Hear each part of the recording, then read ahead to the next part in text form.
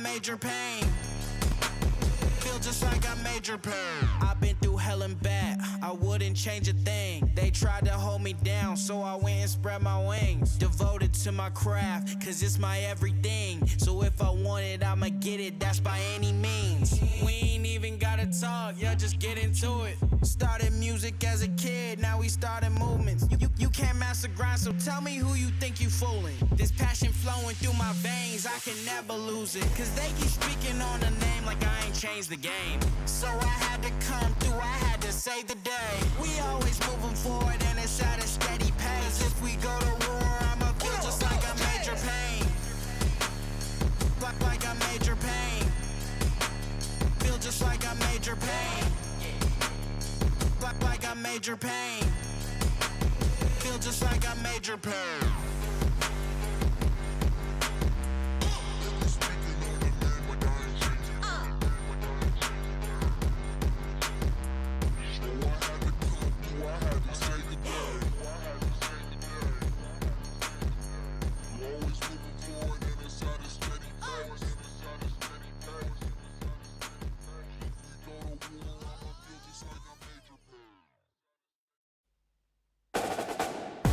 It's time, you know, we gon' shine, let's go. Whatever you want, I got it. Whatever you need, I got it. Whatever you want, I got it. Whatever you need, I got it. I was born ready. If there ain't pressure, it's the wrong setting. Cause I love a moment facing my opponent. Victories I want it, and that's more many. Not slow and steady. My horsepower is a force, baby. If you know me like I know me, I want trophies, I want confetti. The B-E-S-T, it's no secret, that's me. The highlight of the highlight reel you seen on TV. I run the game, got finesse. When I want, I'm saying who's next. A showstopper, so there's no topping. When I do my thing, that's a flex. It's time, you know, we gon' shine, let's go. Whatever you want, I got it. Whatever you need, I got it. Whatever you want, I got it. Whatever I'm the hottest ticket. Every seat in town has somebody in it, cause they wanna see what they heard about from the word of mouth as I'm popping with it. I'm the best if they ask you, nothing less. I don't wanna rest. See me running laps, how I pass you. I be dripping with the swag goo. They going nuts like a cashew. Make your best move, not your last move. Beast mode on all day. I am gourmet, not fast food. Remember this, I got all the game. No dime a dozen, we not all the same. No handouts, had to stand out from the sandbox to the Hall of Fame.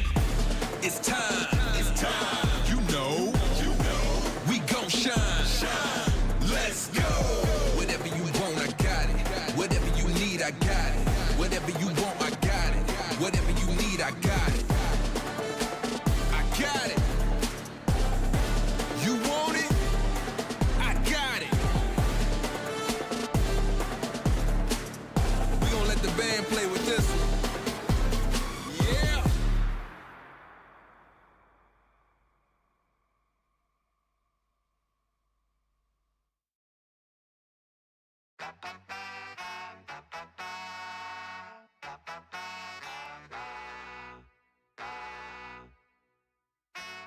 I know I'm dope, going hard on the beat, sound unique, going ape with the flow, ain't tryna compete with a fool in the street, I'm out tryna make this dough, this game ain't sweet, better move your feet if you not what you came here for, I'm around the elite, y'all worry about tweets, that shit sounds so loco, like a top athlete, my skills concrete, moving up your head, honcho, to a high rise suite, on the throne, have a seat back, feeling me, mango, being obsolete, you don't grind, you don't eat, y'all already know the motto.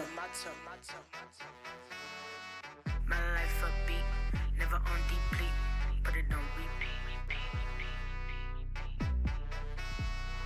My life upbeat, never on deplete, put it on repeat. What's the dealio? Snapping like this for a minute though. Poet they know with no Angelo. Rookie no rookie, I let him know. Gotta get my dough. No other reason I came for. Shoot for the stars up the cosmos. Slick greasy flow, call it soul glow. This ain't no game, we ain't throwing darts. Names never change, so it all in the same. They slipping like they at a water park. It's all in my veins, I studied the game. Then I got hot from a little spark. Try to take tests, you got check of pieces. My thesis, you know you don't.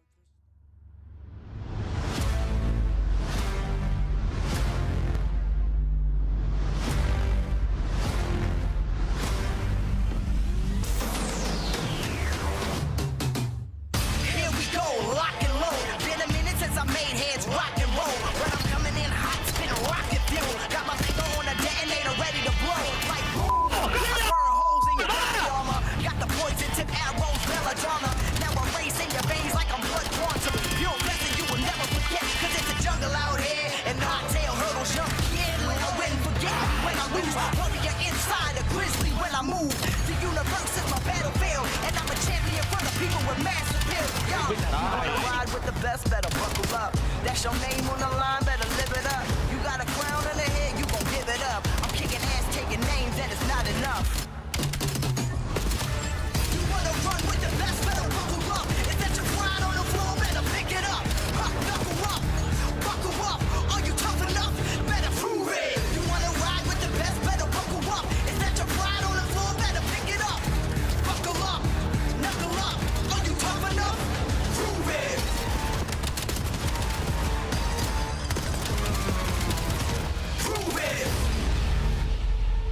Be like, hush. I don't even think I gotta kill that rat, but we just too nice.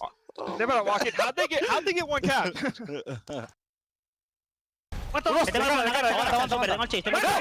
Te tengo de cara, súper. Estoy dando from, mírate el médico. Te tengo de cara. De cara. Salió con un... Trobas con... Mete el pinch. Sí, Toby. Los dos, Martín.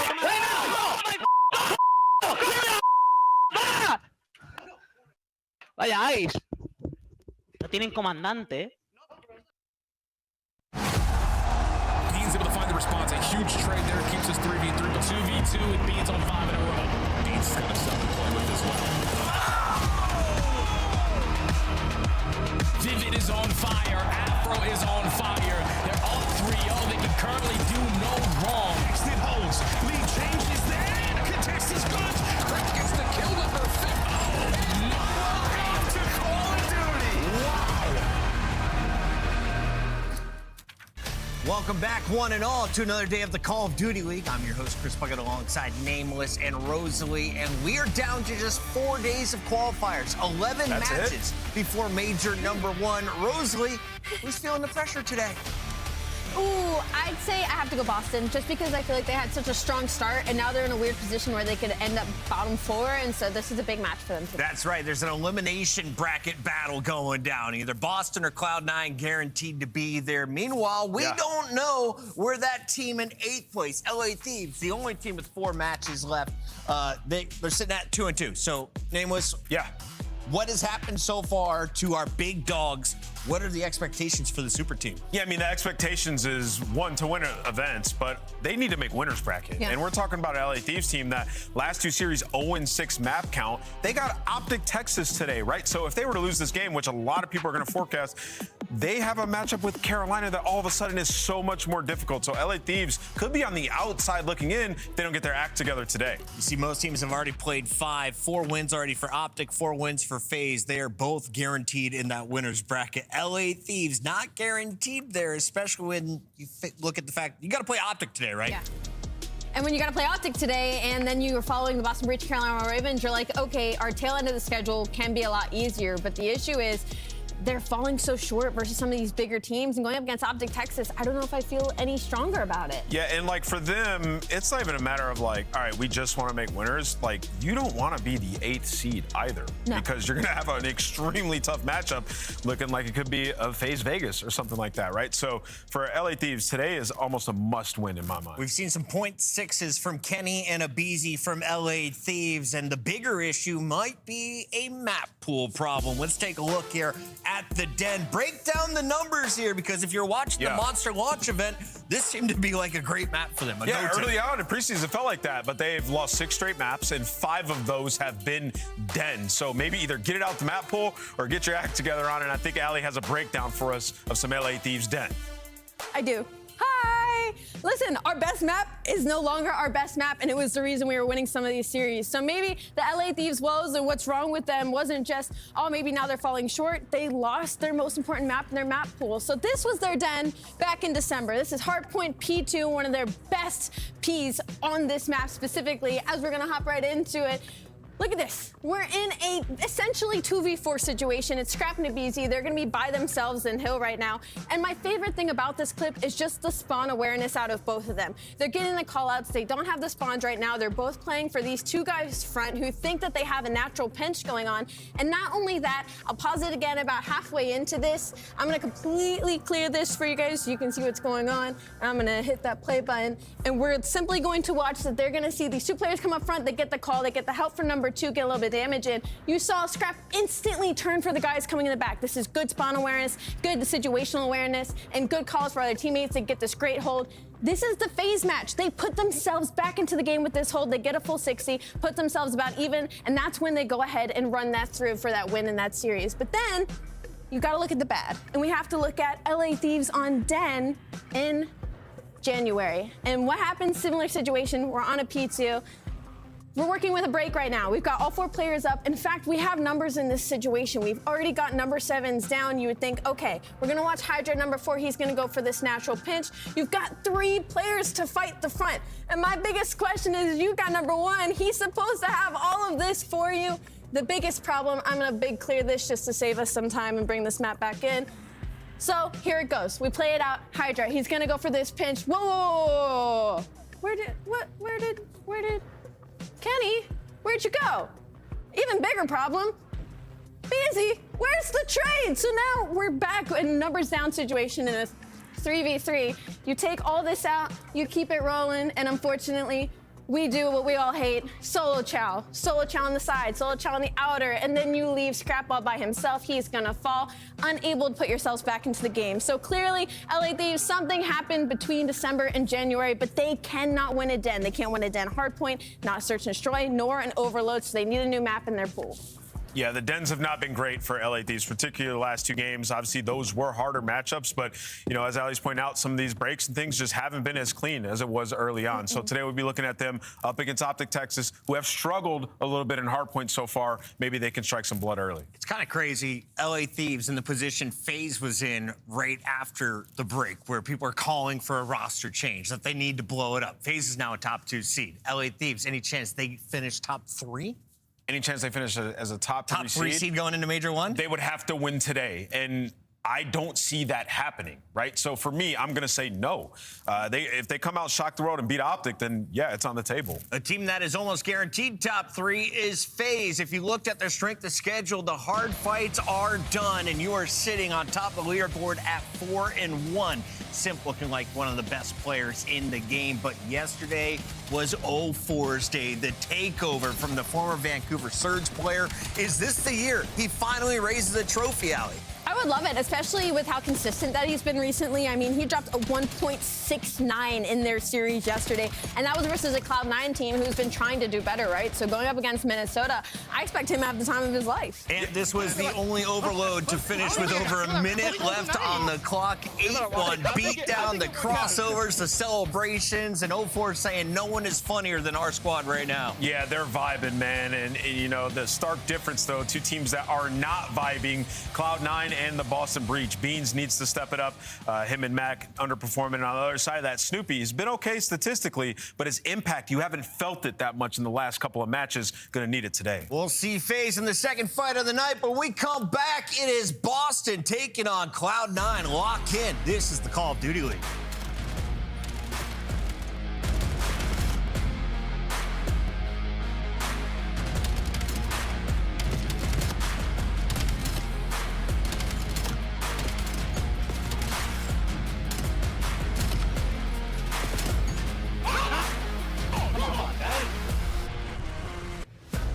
Monster Energy, the official energy drink of the CDL.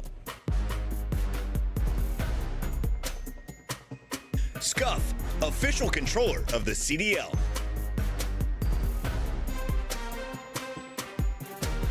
Look like the pros to play like the pros. The CDL team skins are available now. Scan the QR code or check out the in-game store now.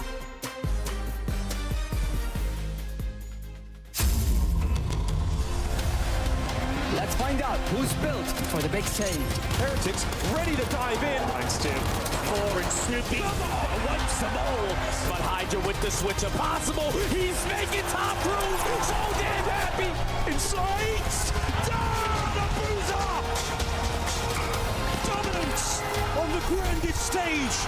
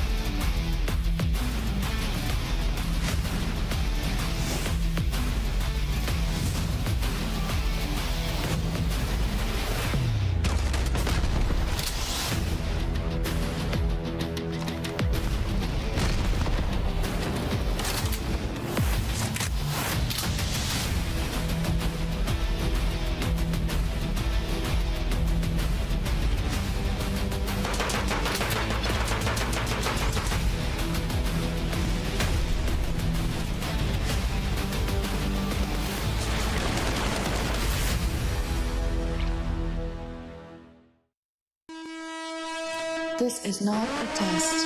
This is your emergency broadcast system announcing the Boston Breach sanctioned by the city.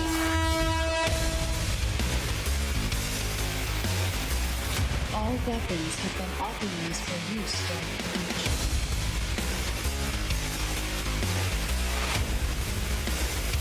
No restrictions.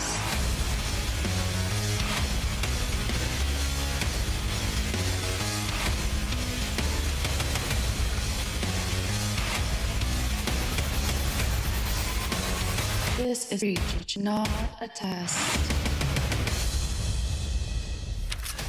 Boston Breach has recently lost their edge, but they're looking to fight back today and prove that they are still a force to be reckoned with. A win keeps you alive for a top 8 in a winner's bracket spot. A loss means you're starting an elimination bracket, Rosalie. Honestly, both of them sound kind of miserable because if you end in that 8th spot, I don't think they want to go against Vegas FaZe. But for Boston Breach, I think this is they have to win this for me, just to kind of keep them in the conversation of being better than the rest of the league, the average of the league. I thought this team would be a team that would cause some upsets. And now we're in a situation where it's like, you can't even take down some of the bottom 4. We're getting to game 5. We're getting reverse swept. So for Boston, I don't know what it is, but they've got to figure it out soon. Yeah, they got to get their swagger back today. You have to. And, you know, yesterday you asked me about this team and where their strengths are, and it was the front line, right? Whenever they're winning, Purge is playing well, hitting his routes, his timings are working out, and Snoopy's streaking. He's like a snowball Best player in the lobby. Yeah, he's like a momentum player, right? And everything has to be great around those guys for that to happen. Cammy's been underperforming. I mean, these guys out of the break, 1 in 5 in respawn. You can see it in the Monster Energy pregame. They've lost 3 straight hard points and overloads, 43% opening duel rate. It's not great, right? So they're not consistently doing anything well post-break. So this is a series where you kind of right that ship, and you know, it felt like it could be in the 1 versus Miami, but guess what happened? At the end, something we applauded them for, their P2s, they lose that, give up a streak on it, and get comeback on. So for Boston, just got to remain confident and you know, stick to the game plan. And the worst situation is that they're going up to Cloud9 team that's also struggling in a hard point too. So it's kind of just like which team does better in respawn today. Both teams playing close, but not able to walk away with W's. Let's talk about the Cloud9 squad that is in an even tougher spot than Boston right now. You're coming in with the same 4 that you started the season with. You had a little bit of hope after the first 2 weeks, but that hope seems to be disappearing. Beans, Mac, Vivid, and Afro got beat down yesterday. I just wish I could figure out how we can get it so that Beans is the way that he plays in the later half of these maps at the start of it. Like, it's one of those things where, like, we know what he can do. We've seen some of his insane snipes. We've seen him take over games with the AR in the slaying department, but it just feels like the inconsistency of the extremes on either end of the spectrum are just too often and too far few in between. I just feel like, especially in search, like, they're too easily, like, readable. I mean, there are a couple of those rounds. I mean, Beans playing at similar spots, getting pre-sniped, jumping over, you know, BS&D. How many times have we seen that? Only so many spots you can play with it. And then when you talk about this team in Hardpoint, they're 3-0 on Scar HP, 1-4 on all others, right? So the map pool, Scar is super small. The Scar is great, but it's super small. So in terms of map pool, so for C9, a lot of work to be done on this team. Did Boston choose to square up? Yes, they did. Scar will be map number 1. Den is coming in for our first search and destroy, and if we get to a game 5, it'll be on exposure. Taking a look here at our first 3, though. Scar, Den, Scar. Who has the edge of the 2 losing records? I lean over Boston Breach for this. I think them getting Scar and 1 and 3 is really good. I think their Den leaves a lot of opportunity for them. I'm just happy to not see Blackheart and anywhere in this series. Can we talk about Cloud9 here for a moment? Because we've seen the potential. We've said that Mac could be a top 10, top 20 player when he reaches his peak. Yeah. How does he get enabled today on these maps in particular? Yeah, I mean, you just need a collective group effort. I mean, when you watch the Gentlemates game, everybody's playing well. And like, Mac can just get loose. He's a very streaky player. You know, obviously he has sub in his hand more often than not, but I compare him always to Nero. Like, Nero, very similar player. Whenever he's playing well around him, you know, he's gonna amplify that. And for these guys, like we said, you gotta get off to an early hot start here. This is a Scar 3-0 on it. It's been great. And we saw Boston, like, they're solid at it, but they blundered it yesterday. So I think if you're C9, you wanna get Mac going early, like you said, take this map on. I kind of want to go first for our Scuff Pick'ems. Oh, go crazy. All right, Scuff Pick'ems, we're going with the vibe check, and I just saw nasty cracking jokes. Meanwhile, you saw Cloud9. It was stone faces. I'm going Boston Breach to win this one in 4. Yeah, I think this is the hardest game to predict all season. Like, I literally don't think it's close. I'm going to go Boston game 5, but I am not confident in that pick. I have no idea who's winning this. I hate to echo that because this is a matchup that should have been easy. Like, it should have been an easy Boston pick, but it's not. But I'm still going to go with Boston Breach. Who's going to the elimination bracket? It's time to find out. The fans think it's going to be Cloud9. Casters, let's get this party started. Let's go, baby. Let's get this thing going. I think this has all the potential to go to 5, by the way, Jay, just based on how the vetoes had come through, where the struggles are, where the strengths are. Feels like we've got a nice square up to start off our Sunday.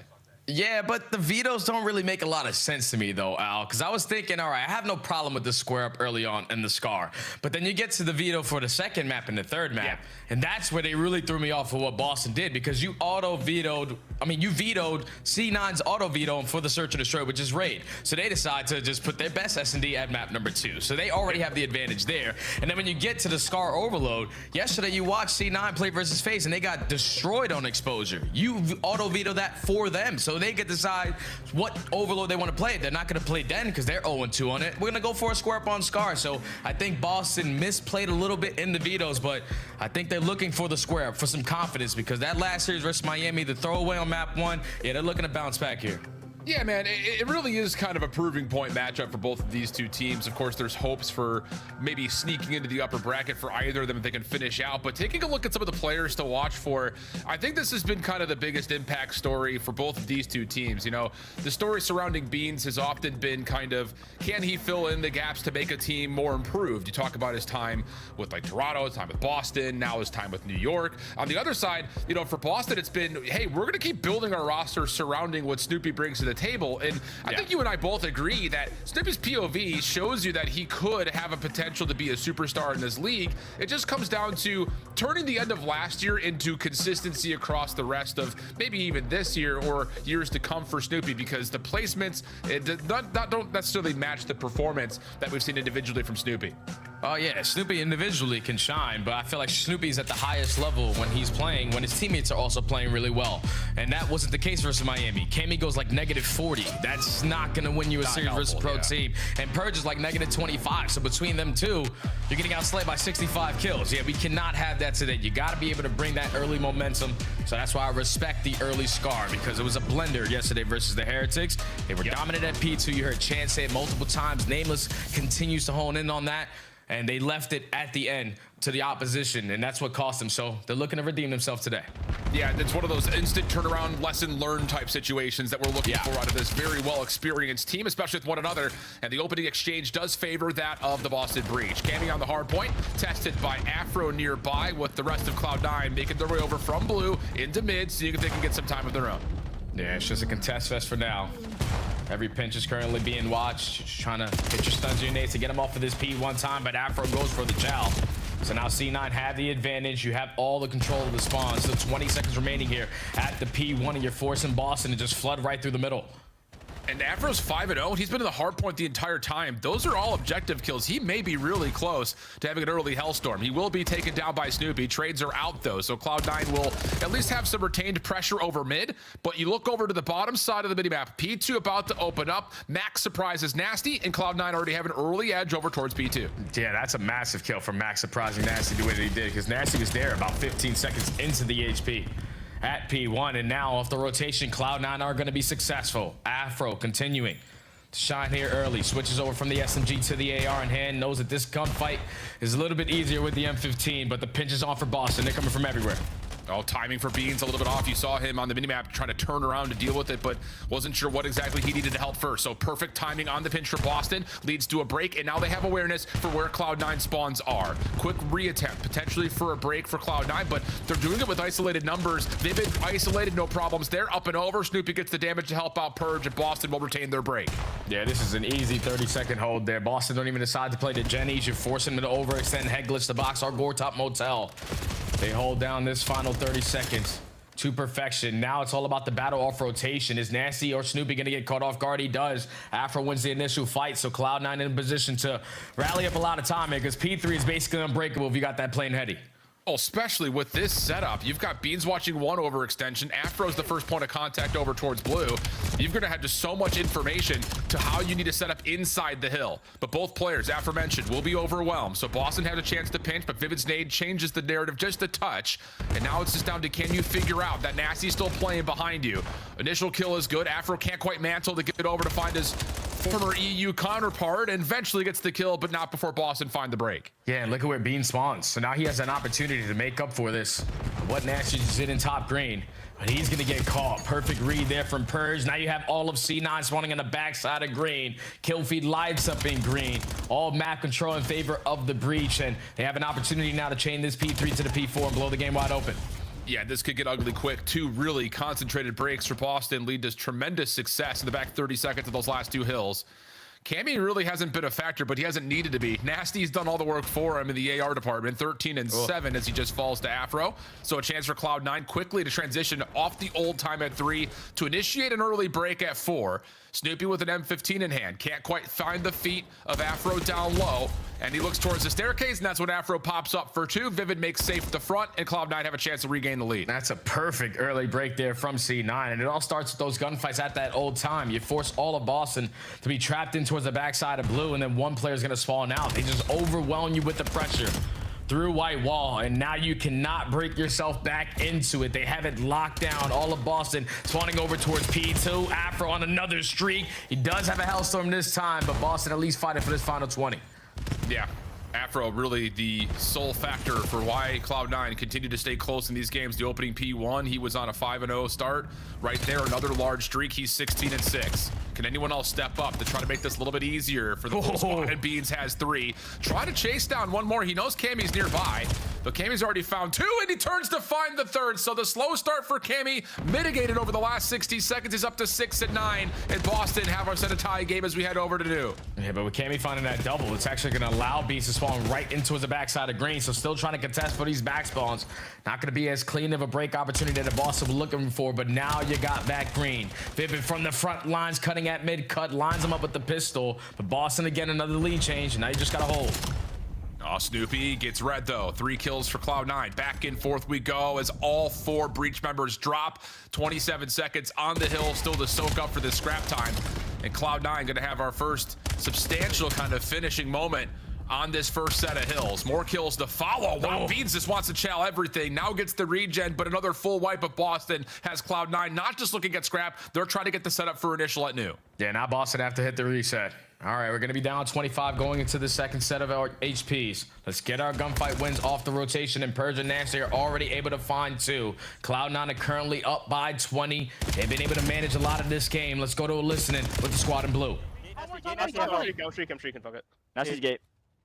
I'm wrapping to you, Ben. Shrink straight away, okay? Hold on to us. Anytime, I'm gonna go ready again. You're dead. Like shit. Hold on. Actually, I'm just playing towards the front hill. They're running into tools. Hey, listen, 1, 2 tools, blue. Another one tools. Sorry, gate. That's 4. I'm in switch right. I have a trophy on myself. I'm looking over my time. Picture right, I'm Yeah, streak. I'm looking over gate. I'm 9-year-old. Here we go, make cut. Stop. Nice. Make cut. Make cut. What's up, boys? Make cut and set. Stop me. Make cut the tar. Make cut set. Maybe that's tools. Stop me. I'm trying tools. Oh, the gate. Bridge. He's up top. Shut on. I went tools. I'm gonna be for 90 minutes. I can go top. He's going top, I think. I'm in top. He's low. Hit twice on the box. Still low, Nasty. That's low. No one top. Whoa. Gate top and low. Top blue. Make sure you stay round. Yeah, I'm trying to get this. Mid. We have to go mid. On P1. P1 is dead. On mid. Trophy has 2 ticks on. Me close right. On the side right now. They're top. One shot. Nice. Stairs and mill. Top Nasty, hit him once. Okay. That's me. I'm nading time. I didn't set my time. I'm pitching again if you guys box. Let's see what box. Low. Box up. No. Left side top. Dead. Block. Go. Mail Nasty. I'm going through Playing mid. through old. One's walking up base stairs. One's going top. Help him low. I'm playing through mid then. I'm one shot. I need a low for you. I don't want I have your top shot. One set. 2. Heard you. I'm playing at mid with yours. I went towards new now. I'm playing the back right pusher, okay? Yeah, do it. I can help you. I'm coming tools. I'm just running on the wing. No. Coming. Should be trailer. Decent stretch there considering the Hellstorms are both teams for Cloud9, but Boston now the ones forced to break as we jump over to a breach listed it. Sorry, Marcus back left, one top green. Michael playing weak. One shot, top green, 1 shot, 2. There's I'm working mid, guys. We got time. I'm trying. Playing that for that. I'm with you. I'm coming. They shot for me. Let's see this guy shot, boys. Let's get top green. Go on. You can't cross. You could be mid on me, guys. You can play kills cam mid. Yeah, okay. Left and shit. I'll try to get you shot, boys. Sharp, Reese, absolute sharp, guys. P5 Afro. They're named back P5. Yeah. Sharp, absolute. I'm helping Tom. I need help. I can't trap. Top P5 beans. Reese, you got me, bro. This is all 4-5. Yeah, play close on the plane for time. I'm still playing after. Yeah, Reese up sandbags, boys. Yeah, I hear that. On the plane, dead. He's gonna be back. Time. Here him. Time. Not trying time. I'll top to Afro. He's gonna chow. Yeah. I'm many times. I don't see one time. Time Afro a week and then one. Nice, back right. He's playing. I'm Pika. He's shot me on the back mid somewhere. He's beyond, He's beyond. Vivid's on time. Get rid of time. Get rid of it. I see him. He's back left somewhere. He's racing on plane.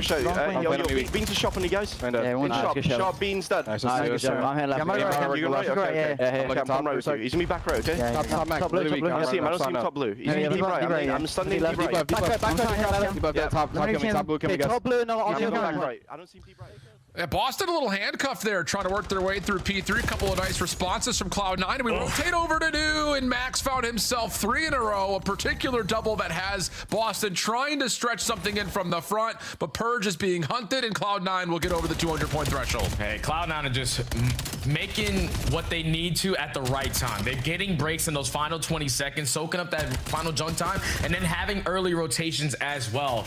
That's been a difference so far in this game. Boston is still fighting tooth and nail to keep themselves into the mix. So going to be about a 20 to 25 point difference. C9 in the advantage again, early over towards the P5, and Beans in a position to catch a couple freebies. Yeah, you saw from Afro's perspective as he was trying to get a read on the Boston rotation, but Beans perfectly set up to deal with it, and that's all 4 dead as Afro is making a mess of the exit from Old. But there's some space to work with here through plane. Not going to feel comfortable by any stretch of the imagination for Boston. Mac has a trophy ready to go if he feels like they need it. First kill good for Nasty. He finds a second as Max slid out trying to find timing. So now it's on to Afro, as it often has been so far this map, but he's got to value his life and see if he can continue to make a mess of the spawns. Yeah, he just has to stay alive. Beans does get caught working the OE, but Mac from the front side is able to pop 2, and Vivid, his partner in crime, pops the other. Boston all the way across the map. Cloud9 can still close it out, and last time they put them in this kind of setup, Boston couldn't even touch it, but kills go their way. They flooded mid-cut. Yeah, but Cloud9 are going to spawn tremendously close to the hard point.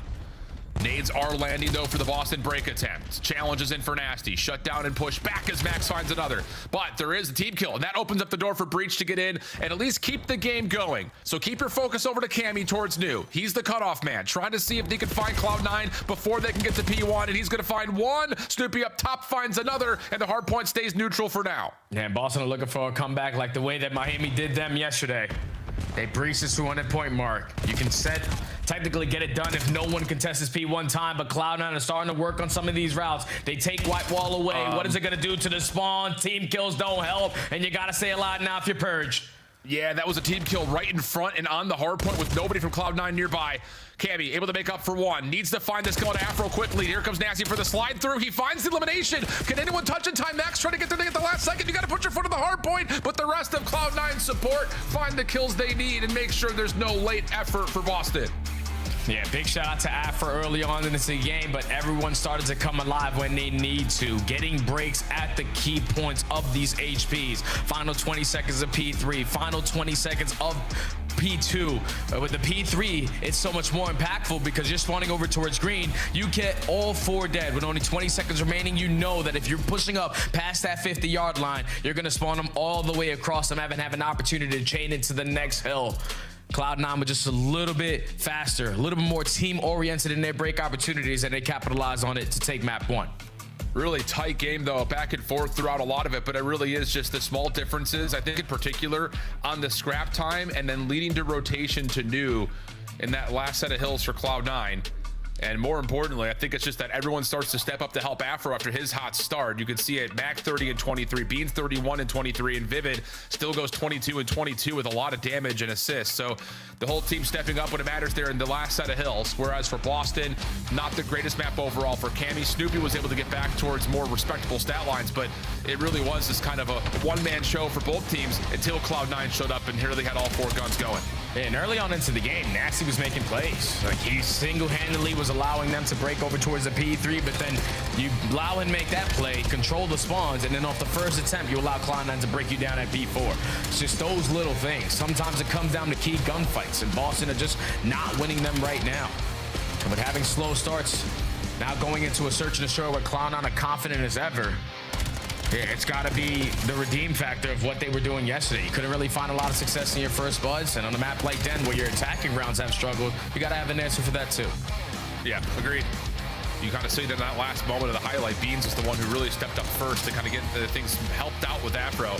But I like, again, just, you know, talking the Vivid storyline. We had a chance to talk about it a little bit in Challengers this week, but not only do you just, like, don't drop Vivid, it feels like there's a curse surrounding when you drop him, but he really is the glue in a lot of moments, and I like that we got that POV of him in that last set of hills where he gets that kill up plane and then pushes forward to make Boston spawn out. Like, those are the things that don't necessarily get reflected in the stat lines. Oh, yeah. But good stuff overall from Cloud9, and I would say again, like, you know, take, you know, this a grain of salt because the caliber of opponent on the other side is different than what they've played up against in recent matches, but that looked a little bit more like the Cloud9 New York that we saw at the beginning of the year, you know, when they started off 3-0 in December, playing up against the likes of G2 and Vancouver in hardpoint specifically. So maybe a little bit of discredit coming through because, yeah, you got beat by FaZe, yeah, you got beat by Paris. Yeah. All in all, Cloud9 still looked pretty good in that map.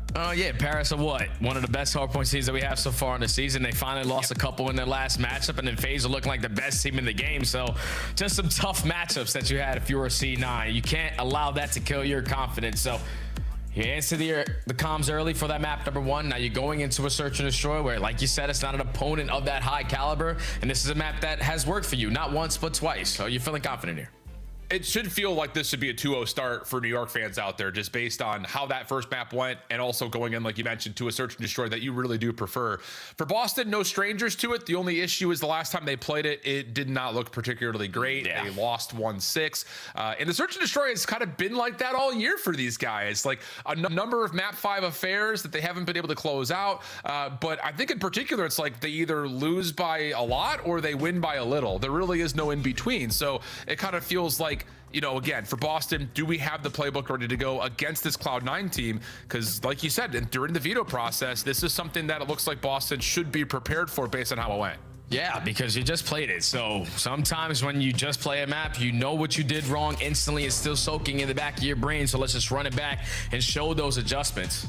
And it has to be on the attacking side. You have to make sure that you're getting past this young man, because if Beans lines you up with that sniper, you're most likely gonna go down. Don't allow him to dictate how this game is gonna be played.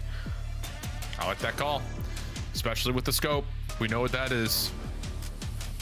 I would say he's been one of the most impactful snipers that we've had in terms of improving a team's search and destroy. I'm not gonna say maybe the best in the league, but in terms of making Cloud9 better at search, yeah, you love having Beans with a scope in hand.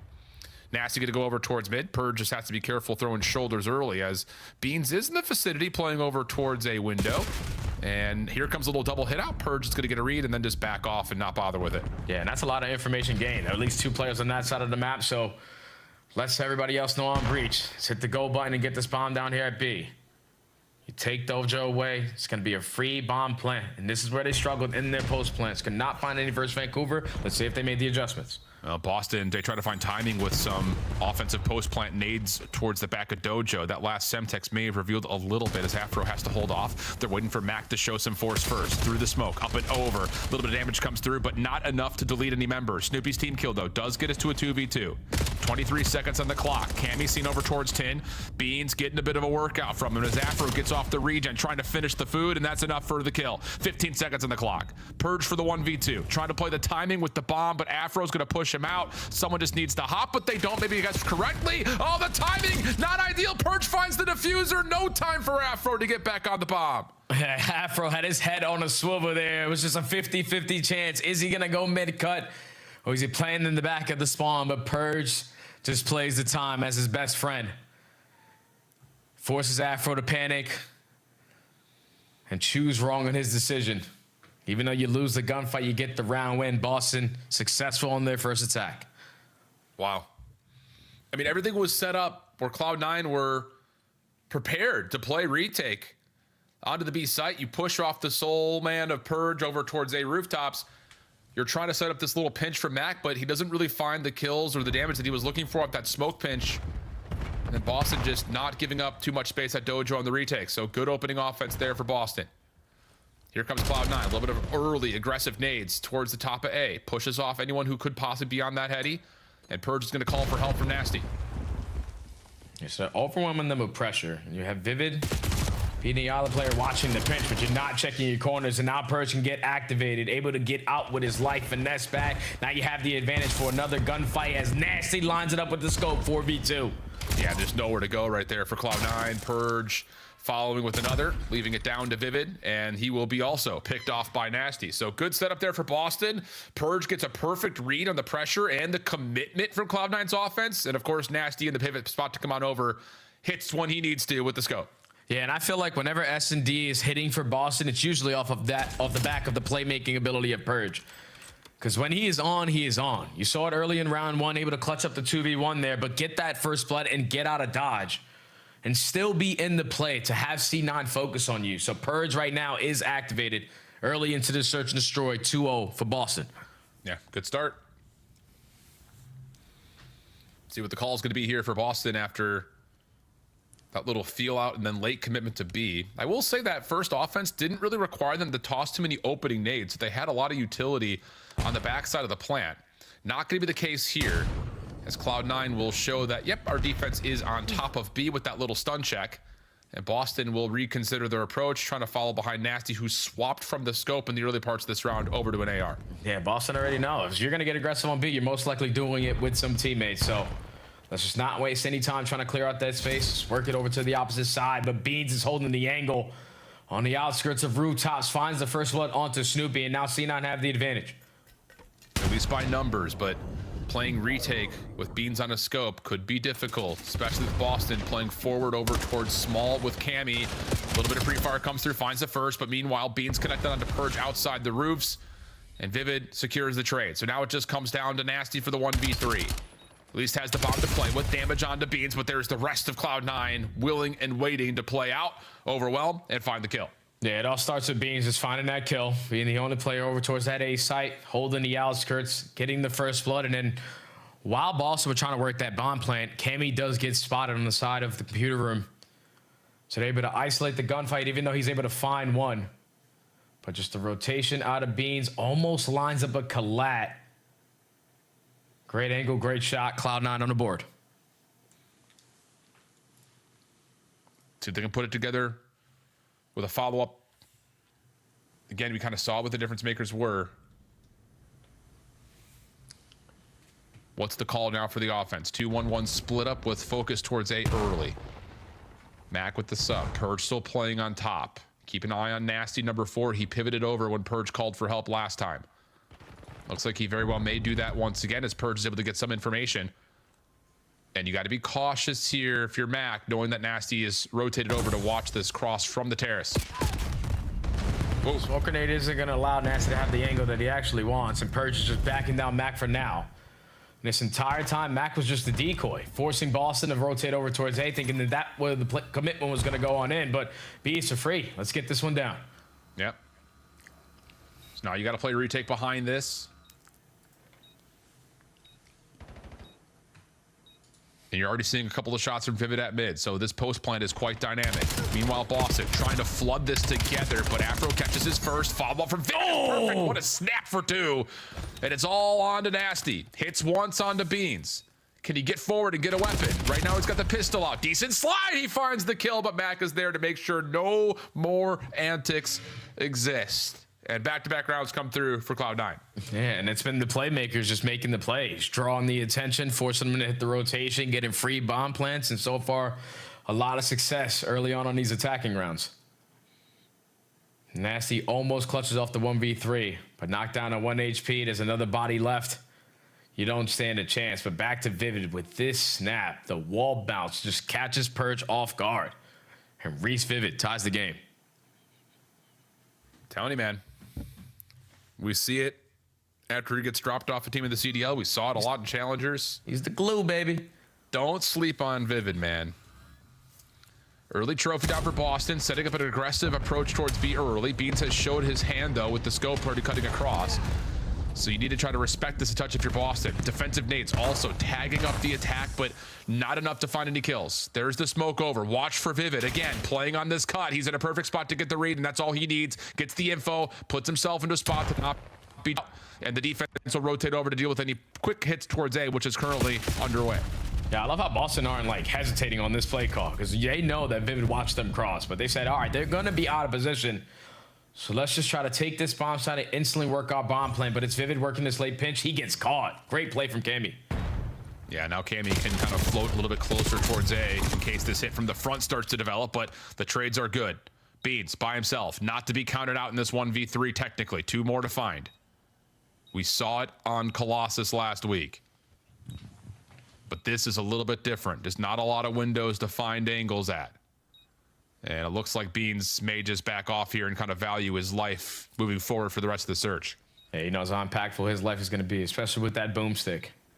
But Boston right now, no hesitation on their attacking rounds. You couldn't win any versus Vancouver. That's 3 straight here on this game.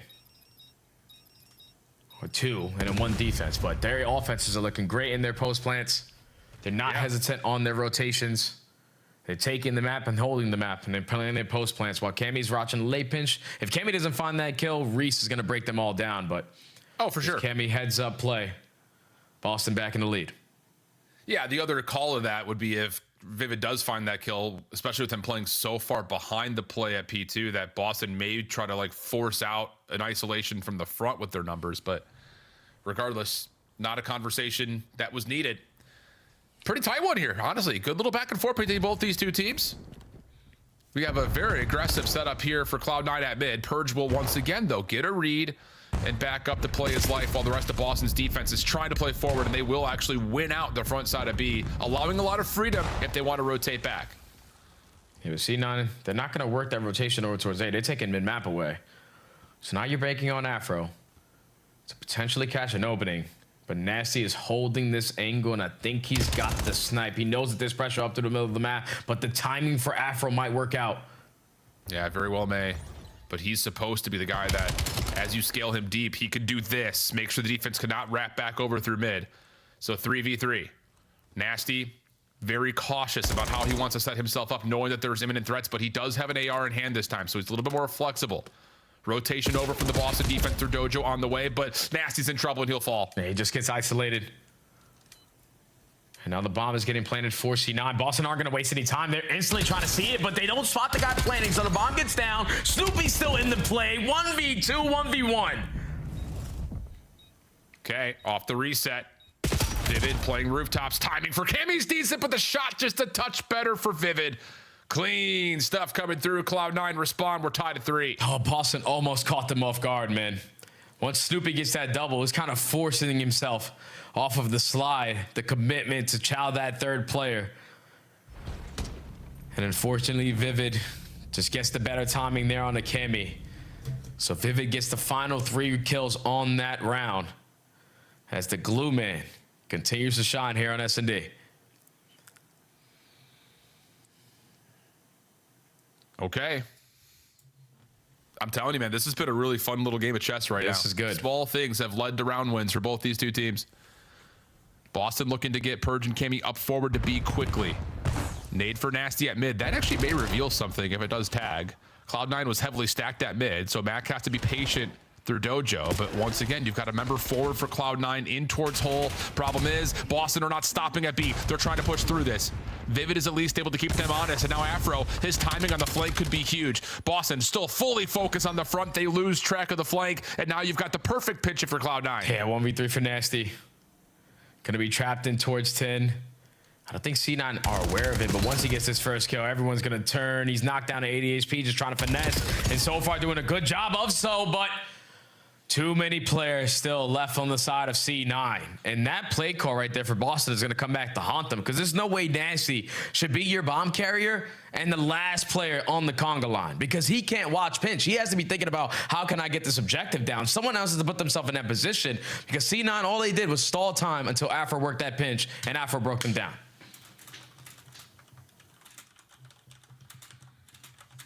Okay.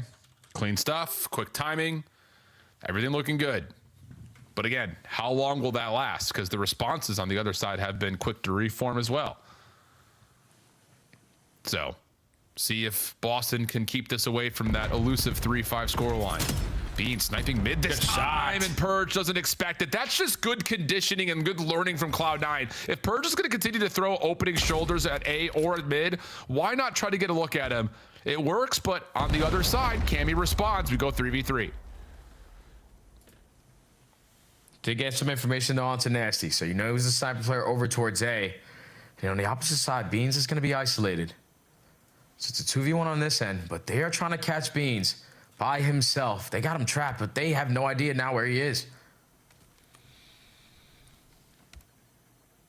Can he find the perfect timing? Vivid going to get the plant off. I believe Beans is on the hunt for Cammy. I think he saw him. Just comes down to COD timing here, and yeah, that information was perfect. Beans now has a rifle to work with. Afro on the other side is just playing the 1-for-1 corner. He gets one, it should guarantee the round. Does Snippy predict this though? Not quite. Meanwhile, Nasty connects through small, trying to back up. He can find Afro before he gets to the corner. Maybe there's a chance, but yeah, Afro's shoulder confirms that Nasty's committed to terrace. No worries there. And Cloud9 now with the advantage heading late into the search. And I think you hit it right on the head, my friend, when the early first blood out of Beans. You understand the tendency of Purge, not allowing him to gain information through the mid-map this time around, because Beans just valuing his life early into the game, still has the boomstick to work with. So he strikes for the first blood, gets lost. He rotated over towards A, get the bomb planted, and Beans gets himself back into the play by getting information onto Cammy.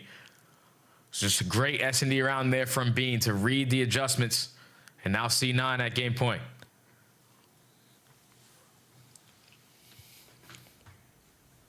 Four in a row for Beans in particular. And if you're Boston, it's going to be hard to feel like you need to make many macro changes to your playbook because you've been able to find so much success, especially getting the bomb planted. But securing the post plant may be a different story. And this time it's going to be kind of a late feel out at mid. Once again, Cloud9 getting aggressive through the A site. It's going to allow Beans to rotate quickly over to Dojo. Divid's in a weird spot right here, but to say Purge doesn't check the small slatted windows inside of Tin, but a Semtex is still good enough for first blood. Just comes down to, do you get a read on this long pinch from Cloud9 once again here early? And there's just no chance to get away. The bomb is now down. Boston have to recover. Yeah, now you're trapped if you're Snoopy, because this is a difficult position to get out of, because Beans is also going to shoot you in the back. So you have the numbers advantage, but Mac is just going to throw away his life for free. So 2v2, bomb is going to be down, but C9 do not have that info. Well, maybe a chance to get back over through mid here, especially with the clock being an issue. Cloud9 will have a small advantage for now, but Boston have recovered the bomb and will have a wide open B site. So take your time, clear your corners, and they should be able to set up their post plan on their terms. Cloud9 already have a read on it though, so can you potentially spot these players off of the exit? You're gonna have Nasty walking right into the pre-aim of Afro. 2v1 for Mr. Purge.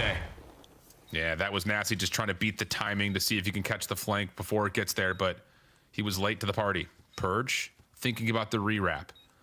Has to make sure no one's on for the defuse. Keeping himself tucked, and now Cloud9 are making their move to clear out the site. Purge checks again, sees one. Has one nade to play with. Afro defusing, bomb will land, but Flash Jacket keeps him safe, and he can't find the jump kill. Oh!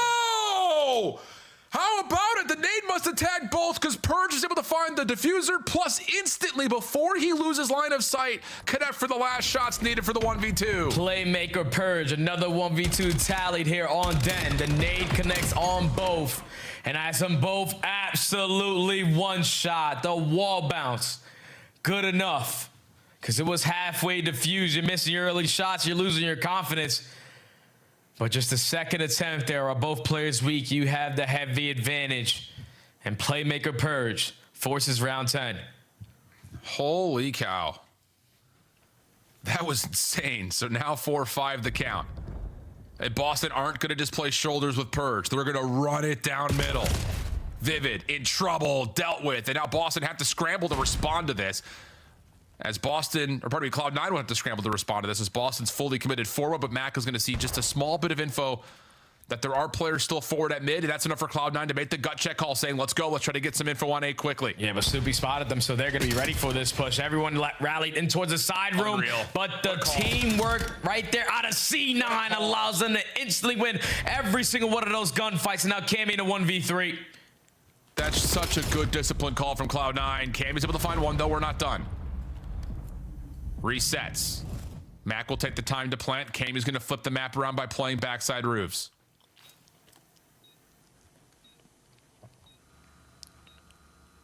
Now in the approach. Cloud9 still looking forward. Kami. Has he seen anything yet? It doesn't matter. Cloud9 is there. That is such a beautiful mid-round adaptation.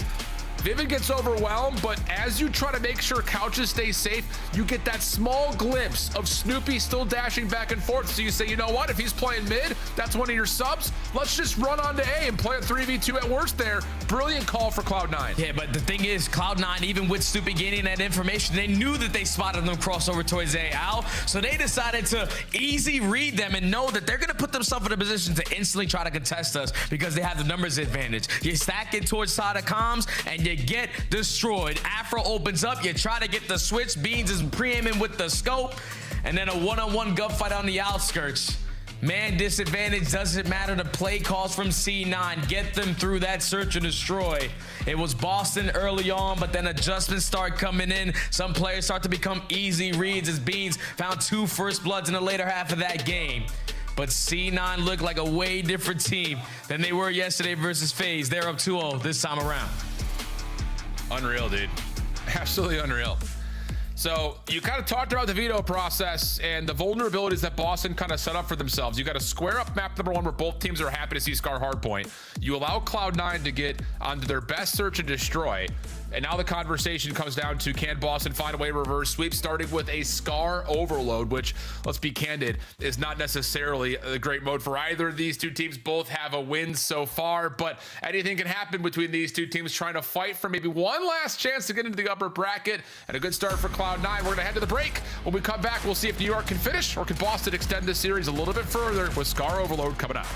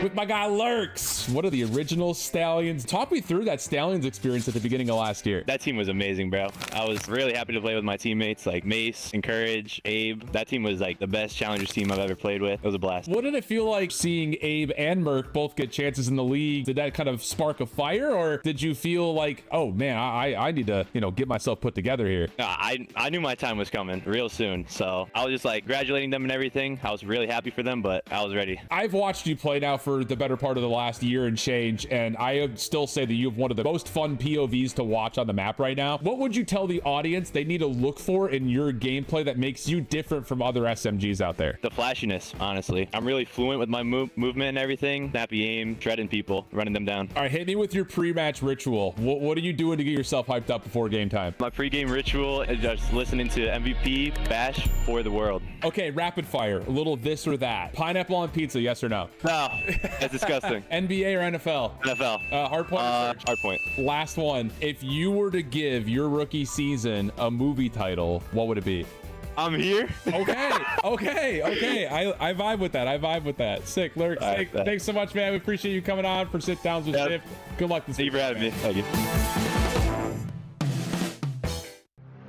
Monster Energy, the official energy drink of the CDL.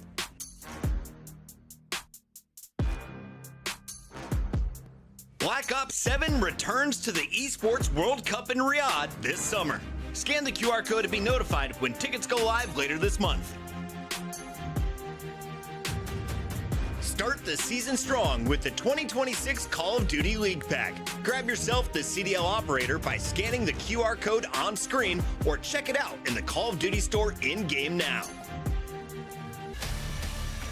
Welcome back to our opening match on Sunday here at the Call of Duty League. We're a couple weeks away from Dallas, and we've got two teams that desperately need to find wins. The more convincing, the better on top of that. And so far, it's been all New York, 2-0 up. And honestly speaking, small edges have led to big moments in both maps so far, Jay. Oh, yeah, without question, man. Map 1, you're getting breaks on hard points that you're probably not supposed to get breaks on at the worst timings for Boston. And in map 2 is just capitalizing on the adjustments that came on in from C9. Early rounds go to Boston. You read what they like to do. You make your adjustment. You start finding first bloods and capitalizing on your post plants. But even though C9 is sitting up 2-0, Boston are desperately fighting for a chance at that top 8. Yeah. But you got to get through this guy. Yeah, dude, I was about to say, like, the opening of the hard point, it really was the Afro show to start, and it was like, okay, kind of dragging his team, not through the mud, but dragging them along for the ride until finally they're all on board. You see it kind of also persist inside of map number 2, 11 total eliminations, and what was a tight search and destroy. So difference maker, you definitely think has so far been Afro. I know the Breaking Point MVP votes will likely be trending that direction right now as well. So that's what you want to see, man. Like, you know what to expect from players like Vivid and Mac, of course, playing together quite a bit with the challenger space, but no strangers are Afro and Beans to one another either, whether they find themselves in the same team or different teams across the pond when they were playing in European challengers. And for those that didn't watch EU last year, dude, this is what we saw from Afro all year long, man. He was just Mr. Takeover. So that has been key for Cloud9, like you say, trying to get a 3-0 win and have a decent shot at trying to fight for that last position in upper bracket. And now it's all on the Scar overload, where both teams haven't played it in quite some time. It's been a whole entire month. You played in December, we go on that little break, and now you come back into the mix. And it all is going to come down to the sling. When Boston won it, they outslayed their opponent by 40. On the opposite side for Cloud9, they did it by 20. So killing is going to be the key to success. Yes, it is. Also just finding a way to dominate space after getting those key eliminations. As we get a little bit of a battle for Motel, Boston will win that. Nice little isolation onto Afro through mid, and now Boston can set themselves up. Nasty up and over, looking for Mac deeper, but he's going to shut down not just one, but two. Follow up off the spawn. Afro in trouble, but has help, or does he? Vivid gets shut down, and now Boston can grab and really set up and execute towards A. Oh, yeah, this is a free cap. Afro's not going to be in a position. Nasty right up the middle. Give me that first point there for Boston. So already off to a great start is the breach, but now C9 looking for a response. They get a clean forward that, so they know exactly what positions they can take to stabilize on the map. But the reset over towards playing, they're in a position first. Yeah, they sure are. And Afro clears out Motel steps, but Purge is able to find not just one, but two, keeping safe that long flank and allowing Snoopy off spawn to cut right down middle, but ooh, overextending. Doesn't realize that Cloud9 had backed the EMP up with support through mid. But still, Boston hold the edge on the outsides of the map, forcing Mac to have to play through shops, and there's nothing there. Boston with the quick regrab and a chance for them to control possession. And they take care of Vivid as well, who's trying to be the island player to set up a pinch, hoping that his teammates can get some kills. Now in possession is going to be Breach. Working their way through plain side. Nasty finding a couple kills, but they get pieced up by Beans to the middle of the map, so it's only going to slow them down on their second tour skip, because all Cloud9 right in front.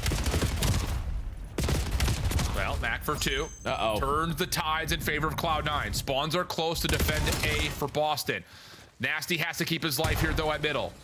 Afro trying to find him as the EMP carrier, but Nasty's going to stay alive, give himself some space to work with, and have nades to give him some clearance, but Beans is able to take down two. Vivid another, and this may lead to a chance to move the spawns over, but no, not quite. Afro gets cut, and now the EMP finds itself on the ground. Yeah, that's two times now where Boston is saving this by one kill. It was Nasty on the previous attempt, but this time it was Snoopy. Because C9 had all the map control, all the kills in their favor. Just could not locate the final guy.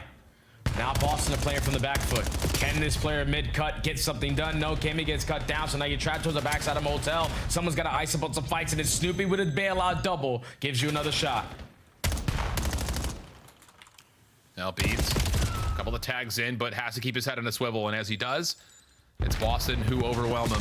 Now make the move forward. Purge, tough fight as Afro gets the first couple of shots, but forces out the wall bounce. Almost looking for the turn on to Vivid, but Snoopy has the last word. Boston with an advantage now over the top of the EMP, but needing to clear out mid as Beans will make sure that Cloud9 can at least get some forward defense moving. Oh yeah, Beans finds a double, so now you can get aggressive up through plane. Force Snoopy to reposition himself, And now you have control of the EMP, but here comes Cammy working the pinch every single time. It's just one kill breaking them down, because if you're the ball carrier in Afro, you're thinking I can wrap back to my teammates. But now with Cammy in your base, all of Boston flooding, 3 go down, second score is bound to come in.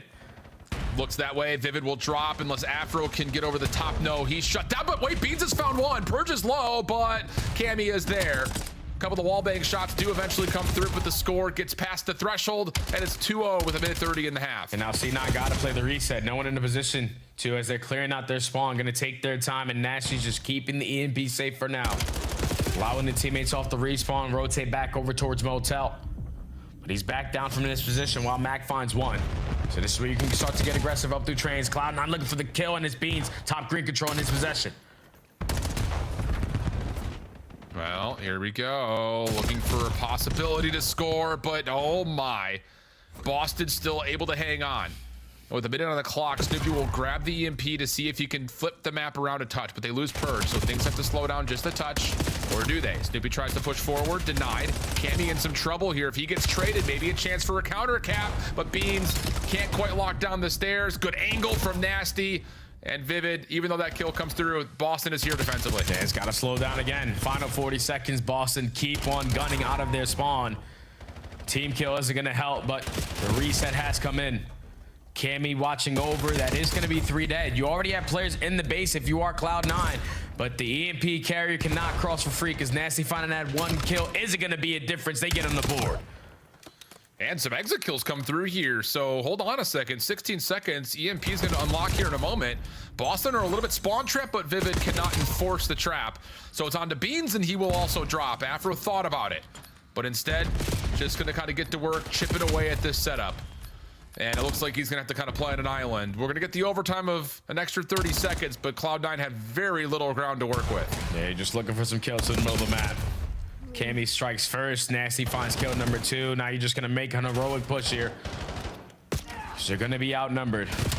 Boston just playing the defense, not allowing you to get close. But you don't give them an opportunity, and they do not. Boston going into the half up 2-1. But it could have got a lot more scary because they had a lot of goal line stops, and if that one player every single time was in a position to get the kill, C9 would have had 4 scores. Yeah, I mean, even there at the end, I mean, it's just they have a good spawn trap set up. They just couldn't find the little kills that they needed to really enforce it. There's the opening score from Nasty, just able to dive across. The second time, stop, but he's got help. And that's really been the kind of story for Boston. They've done a really nice job winning over the top side of the playing field, but also just getting someone in position, that Cammy play in particular, to stop Cloud9 from A, helping that top part of the map, but more so, also force them to spawn down towards B. Just good manipulation for Boston in the middle of that map, or at least that half, to give themselves a very narrow edge, and we'll swap the sides and try again. Yeah, and this is a situation where if you're Boston, you don't want to get put into one of those traps because it's a lot more difficult to break out of back blue than it is back green. So need to make sure you're not dying in sync. Vivid already finds one on the pinch after being aggressive through Deli. Mac gets the info on one on the backside, so you can just run this right through plane. This might be a score. But Purge finds 2. Snoopy's still alive. Vivid thinking about it. Gets hung up on the tank. Mac was right there with an angle to support. Whoa, nice shots for Mac. Beans to follow. No, shut down by Snoopy. Former teammates matching there outside of field. But Mac on the cutoff. A couple of tags will alert Boston to his position, but Beans has some help from afar, and he's got a chance to maybe find more and then grab and go. That's exactly the case. Yeah, Boston are really playing on the back foot right now. Like, they're just putting themselves in position to always have these clutch gunfights. If they don't go your way, then it's going to be really scary.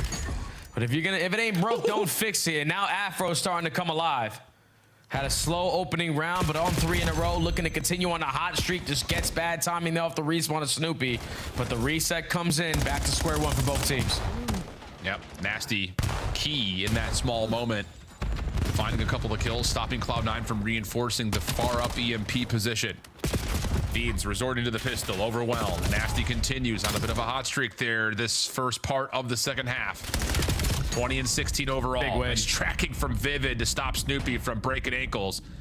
But all things told, back and forth affair, it's just a tug-of-war game over the middle of the map. Yeah, Vivid's finding every clutch kill. Securing top green, making sure that EMP is going to be safe, and now 2 kills go in favor of C9. Yeah, I have information that One of the guys is going to be in towards Deli, but now you got to slow down because 3 make it all 4 dead for Boston. They have all the map control. This is an easy score. Mac is able to get around the corner, but isn't able to find the kills that he needs. Boston take advantage of the 4-man feed. Cloud9 now stuck, split spawning all over the map. EMP up towards plane with Cloud9 spawning motel means that Beans has to try to survive as long as humanly possible, and at least he's able to provide 1 kill to allow Cloud9 to not be put into a blender coming out of motel. But the map control again still in favor of Boston. Now you can make decisions depending on these kills. We're gonna rat back, play keep away, or push it right through. Cammy through mid cut, trying to clean up house, only able to take down 1, but EMP is already on the rotation over towards Meltel. So with 2 minutes and 20 seconds left, C9 need to get something going quick. Oh, careful if you're nasty. Don't want to drop here, especially with Vivid creating some noise at mid. Purge will fall first. Cloud9 trying to hunt. Mac gets a ton of damage into Nasty. And mid has opened up. So trying to support our Boston, but that's going to be 3 dead. 1 more, and Purge is good for the opener, but Mac is able to at least get across. There's a little bit of help. Can he get there to score? Just comes down to is any nades going to touch? No, not quite. And a detonation comes out. Cloud9 just down 1, under 2 minutes to play. And I need to take care of Beans because he's already in position to spawn you over towards White Wall. Not ideal when that EMP is reset over towards Motel. Thankfully, he is quickly handled. But 1 minute and 40 seconds to go. C9 just need to slow down, look for a wave of kills, but Nasty finds 2. Afro's got to get something done on the pinch. Boston again, all map control, EMP in their possession. And Nasty can just keep pushing spawns off, and he is on the prowl. Doesn't take advantage of the opening freebie, though. Beans gets 2 on the low ground. It just comes down to, can anyone stop the actual EMP carrier? The answer is no. Cammy gets the score. 4-2. Minute 10 on the clock now, as Boston are going to play a little bit of defense for now with Cloud9 already finding some good transition kills. Start working your OEs, push yourself through Motel and start setting up these pitch angles because you're going to force C9 to play a little bit more aggressive. And now you catch them all lacking. 4 dead. Everyone off the respawn, and Mr. Purge, a playmaker, is clearing out the space. Just not enough because C9 have the advantage now with the numbers. Gotta slow down. Yeah, Cammy just cannot get caught here, but he's already being tagged up through the wall. Opportunity for a quick counterattack. Cloud9 have gotten out of spawn and put some pressure to keep Boston pinned up top at blue. Nasty again in trouble. Tags coming out. Snoopy trying to force the issue, gets denied. That's 2 dead. Cammy playing close in on the corner. He cannot stop the score. 30 seconds on the clock. Boston will clear out Cloud9, but not before we get to a 1-point game. Yeah, C9 are already in the position to have the map control to potentially get another score, but it's Nasty again, lighting up the kill feed on 6 in a row, taking care of the overextenders and just playing keep away for now. Final 15 seconds. You let Nasty get 1 more kill on the Hellstorm. It's GG. Sure could be, but you have to get the EMP first. If you're Cloud9, then focus on the front. Nasty does get shut down. 2 seconds. Boston going to try to deny the EMP from being picked up. Although, there it is. Let's say 1 more member down low will get the final kill needed. No overtime here. No final chances for Cloud9, but another map that can be defined by small moments, creating big impacts on the scoreboard, right? And Boston will extend the series with that. Yeah, a lot of small moments, a lot of key gunfights there for Boston, just clutching up on that first half because it could have got real ugly real quick. But it was Nasty bailing them out most of the time in that game. Cammy had his moments, and even Purge did. But they were in control and took advantage of those perfect moments. When 4 dead, you take that space, you have a player work the overextension. He trapped them in towards the back of the spawn. Boston played it to perfection. Just C9 couldn't capitalize on finding that final player. Afro also, what kind of overload is that? He's their best overload player by far. And he does up 1,800 damage, double negative, not the gameplay we're used to seeing. But Boston extended this series a little bit longer.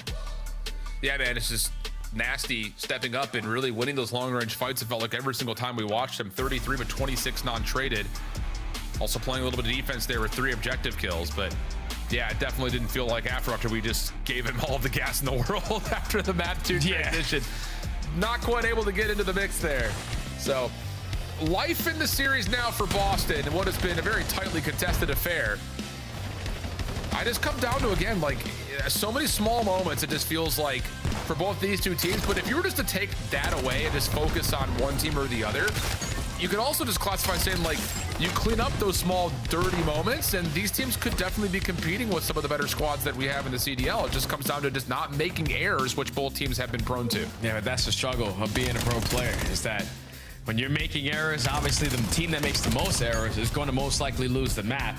It's just sometimes very difficult to fix those small things when you have so many other things to focus on. So it's all about honing in on one thing at a time.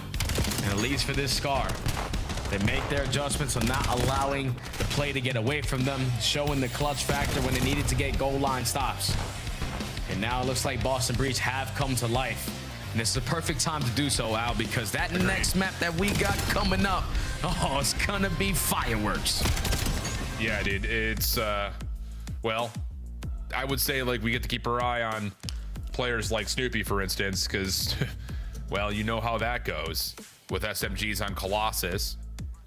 And it feels like, not that he's due, but we haven't really seen the same, like, individual takeover in the early season from Snoopy that we had last year in Black Ops 6. Like, I remember watching early Red Card with Snoopy being like, dude, if he gets loose, he's gone, and he's gonna make a mess of everything. We really haven't seen that same level of impact from him yet, and maybe some of that is because the style of map is a little bit tighter overall across the hard points, but I really want to see if he can provide that takeover kind of dominance that we've seen from players like Kremp, for instance, on this map. Yeah, I also think it's a little bit of like not being able to practice with your team for quite some time after the break. Like that little split second of just being a week off or a week and a half, 2 weeks off, that puts you heavy behind. All these other pro players have been putting in that time. So Snoopy on a little bit of the catch up. That's no excuse because you're a professional. You should always be ready to rock. But on a map like Colossus, with the play style that he has, you expect him to have a heavy impact to potentially the outcome of how this is going to go. And on the opposite side, Afro's got to have the bounce back, right, Al? Like 14 to 29, yeah, like Colossus. Yeah, we can't have that. Yeah, I mean, it's one of those things that we talk, of course, the story about Snoopy on one side, but you do have to put a lot of focus onto both Afro and Beans here because, yeah, map 1, they were great, but this style of map is very different from Scar, and it's going to really test the flexibility of Cloud9, who, again, not that they're short of that by any stretch of the imagination, but when we've watched them on this map before, I think in particular that series versus Paris, they just got outgunned, man. Yeah, they couldn't rotate, they couldn't hold, they didn't have a chance to really even play the map, it felt like. And when you're behind the 8-ball, this map could snowball very, very quickly. So definitely feels like after the hot performance of both those guys on map number 1, a lot of focus to Cloud9 to see if they can close here by way of those two players trying to showcase their flexibility. Yeah, you can guarantee that Boston on a map like Colossus are most likely going to give us a barn burner because 2 out of the 3 times they've played it, it's been within 20 points. So it's just the little things, the quick reactions, P2, P3 chains can be very impactful. But Colossus, you have to be prepared for how fast you need to be able to read these certain things on taking certain positions. Because Colossus, like you said, man, if you get into that early spiral where it's just you can't read certain players, you're losing track of guys, then it's really hard to bounce yourself back into that game, even when you're cutting your losses and rotating over towards Nuke, because they have that confidence to just take all that space away. Absolutely, my man. And hey, let's be honest, like we're looking to see who's going to walk away with championships early, and those are the things that we're looking for. But you may have missed your window for Major 1 and Major 2, but do not miss out on Atlanta, Georgia. By far one of the coolest DreamHack locations in terms of density and population, and being able to bring Call of Duty to Atlanta for the first time since Modern Warfare 2019 means it's going to be electric. Tickets will go on sale, single-day tickets, keep that in mind, on Monday. So get there, get yourself signed up, not just to the major, but enjoy one of the coolest dream hacks that surfaces and tours around their usual stops. It's a really cool location. Atlanta's a sick city, lots to do, lots of things that you can obviously fill your schedule with, whether it be gaming related or otherwise. So that time of year, Atlanta should be beautiful. You'll know, Jay, you'll catch me on the golf course at least once. So I'm not going. I'm not going. Oh, man, I thought I was about to play you for one. Nah. I'll be out there. If I do go, I'm swag surfing because, you know, we're in Atlanta, and that's what they do out there in ATL. So I can't wait to get there. Dream hacks are always very fun. Yeah, that's going to be a sick event, especially with the format that we have for that particular series as well, or for that particular major. But let's kind of re-bring this back in because some of you may be a little bit sleepy today. We'll recap over kind of the status for map number 1. We talked about this map being possibly a series-breaking map for either of these two squads. Both love it. Both have tremendously good hardpoint records on it. It's a square-up map. And it started with that in mind. Yes, a slow start from Cammy, but it was a conversation of Nasty versus Afro. Two EU players that have lots of familiarity with one another. And then eventually, you start to get the supplying of support from Mac and Beans for Cloud9. It's the small moments that led to those narrow edges and continuing to build those narrow and narrow leads for Cloud9 hill after hill before they eventually closed out. Yeah, it's just tight games. Back and forth you go. It's just those little micro moments of, all right, we're dying 4 dead with 20 seconds remaining on P3 while we're spawning blue. That is not ideal because now we spawn all the way across the map. I got to waste more time to get breaks on hills like P4 that are very unbreakable. It's just some mishaps there for Boston, but have an opportunity now to potentially already starting the reverse sweep, but continuing the reverse sweep here on Colossus. It's going to be a barn burner, like I said. Within 20 points, I'm calling it now. It's going to be the difference at the end. Oh, okay. I'm here for that, dude. We've had a lot of, you and I especially have had a lot of really tight Colossus map calls. Down for a little bit of extra energy for this one. Mac will kick us off with an opening double. Nasty responds in kind. And all in all, leads to a one-on-one over the top of the hill. And, well, that will be enough. Whoa, okay. We're getting ourselves straightened out here. Be enough for some early time. Rewind. We got to see all these kills. They happen so many times. We're back into the game. Purge on 3 in a row. He's going to get shut down. You still have sack control if you are Boston. And right now, C9 playing on the back foot. Everyone towards yellow, just funneling over towards the HP is not ideal. Someone's got to hit her out. 12 seconds remaining. Cloud9 still forcing everything from the front, and Cammy with an AR in the hill will get 3 in a row. His regen slowed by the stun. That's when Afro pounces. So now Cloud9 working to hit from the front of P2. They've got spawns pushed up to the top, and now, right before the hard point opens, they force Cammy to spawn all the way out. So every single kill coming through for New York, they'll establish hard point control and also dominate the spawns. Yeah, now New York can run it up because you have Beans already contesting around this mid-map. Boston are focused on him. Where has he gone? He's trying to set up the timing play, at least finds one. Should set up your team in Mac for the trade. Now you just got to gun down the rest of Boston. Approaching from the front side, and that's already the first push getting shut down. 30 seconds left to go. Mac taking more space in Boston. Now you're going to be forced to make a decision. We got to rotate because breaking front is not going to be easy. No, not at all. And more importantly, look how far forward Cloud9 have pushed. If they find this next wave of kills, they could actually force Boston to spawn behind and away from P3. For now, Boston's still spawning down on the lower left-hand side of the map. Trades right through tunnel, have Beans scope up, trying to find the connection through the wall, but not enough damage to find kills. A perfect P2 for Cloud9, but Boston an edge over toward 3. Yeah, now African worked this long route. I don't know if Nasty was able to spot him, but the timing is not going to be his best friend. Back and forth, they're standing right next to each other while Beans finds a kill. That's 3, and then a team kill. All 4 dead for Boston. Everyone spawning in Africa, and now you got to take long routes to even contest this P3. Yeah, not great after the initial break-off looked pretty perfect for Boston. Have not had a moment from them largely since. A couple of the kills come through here, but Mac is very safe inside a tunnel. Head on a swivel, though. They know the pitch is on the way. Beans deals with the opener. Mac throwing shoulders, trying to keep Cammy a little bit further away as help has now arrived. Purge inside the hill. Vivid on the pinch has been read. Moment for Boston, pending they can shut Vivid down, and they do. Yeah, Boston can walk away with this final 15, but now Mackenzie Mouse is playing ahead of the game. Early off the rotation, not going to be spotted on the cross, but Purge knows there has to be someone in the vicinity. Let me take my time, clear out every single corner, but the Mac timing isn't going to work out. Afro now looking to make up for it, but he's going to be isolated. Too many players here from Boston trying to contest him. They have the back spawns, they have the HP. Yep, good moment here from Boston. Spawn fight has gone their way. 3 members focused front, though, here for the breach. Mac looking for trades as Snoopy bumps the hill. Can't quite finish the kill, and that's 4 dead.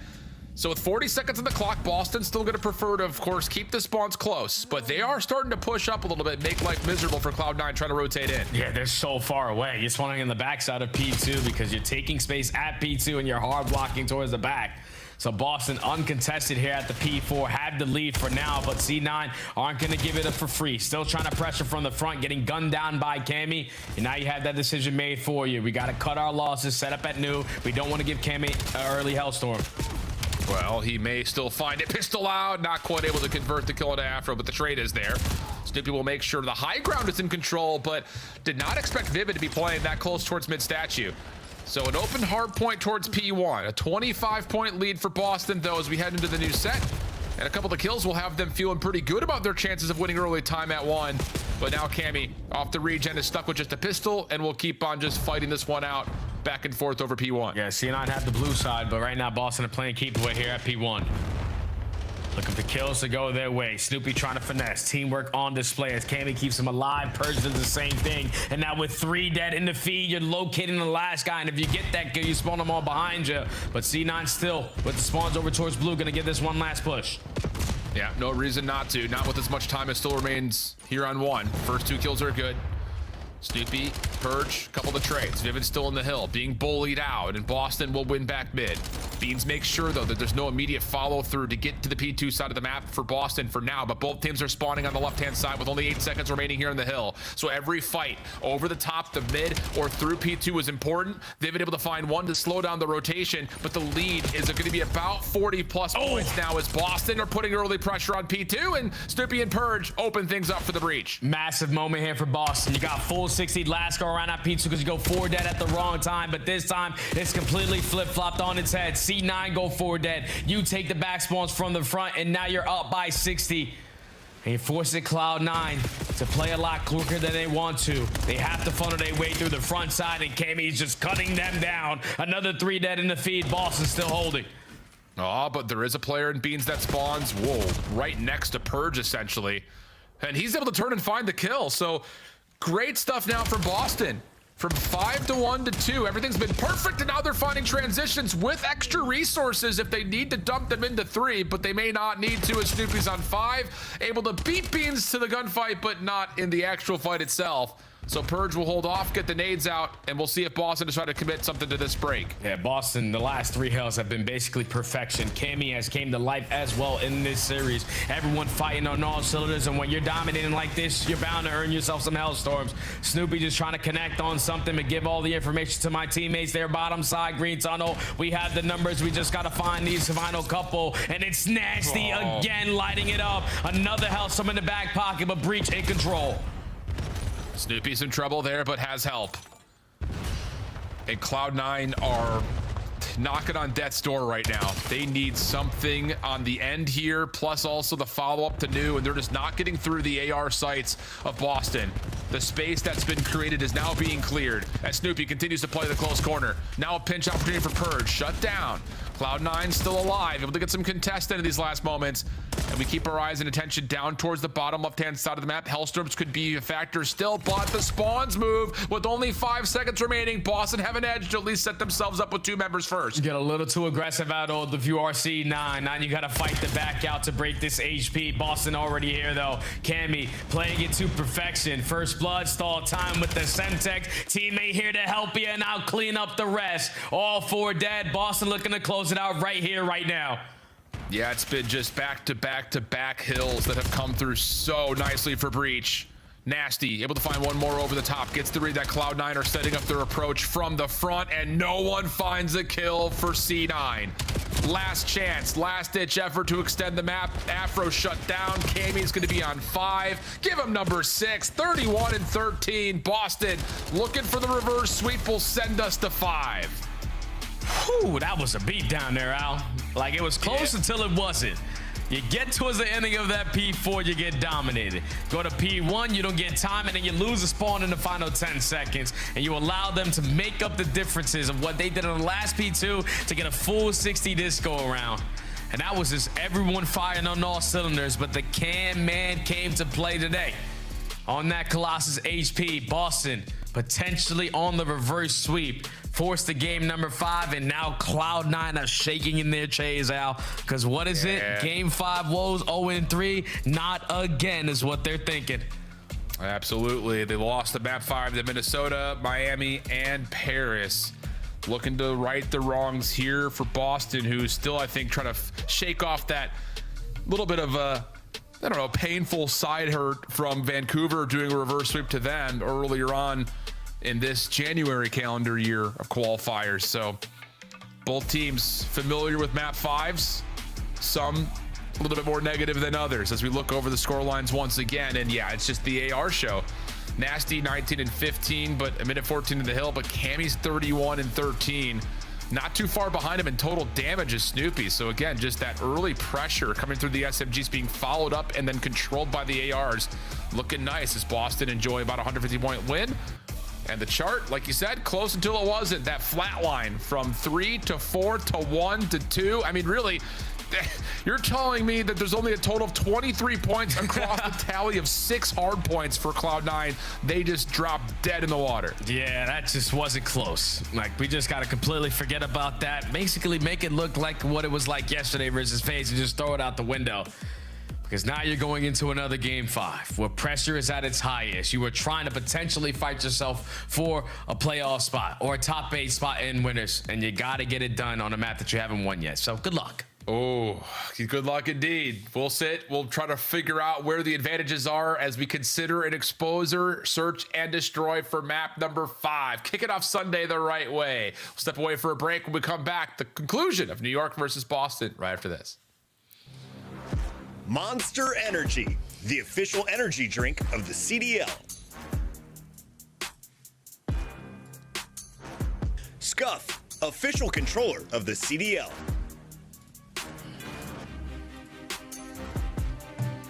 Look like the pros to play like the pros. The CDL team skins are available now. Scan the QR code or check out the in-game store now. Cracked. Don't play with this guy, bro. Wait, that's me! Chat, I'm in the bottom right, that's me! I'm pretty sure if you have the ball to work with. No, I'm on the broadcast! Chat, that was me! No way! That's what he wants to do! Okay, bro. That's me! Okay, that's how the series ends. Okay. Oh my god! I mean, big there. It's like both sides. Watch out, he might be ironing you. I think he's looking for you. He is. Low boat. Nice! Oh my god, good map, Ken. Holy god. He just took us home. Oh my god. Bro, I That's can... gonna. No way. Oh, man. Oh my god, I should have. Joe, bro, yet she should have I thought he won that. I actually thought. Nice. Come on! Let's go! Come on, Benjay! Come on, Benjay! Oh, man. You just overextended kill me. There needs to be a trade there. Won the unball, man! Won the unball, boys! You won the unball! that! How are you losing that? Oh my god! No fundamentals out of the full pro squad? GG. He comes right behind him. Oh, God. Purchase drop. Beans is the clutch god. And he's got a message.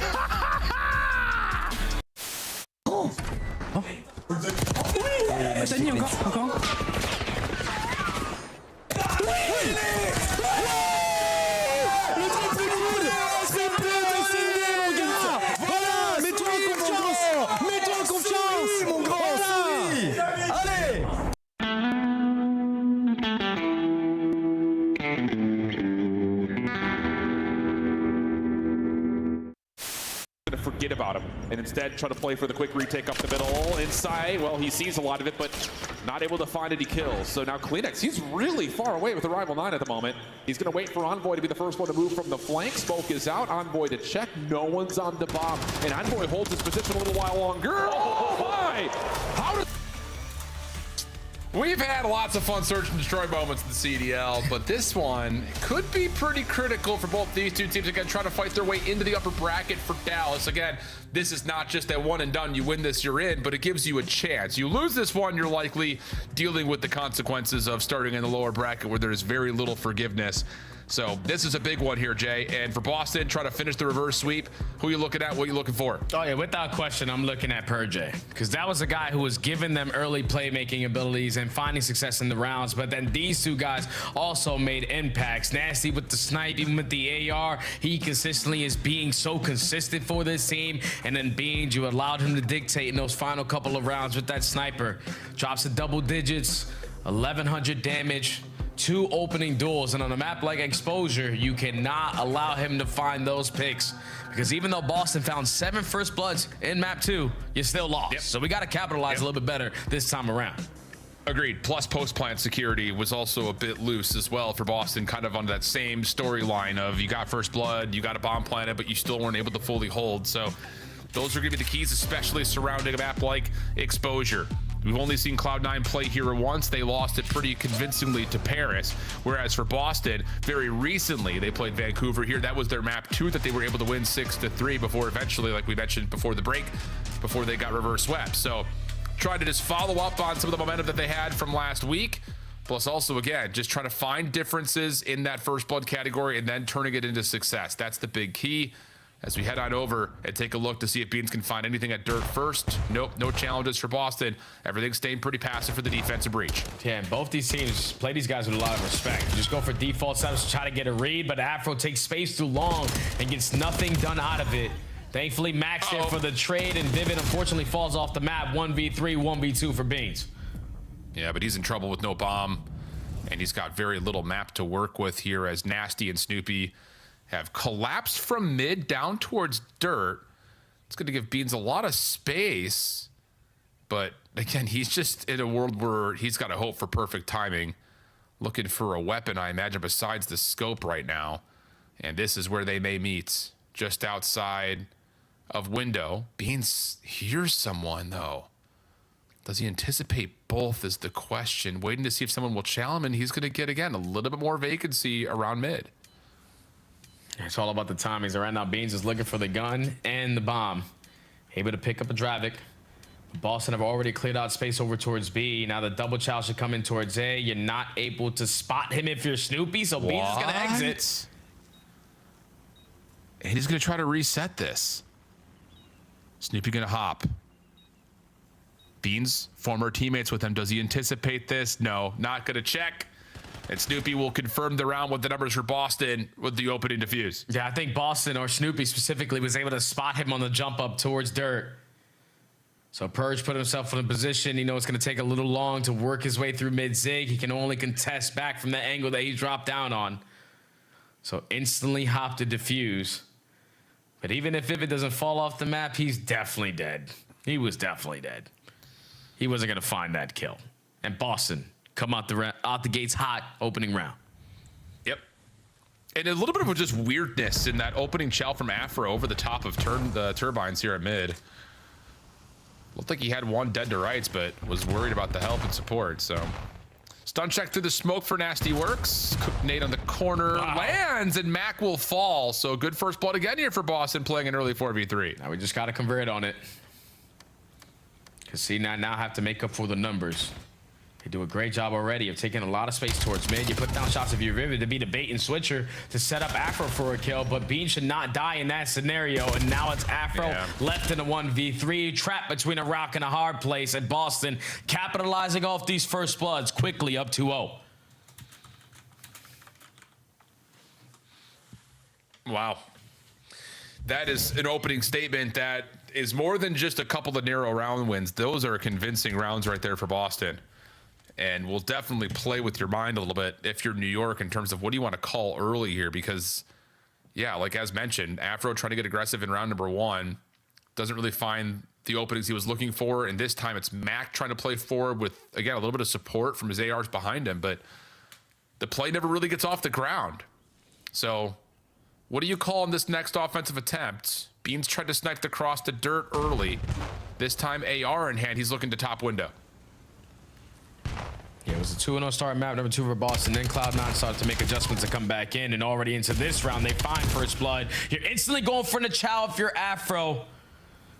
You're able to even up the numbers there if you're Purge. He was forced into that gunfight, but now you got to slow down. Yeah, Mac thinking about trying to jump into top window. Boston will reclaim and Purge down low. Yeah, just able to find perfect timing, but the trade is decent. Keeps us 2v2, and Mac, after his initial death, will at least see his teammates recover the bomb and have a lot of time to work with. Just waiting to see if they could spot them, so they can make a decision on what bomb they want to go to. But Boston are all the way across the map. The longer you wait, the more space that they're clearing out, and the more they're aware that the play is going to be over towards B. So we got to get it down.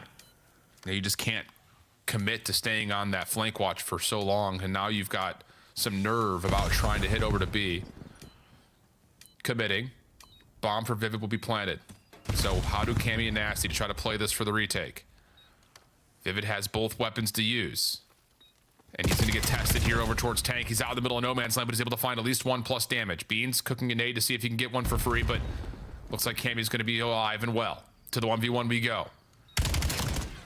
And he finds him over the top. Perfect timing. Beans was trying to be sneaky, but Cammy takes away the high ground, and Boston start off 3-0. Just that small millisecond of not hearing any noise forced Beans to think he's potentially going to be on the rotation.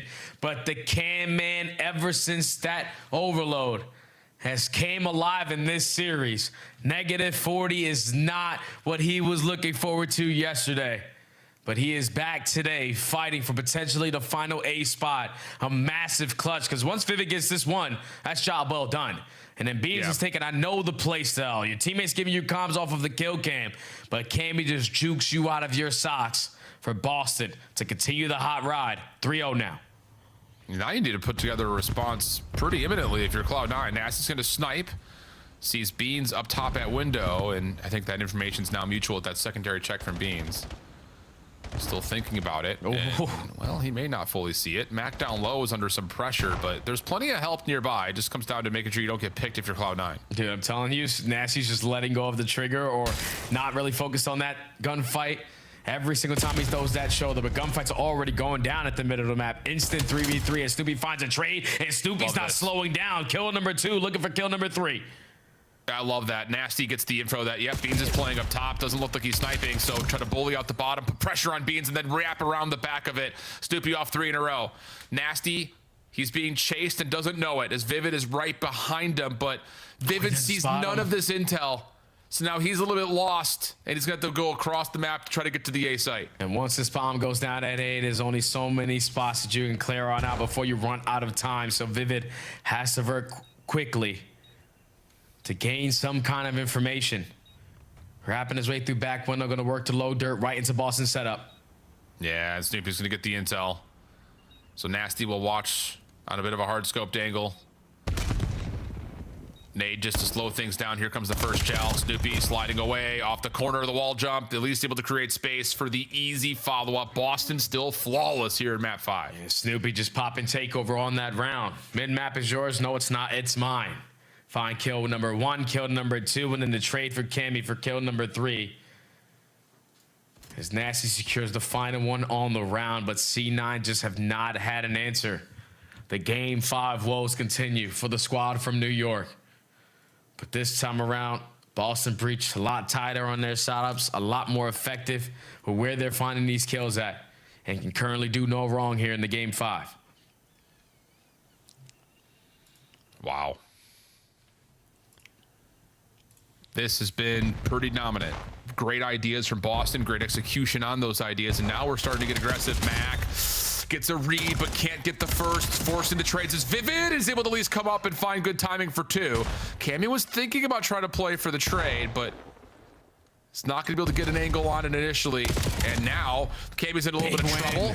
He's committed, but Beans finds the easy trade 1v1 early with Nasty again. Does Beans have some clutch in them? Your team desperately needs it right here, right now. And Nasty's just playing the 50-50 chance. Both players not willing to move. Don't want to make a mistake. But time is starting to tick, and this is what Nasty's looking forward to.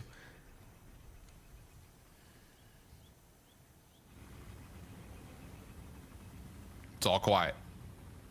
And it very well may be for a while here as Beans continues to show that he doesn't really commit to plant right now. But here he goes. Does he clear up this top platform? I don't know if Nasty's fully seen him. Wait. He can plant it and instantly get the kill. Yeah, but unless Beans can get down to bottom dirt. Nasty finally sees him. Shots are perfect. And that will work. Yeah, Beans isn't happy about that. The one place he just cannot check, dude. This is so tough. He's like a bird in the nest there, Al. Just protecting his territory, trusting his instinct. playing the 50-50 chance, and even if you get the bomb planted, I'm instantly going to be in a position to spot you on your exit. Clutch after clutch now for Boston. And Beans, unfortunately, has been at the back end of multiple in this map. And yeah, that's just so annoying. Like, you get off the bomb plane, you're like, all right, I'd rather not be able to plan if you're going to be sitting up there. 5-0 Boston. Yeah. Wow. So now it's do or die time for New York. Nasty sniping. I think saw Vivid initially with that little jump peek, just isn't in a spot to find the connection. Until almost, but doesn't make a difference. Cammy's found first blood. That's down low towards dirt side. Stuns, nades, all landing. Nasty missing another freebie onto Vivid, but the push-up's now starting to come through with Purge on the flank. Snippy supporting from the front, and Purge not even needed this time. Nasty lands. They know where their afro is, and Beans finds himself in a very impossible 1v4. Yeah, let's just chalk this one up, Mr. Benjamin. Sniper pistol.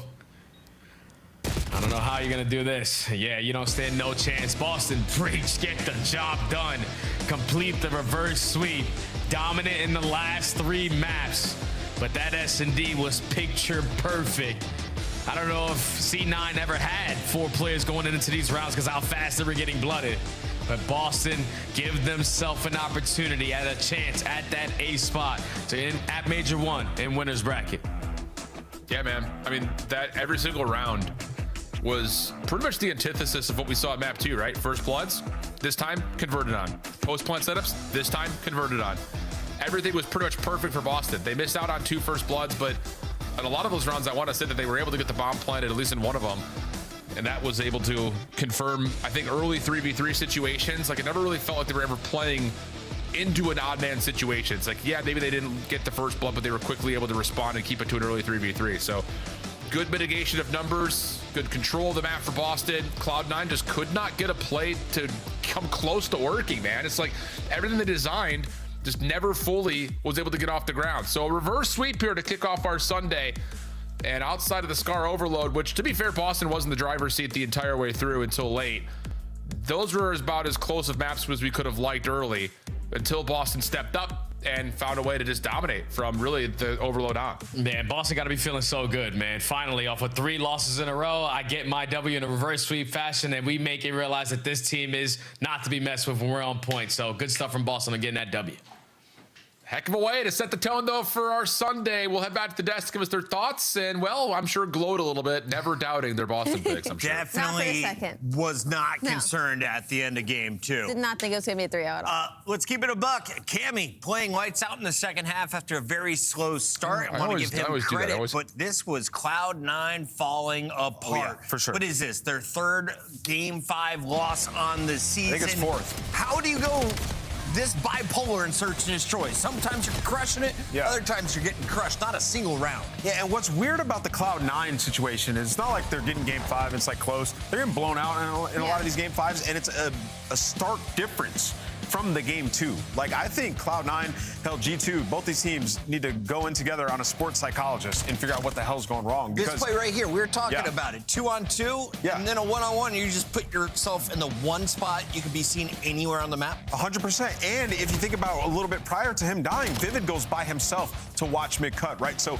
it's like these things that they're doing in game 2 so well. I mean, they lost the first blood battle 7-3 game 2. What happens? They won a lot of those rounds. So, like, the small details, the adjustments are all there. And then you get to a game 5, they play so scared. And Boston didn't have to do much. I mean, you find the first bloods, and then C9 fall apart from there. No, I will say in this game number 5, I mean, Boston, they were on top of each other the entirety of this map. I mean, they were literally, if you saw one, you were seeing 2. And I think that kind of made Cloud9 uncomfortable because they were just kind of caught out on so many islands. They weren't really playing for each other.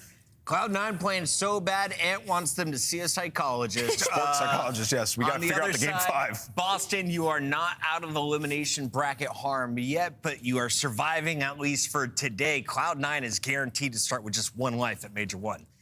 I mean, this was kind of like one of those, I don't want to call it the blow it up bowls, but these were two pretty bad teams trying to just figure out where they stand against each other. And I think for the good side of Boston Breach, you had really high hopes going into this season, and so they needed this win. On the flip side of Cloud9, you thought you were on the ascension. Maybe still a couple of things need to be looked at. Scuff play of the game. Well, it's a montage. It's the second half of this series, the reverse sweep, just the second on the season. Boston gave one up today. They get their get back against another blue team. Yeah, we're showing some highlights here throughout the series, particularly from the overload. And in this one, I thought Nasty just had an incredible performance. Boston had way more time possession, controlled the map majority throughout, but Nasty just had some massive impact plays, like balls getting game IQ, right? Yeah, huge game IQ. Like balls resetting. Okay, where do I need to be? Let me go cut one off, then play for the next spawn. And that's why you bring in Nasty for those type of moments, which is why I think Boston just have a higher floor than this C9 team.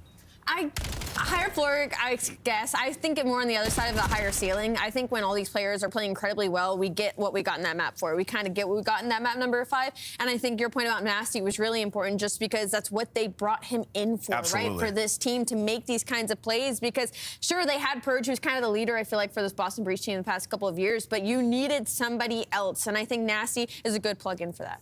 Cloud9, the opposite of clutch in the game 5. It's all Boston with a 6-0. Nasty goes 6-1. Cammy drops 1,000 damage, and they look good doing it. It's now time for our interview with the Monster Winner Circle. Please welcome to the stream, Boston. You here? You with me? Hello? It's Byron. All right. Mr. Plumbridge, excited to chat with you. I just wanted to start with Scar. How do you know all the spawns at this early in the game? Because every time they were spawning, you already had your crosshair on them. Nah, I'm not gonna lie, it's a bit dodgy on the overload. If you're talking about the overload, the spawns are a bit could be a bit more consistent, I'm not gonna lie. Yeah, I did a good job this time. You did a good job. You were locked in, Nasty, and I think that's why they brought you in. I wanted to ask you guys have had some wonky series, dude. Going down, reverse sweeps, left and right. What's going on, man? Why are these series getting so out of whack? Honestly, we're just choking some of these maps. Like if you actually go look back at our series, we're in like the winning position, and then it comes down to like a small moment, and we just kind of throw it away, and then that gives the other team momentum. It's happened in literally every series we've played so far. And I think that just comes down to like comms and stuff. I think we get a bit frantic. That map 4, we spoke about having good comms, like calming it down, and it worked out. And the map 4 we played flawless. That's the best hardpoint we played in a while. So yeah, I think it's just that, to be honest. Nasty, I kind of want to piggyback off of that and just kind of be like, it's one more weekend as we head into the major. And for you guys, give your fans, give us some hope of like, what do you think is the biggest strength in the Boston Breach camp right now? I don't care if it's in the game or out of the game. What should we look forward to in these next 2 weeks? Yeah, I mean, we're a Vibe squad. We're working it out. Like, we're getting there, I promise. Like, our S&D's pretty good. Like, map 2 honestly didn't show it, but like I said, we're just getting on our heads a little bit. But we're definitely getting for it. I'm seeing improvement. Awesome, thanks. Nasty, true or false, Boston Breach enters Texas with a higher seed than LA Thieves. Oh. We play them, right? Yes, definitely. It's going to come down to that. I'm not losing, no. That's my guy, Nasty. Excited to see your final match. Best of luck. Appreciate it. Have a good one, guys. Congratulations, Boston Breach. They get the first match win of the day, but we still have 2 more matches to go. And this next one could be for the #1 seed. Can FaZe lock it up? We got another 3-0 potentially on the horizon. Maybe.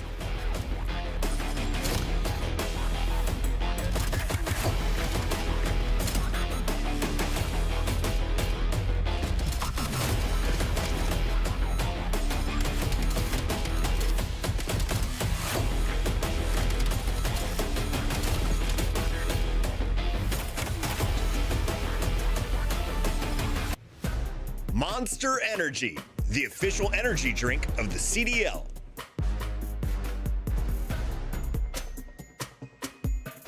Black Ops 7 returns to the Esports World Cup in Riyadh this summer. Scan the QR code to be notified when tickets go live later this month.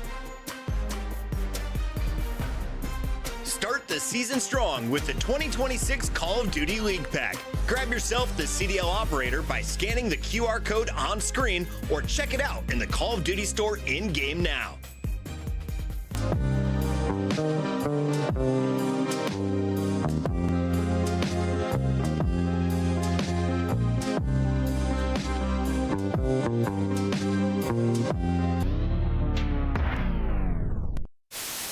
Wait, why are they showing that clip? Why are they showing this, man? Oh, man. Why are they showing our worst moments? A few moments later. Because I appreciated the 30 people in there watching. Why the do they keep showing it? They added it to the montage. They added it to the montage. Oh, man. You're telling me that they added that to the montage? No, it's all down to Sim. It's a 1v4, and it's soon to be. Hold on. A minute. He's managed to make a meal of it. 20 seconds on the clock. Forward we go. Oh my god. Oh my god. Lucky. Oh my god. It's a oh my god. Sim. Oh, he doesn't know he's in the van. Can he do it? Oh my god. Oh my god. It's from the Sim, man. I cannot believe the phenom. Oh my god. Nasty oh my god. That is top 10 maybe of all time. One round. It's the Emmy-nominated Esports Engine crew.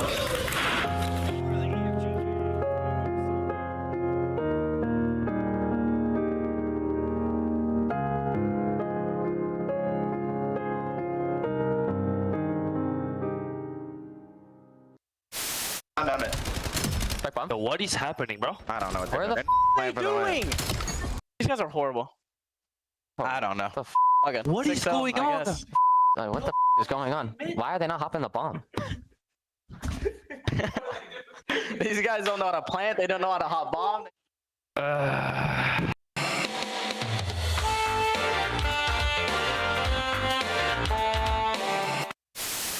Vickle now.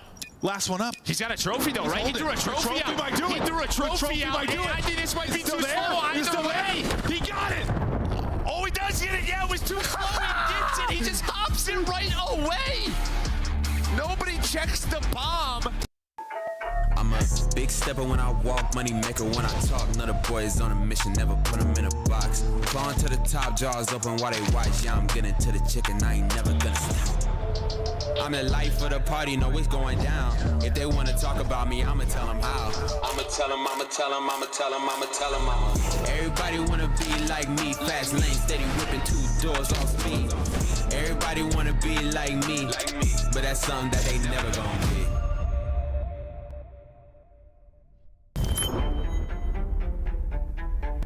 They ain't ready for you. They ain't ready for you. They ain't ready for you. They ain't ready for you. They ain't ready for you. It's your time, better go get it. No slow with it, move like you're so in it.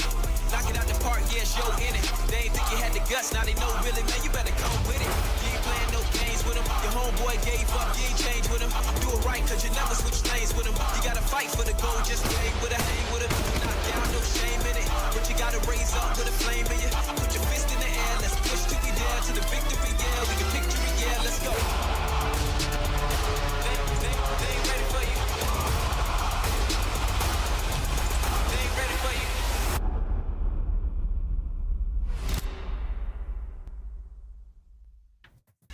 It's the pink team ready to take the stage against the purple squad. Welcome back, everybody. G2 has been up and down. Meanwhile, FaZe, after a rough start, have found their footing and it looked to be the most dominant team in the game. Coming off a hot 3-0. Simp, is he the best player on the team? Is he the best player in the game?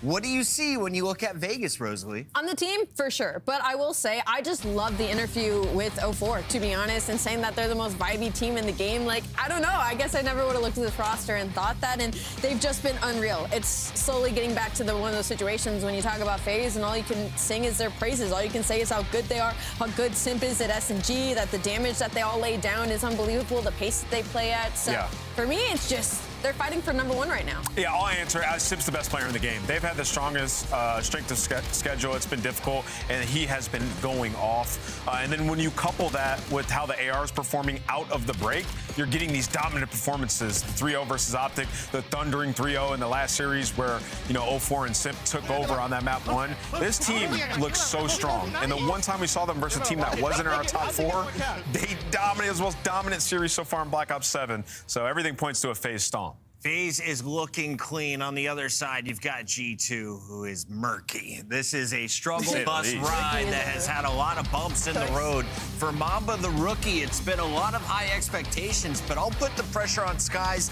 Estriel, and Kremp today. Krempopolis. He's taken over a map. Colossus is his now.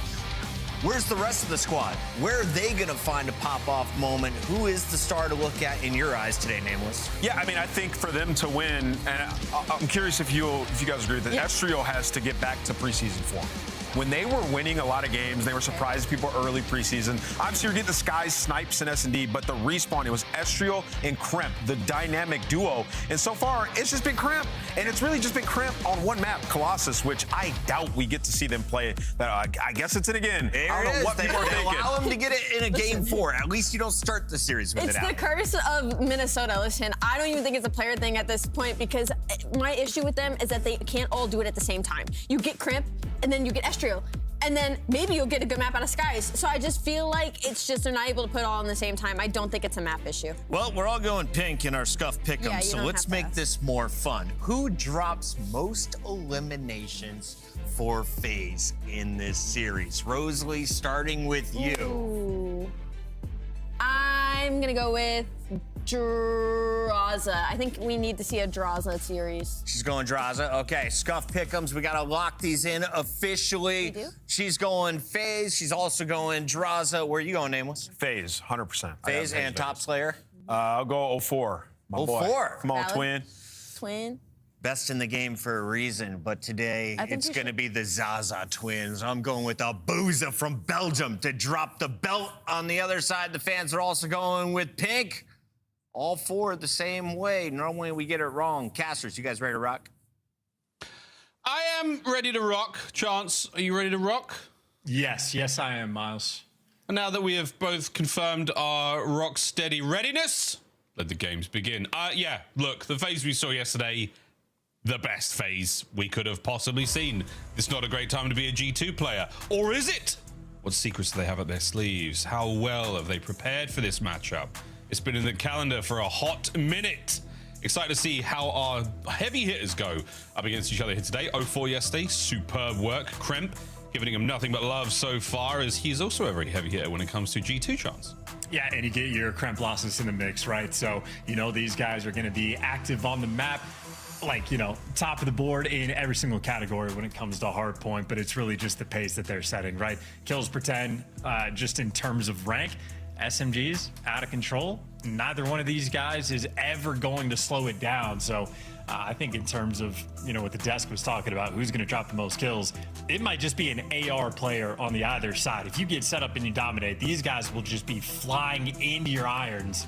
Maybe a guy like Abuza is going to be the top dog. I like the shout of Abuza. Could well be one of the high slayers of this game, but hey, we've seen the way Blackheart can go down.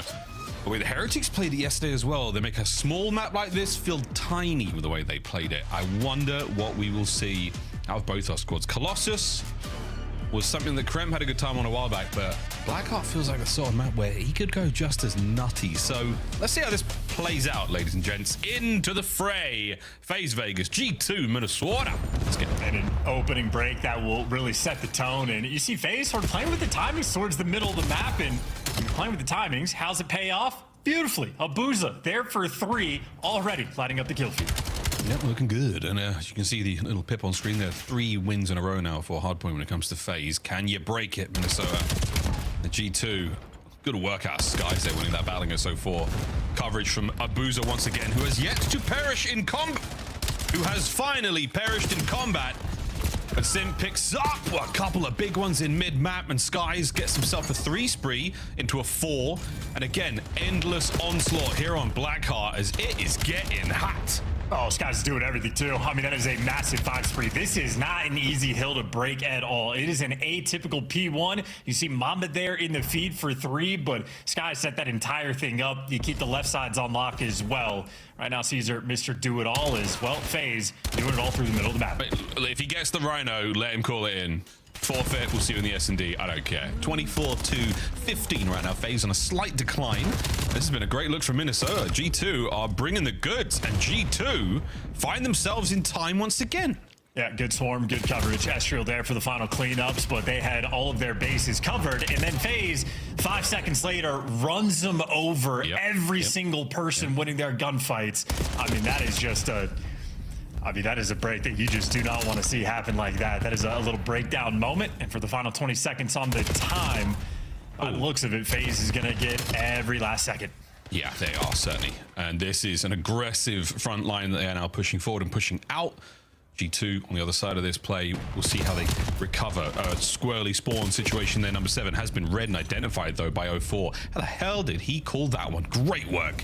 And once again, spawns are ugly right now for G2. They've got to win this pinch. Can they stay alive? Get the reinforcements in play. It's a slow move from Skies, and he's down and out, so that should be that. Last man left 04, though. The pinch, it just took a while to get there. Oh, and big wins out of Estriel. Mamba dealing the damage, and there we go. G2 back on time. Yeah, big win indeed. Estriel's been there for a few of those on both of the recent 2 hills, and they get the back spawns as well. FaZe, 2 players straight through the front. 04 trying to go for the pinch. He gets taken care of, and Abuza, easy spots there for G2. Heads up on the gameplay, heads up on the positioning, and as long as they fill it in front, I mean, you're good to go. Trying to push this direction if you're FaZe. I mean, it's just a meat grinder. A ton of deaths, not a lot of kills, and G2 with a nice little lead. Yeah, not bad whatsoever. Well, 5 and 10, Kremp. Whoa, he's getting it going. I was trying to say that, look, Kremp losses might be his map, but Blackheart, he's taking a fart right now on FaZe. Glorious work on the 3, holding on to old time, and they've got the row as well. Ooh, good move from Estriel too. Love the little hop. The players who can utilize those P1 wall jumps to high effect are going to reign supreme. But either way, Kremp sets you up for the kill. A 30-point lead right now for G2, and in a series where both the hard points are on these small maps, might just be G2's bread and butter. Yeah, well, yeah, man, they love it up close and personal. Shots in from Estriel there. 10 and 8 overall. Damn, man, he was 1 off for cleaning that guy as well. First team to meet the 100-point mark, G2. They've been pushed right back into the extremities of Blackheart here, though, and they've got to now contend with another hit from FaZe. And what do you know, boys and girls? The pimp finds 2. The break is good. And poor Kremp, he's a little bit too athletic for his own good. He straight up jumps over a player to let that lane end up getting opened up, but maybe Simp was at a clean house anyway. But either way, more or less, first set of rotations is going to be done, or at least the first handful of hills, and G2 playing a very strong game. Now they got the right side spawns for P5 as well, but plenty of players tucked in the back. Yeah, they like the small maps. They like getting in the mix, and so far so good first set. I bet they would have loved Bukaj back in Vanguard, this kind of squad. Everyone's starting to pull their weight in the kills department, and Sim trailing a few players, but the trap is set. It is now sprung, and the dance is on. Skies v Simp in the backlines here, cleaned up. That's that. Next hard point still in the hands of G2. They are not done here, bruv. And listen, if you have no one else get in the time and Mama gets another 8 seconds, all the time is going to be 40, which is going to look so clean. Oh, here it comes. No, maybe not. Mama's down. That'd be unbelievably clean. Damn. Boozer. He was absolutely cooking, trying to make something happen there. But the 130 to 81. G2, what a showing we have so far. Game's not over yet. We're making a wonderful case for it. Kremp, he's still keeping the kills go. Okay, Kremp. That was a slight mishap as he takes a tumble into the drill in the inside of the map. But there we go. Our first set now complete.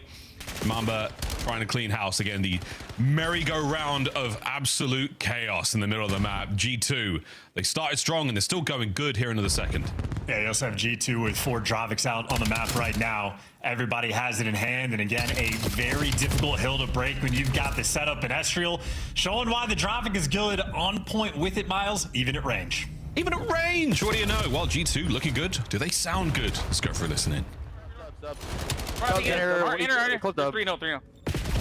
One shot. Yeah, I'm playing. Watch out. I'm working left. Give me wall one. Nothing left to me. Double choke. Come to me. Time to 0 for 1 shot. One shot inner 0 for as well. One barrel. Put you up. Stay alive. One more. We spot out. Yeah. I'm going right quick. They are mid doors spawn driving. I'm not before. I'm holding before right now. Dubs. I'm before me. I'm going under Doug in a sec. Yo, I'm gonna streak from the back, okay? Just two on the right. Okay, there's 2 right. Dub pinch. Watch my Dub. Got one. No, I'm taking the back. There's 2 in the back. There was 2 in the back. I think. Sim's don't be done. Go top P4. Catch out. Don't streak front. Don't pinch mid. I mid pinch. I found the back. 2 mid. I'm talking 2 times. Corner right. 2 times. 3 times. Both corners. They're stacking up.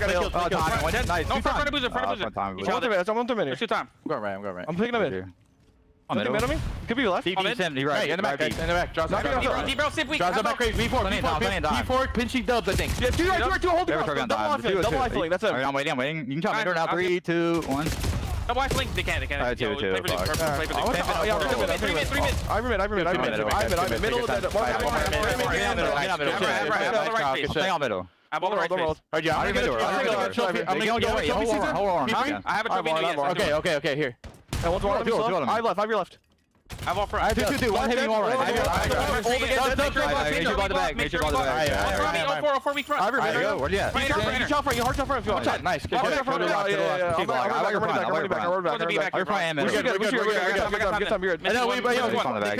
One in the back.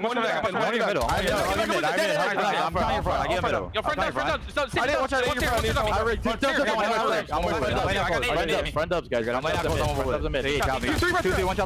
shot on the right. Chase me. He's out of right still. Two more in time. I saw Nailed it. Laying down. Go middle too. Well, how about that for some spawn awareness out of G2? Abuza spawns in the back. They read it. Abuza tries to play with the timing, but G2 holds strong. As they have in this game, admittedly, you're trying to stop that pink wave. It is a 3-point game so far, an absolute bloodbath. But G2, gotta give credit. They set ahead of the rotation, and they're going to get this final 10 to scrap. This is a great game of Blackheart so far. Over to mid once again, Sim 2119. You're trying to hold down a very, very slippery game of hardpoint. And once again, Krem finding himself in this. And he started off real slow, 21 and 22 on a 3 spree. Looking to find the break here. Alongside Mamba now on the attempt. Abuza doing it alone. Here comes the overwhelming wave of G2 players. Deals with 1, buys some time. Here come the reinforcements. And Abuza gets it done alone. What an unbelievable life he's having here. No more help towards the back, but he might have done the damage. Dude, how about the Iron Rock there on the back line? That was Abuza in between all 4 arrows out of G2, and he simply finds a way. That is a recovery moment there from FaZe, and might be the moment that wins him the game. Yeah, that could be. Well, we'll keep an eye on that one. A pin in the board. But for now, it is FaZe holding on to the time here. Final moments of scrap going to go their way. The row is on. The rotation is there, and it does look like G2 are in position for this. Krem loses a big one, though. And now Draza is a potential thorn in their side. Oh, sugar. Shiver me timbers! This man is cooking! Backside wide open, here come FaZe. Yeah, the Pirates there to steal those back spawns. One more man to find. It was Krem. He dies, and just like that, the rotation secured. Oh, broken. Grass to mid. Holding off reinforcements. He's got a pinch here. He does. Finally brought down, but there's no one left. Abuza's killed everyone. Abuza's brought them all down in FaZe. They're holding it. One more wave, and they will find themselves at 4 in a row here on Hardpoint. Yeah, but Sky's the last man standing, has to wait for his teammates. He's going to be able to give you 2, but that FaZe player spawns right in the back. It's the final hit, and you're right through the front into the pre-aim where Abuza does all the damage in the world. Trades getting exchanged on the point, but it is FaZe that comes out on top again. They're going to call game. Oh, wow, there we go. Abuza, the man on time, and there we have a final second to grab for FaZe. Good job, Draza. GG, what a game of Blackheart that was to start the series. Yeah, how about that from the old Zaza duo as well? Because I think anytime we were on Sim's POV, always a little bit of awkwardness, maybe something going wrong or just not cutting his way. Those final 2 hills, Abuza bails you out of that P4. And then Draza does the exact same thing on the next hill to secure those back spawns. Each AR player left on an island, forced to make a big play. The Zazas deliver. That was strong, Zaza. Very, very strong, Zaza. G2 feeling a little bit ropey after that one. They might have whited out there on Blackheart. Wow, great start to the series. Exciting stuff, and they're going to face 4 hardpoint games in a row now. They have yet to fall. Abuza, 31 and 19. Chris Puckett somewhere probably lying on the floor with his legs in the air, but his fists raised in glorious victory. What a pick it was. 21 non-traded as well. Huge assists across the board there for the FaZe guys as well. Chance a recurring trend. They are so strong and so tight as a team. Really great work again. And the objective kills on a map like this, to be expected, but just over 10 minutes of exciting Blackheart gameplay. Oh, what a wonderful start to this Sunday's game.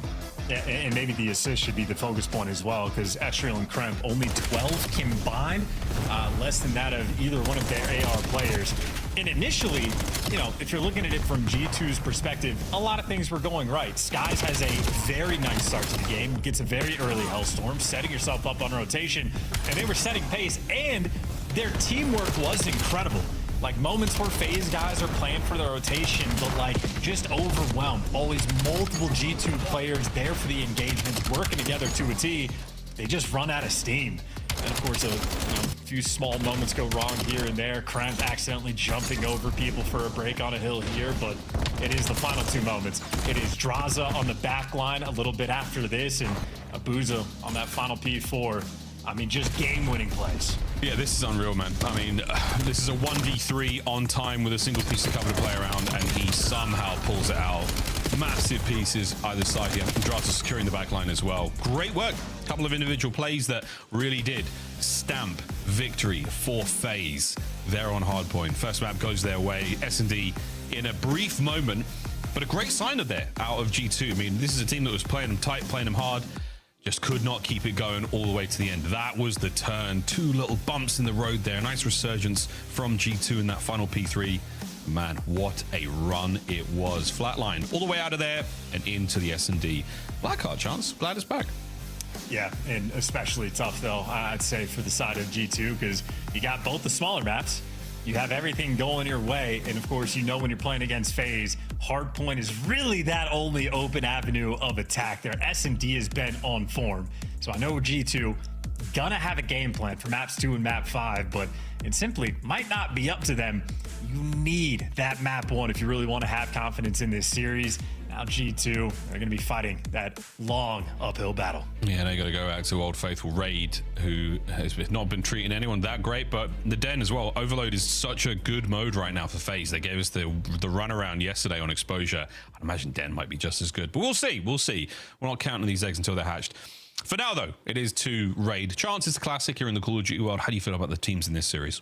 I mean, last time we had Raid in the mix was what, Cold War? I remember who was world champ in that game, and I remember who was the clear-cut best player in the game, if only competing with one of his teammates. So I think Sip is going to be ready to run Worlds. Obviously, he has a ton of chemistry with Draza at this point, and 04 and Abuza have been slotting in very nicely. So I just know on the flip side for G2, they got their work cut out for him because, you know, 50-50 on the opening duels is one thing, but they've only had a single screw up the entire year when they have the man advantage. I mean, FaZe are nearly flawless in this game mode, and I mean, this is a map that doesn't have a ton of cheese. Like, we've been playing it for a long time here in the world of Call of Duty. Very structured, very organized. Everyone knows what to expect. It is a map where you have to be the more skilled team to win. You do. This is a lactose intolerant kind of map. No cheese here, no dairy, none of that funny stuff. It is a nutrient dense experience. Here we go, lads. 2-2 off the rip, 1 through mid, 1 up towards A here for FaZe, but top bed or mansion as some folks have called it. It's a lot of syllables for me. Let's see if the 2 defending members of G2 can spot this play. Well, no information. In the meantime, Abuza is taking a very aggressive position towards the middle of the map, and Senpai's on 1. You don't want to deal with the water. The question is how invisible is Kremp here? Good enough for the first blood. Oh, he managed to sneak through. A bit of smoke action now by the pool as well. You would have thought. You would have thought. It doesn't even float. Well, interesting. You learn something every day. Guy's now containing with a big hit. Perfect timing on the first man, the second heavily damaged, and over the top hits the old 1-2 jump. Catches another man out. Great work, G2. Yeah, big round there for the confidence as well. Everybody doing their jobs. Kremp, no stranger to the water, whether it be a Hacienda of last year or Raid of this year. He's shown it a few times, so confident when the game plan works out, and Skies chowing like that, feeling good as well. Quick fist bumps. I think Skies is trying to be fierce for the squad. And an interesting dynamic as well, because I know Skies has been sort of the most criticized player on this team if you're listening to the pundits, but when he makes the game-winning play on that Den hardpoint, all of his teammates immediately gassing him up, being like, damn, Skies, that was amazing. Thank you, Caesar. So I think the vibe's actually flowing. They still have faith in their boy. Faith, a tremendously powerful entity here in the COD world, right alongside confidence, the intangibles, and Sky is trying to make the immaterial material right now with this sniper rifle. He has Kremp in front of him, and the rest of the lads are committing to this, so the A play is on. Laundry has been cleaned out. Great jump there from Kremp, 3 in a row. Yeah, jump scare there for Abuza as well. Just panicking right before he dies. Now Skies hasn't pulled the trigger yet, but has information. The pinch is going to be in, and they got everybody in position. For FaZe right now, there is nowhere to go. Oh, good luck, Kremp. Here they come. First man taken down. An entryway now towards the site. Perfect check there from Sim. Takes care of Estrel as well. Now to Draza. He's working his way through Mamba. Sky is unable to get into the fight just yet. Finds himself one. Okay, now it's a 2v1. 04. Trying to make it a 1v1 as desperate as he can. Time to get the defuse still. Time to take the shot. He wanted it. But G2, they hold firm. What an attempt that was. This is what I'm saying, by the way. You see the confidence, Mamba, after that? Like, chirping just a little bit, bouncing, making sure you keep the confidence flowing. Kremp, nice and relaxed. But, hey, he's watching his teammates clutch. And a clean one indeed as well. Because, Mamba, if you're not on top of that moment, if you're not on point with your reaction time, 04 would have just put you on a highlight reel. G2 early on taking care of business. Yeah, that suppressing fire on the fadeaway, like, Mamba knew what was coming, and he was like, I need to play the absolute safest I can here. I still have the time on my side, I've got options, and I do not want to wind up in a top 5's player of the week. Here we go, over towards A once again. Oh, and FaZe were committed early, but the bomb has been dropped. Sim still the forward-most man here for FaZe. And we should still see the plant. Abuza on the recovery. Not a massive bit of commitment just yet there from G2. Yeah, looking for a pick before they commit to the plant. And Sky's just such a nuisance in the back line. He's holding it solo, and they're trying to coordinate the nades, but you could already see Sky's is repositioned. None of those nades are connecting. Sky's doing a wonderful job, not just to stay alive, but to give you something extra.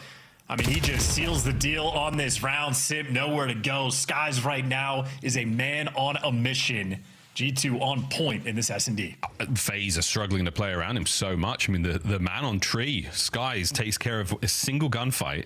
He deals a huge amount of damage in the next man to get the trade as well. So Skies alone, a one-man army on the backlines of G2, making things very challenging for FaZe.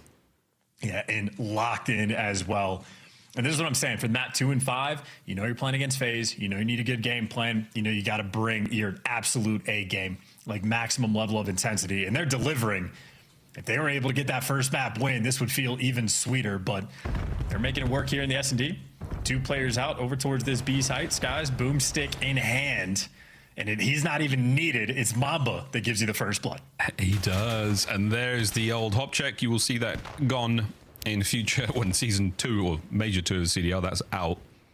We're in a pre-patch situation here, folks. Skies might have seen something there through the peripheral vision. Up close and personal, not where he wants it, but where he has to get it now. Backside up, 04, staying alive under the great coverage of his teammate. A very awkward situation to be in now in this 2v2. Abuza strikes now, fighting his way forward. Skies, a pistol in hand is all he's got, and wait. The round is done, and FaZe, absolute chaos there. They're counting their blessings of that round. Yeah, 04 is swimming in air. I don't know if you caught that, but that man is like attached to the pillar, swimming breaststroke. That looked insane. Nonetheless, the smokes work on top of the water, or at least out, but water, the natural enemy of it. But yeah, 04 just with insane movement. A bailout as well for Abuza to come be that hero. And Abuza delivers. That is a mixy round in a 3v4 clutch. You need a little bit of magic to try to get back into this one, and FaZe gave you exactly that. Skies had his wand out, and he was really trying to trick FaZe in that moment. Still sitting at 6-3 when FaZe finally get themselves on the board, but not a clean round in any way. And let's see how they fare now towards the B-bomb site. Abuza, you've been a talented marksman here in the COD League. What can you find on raid for us? She's so distracting. Get out of it. Thank you. Nope, nobody there. They caught the island, man. Not yet. Here they come. 3, 2, 1. Don't line up. Oh, baby, there's one. Oh, baby, there's two. Make it all three. A boozer, you choking. What a three-piece it was. It's not over yet. Mamba, give him the ace. Bang. That is how you do it. Yeah, the Belgian missed one of the best clips of the year, but nonetheless, he still puts up one of the best rounds of the year. Another three-piece, and that is why there's a lot of pros in this league that want to GA it, because they fear players like this that just hit the electric shots and just devastate you in back-to-back rounds. Abuza right now is the bailout player on FaZe Vegas. I think we should edit the clip so it looks like he hit the fourth. I'm not kidding. I'm not kidding, production. Just do it. That would be so sick. And that will be his legacy. In the age of AI, you can't trust anything. Let's just do it. Great round out of FaZe. That might be another turning point with Abuza with his hands firmly on the wheel.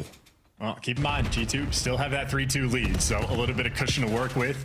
They've been on point with getting these first bloods. They just cannot afford to slow down. Try to smoke off Abuza, and that's the exact man. If you see Abuza on the map, put the pressure on him, or maybe don't walk into 4 players. Maybe draws. Hit markers are going to help. Ball brought down. Team kill. Unfortunate. Oh, 4's gone as well. Here comes the man of the moment, though. It's a 1v3. 2. Finding himself in a very good spot. Huge damage, but unable to dodge the wallbang. And you can see the confidence right now. Absolutely through the roof. G2 have none of it. They play the ego, and they get it done. Yeah, and again, outside of those two sort of magical moments and magical rounds from FaZe, G2 have been dominant on this map. Great in the first bloods, great on the play calls, and even with the pressure on, not breaking down. Staying stable, the team kill's unfortunate, but Mamba was there, not just for the initial kill before he accidentally takes out Estriel. He gets a second one after the fact, and I mean, you can see Mamba still bouncing in that player cam. That's for good reason, man. With damn good reason. Whoa, what a good game of Raid. Just when you think you've seen it all. I mean, we kind of have, but it's always a little different, right? Before. Yeah, goes for it. Absolutely goes for it. See you later, man. Not a lot of cover there. No help from Sim. Unable to do anything in that spot. Down a man. What do you do, FaZe? Isolate Mamba. Maybe best opportunity you have because he has 0 support. He's tagged up. You're going for the hunt. Easy to take him down, and you escape towards basketball. Next man in line is going to be Estriel, and he only has a single kill so far this map. Man advantage has flipped. Bombs on the other side of the map right now for FaZe, so to find these kills. Oh, big win out of Abuza, 10-5. What a map he's having. And I think Kremp knows exactly what to expect here. He's got himself a corner. Oh my God, has he found the tail of this snake? The good news, FaZe are pulling rear security. They are keeping an eye on their flank. They might have salvaged this round after losing their first man 04. Kremp. Do it. He's doing it. Go back to Kremp. Go back to Kremp. Oh, they had eyes on him. What an opportunity that could have been. Going for the defuse. Now the battle is on. He's going to dance this one out. Great shots. It's a 1v1 with ample time. Plenty of damage dealt, and Kremp still moving, still grooving, and finally brought down. What an attempt. And a true knee slap. Frustration there for him. He really did try to do it all there. Oh, yeah, but Mr. Icy, on the flip side, doesn't matter how good the movement is, Abuza is there to hunt you down. He's a player that gets criticized for being too slow, but he gets active when it is necessary. Simp calls out 1 HP, and Abuza is all over him. Not letting that one through, and as much as I love the sneak defuse attempt there from Kremp, Simp, you talk about his talents all day long, one of the most aware players of all time, not the guy that's going to let that slip through. Yeah, he's got his priorities in check. He's not going to let that one happen. He might be 1 in 7, but he will check that box. But that one is good. It's good. Well, something we don't have yet is any first bloods for FaZe. They're still keeping it together. And a single round separating them right now. They might be able to get their first blood. Indeed, they do. Well, it's a 3v3 at immediate trade. Great shots from Mamba there. Eyes on at least 2 players for FaZe now towards the backside of the A-bomb site. And Kremp with a cash money corner. Beautiful angle to catch 04. Huge.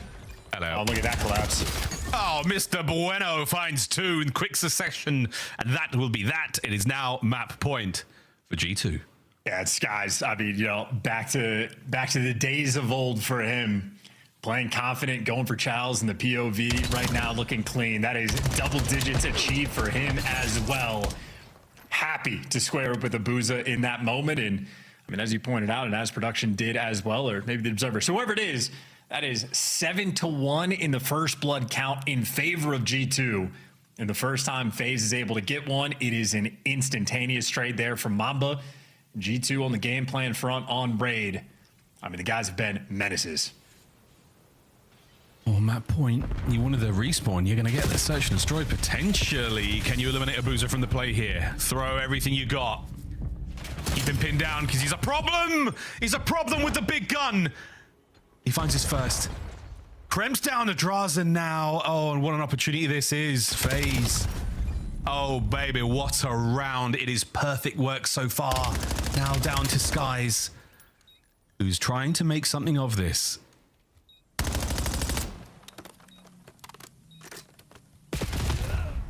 There's the check, and there's the read. FaZe. They buy themselves another opportunity. Yeah, I'm not a fan of the team chem, though, from FaZe. I feel like you give Simp that kill, right? Like Simp's 1-8 right now. Don't steal that final one from him. Give him a little bit of dope. Get your boy back in the mix. 04, taking it for himself. No, I'm kidding.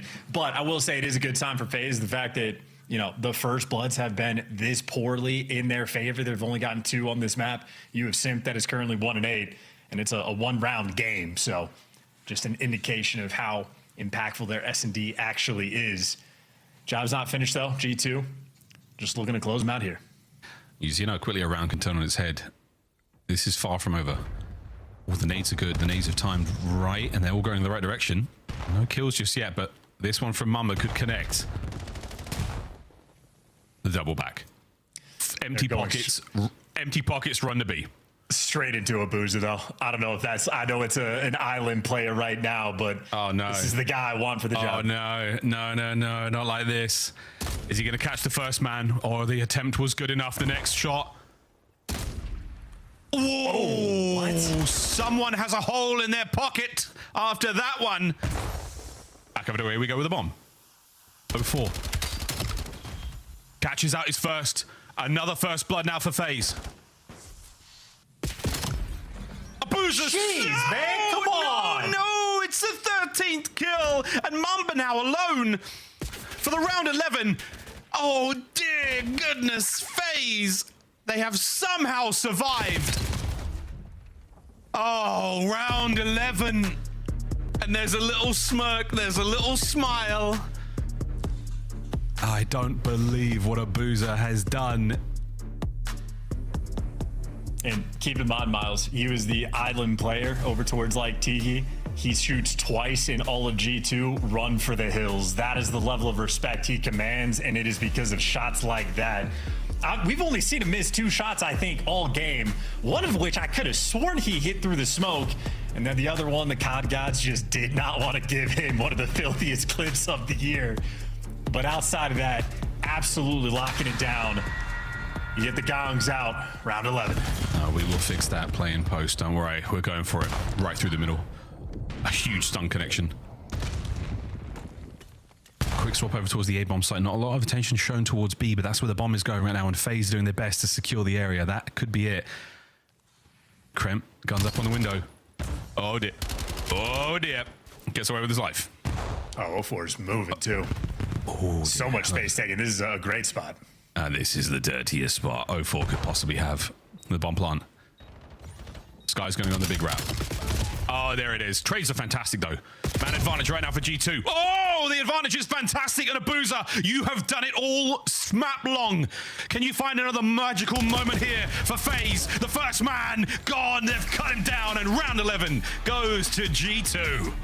They staved off the Zaza pressure. Yeah, the guys like Abuza and Draza bailing him out of map number 1. Abuza did everything he could in map number 2, but FaZe simply overwhelmed. G2 game plan on point, playing with a ton of confidence as well. And again, You know, they got daggered on the Blackheart. They had the advantage for the majority of the map. They drop it towards the end, a couple painful moments. They respond perfectly in that S&D. It got dangerous. It got dicey. And shout out to Abuza from some of the nastiest clips, but that is incredible sniper clips for an L. We're going to forget all about it and give credit to Skies and Kremp.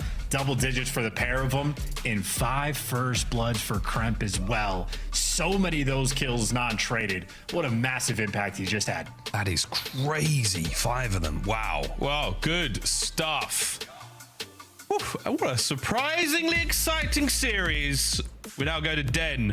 We will see Kremp Lossus for map 4 at the very least. What a contest it will be. Scar S&D for game 5 if we have to. But for now, folks, we take a moment to compose ourselves and prepare for the Den Overload, which is on the other side of this break. An incredibly exciting series so far. Feels like it could go either way at this point, but we'll see. After the break, Den. Don't go too far.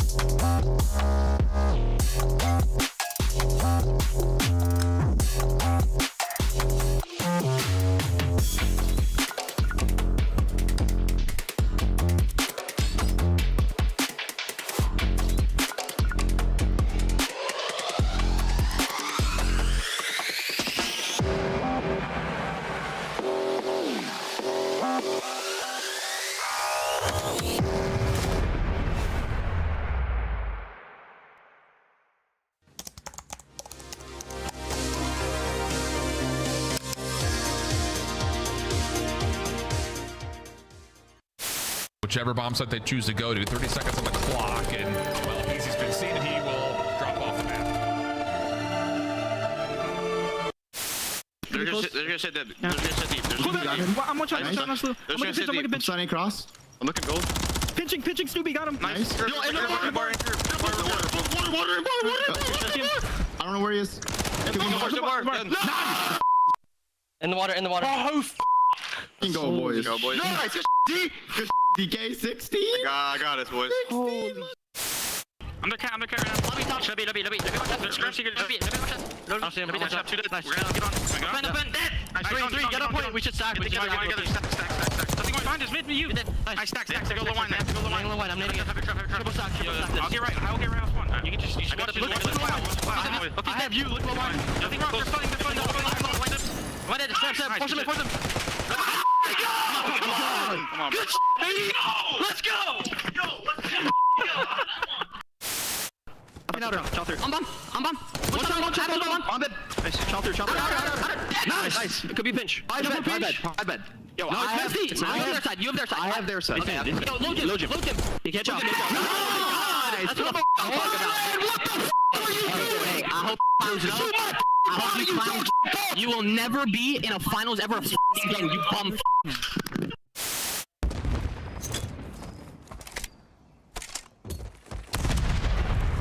Iron Doge does it all now. Go big. Oh! Unicorn.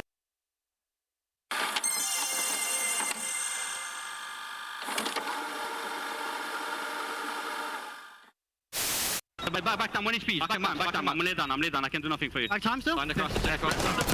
Oh no. Behind you. Give me that. Let's go. Oh, if I just go heli that round, man. They won't do that shit. Monster Energy, the official energy drink of the CDL. Scuff, official controller of the CDL.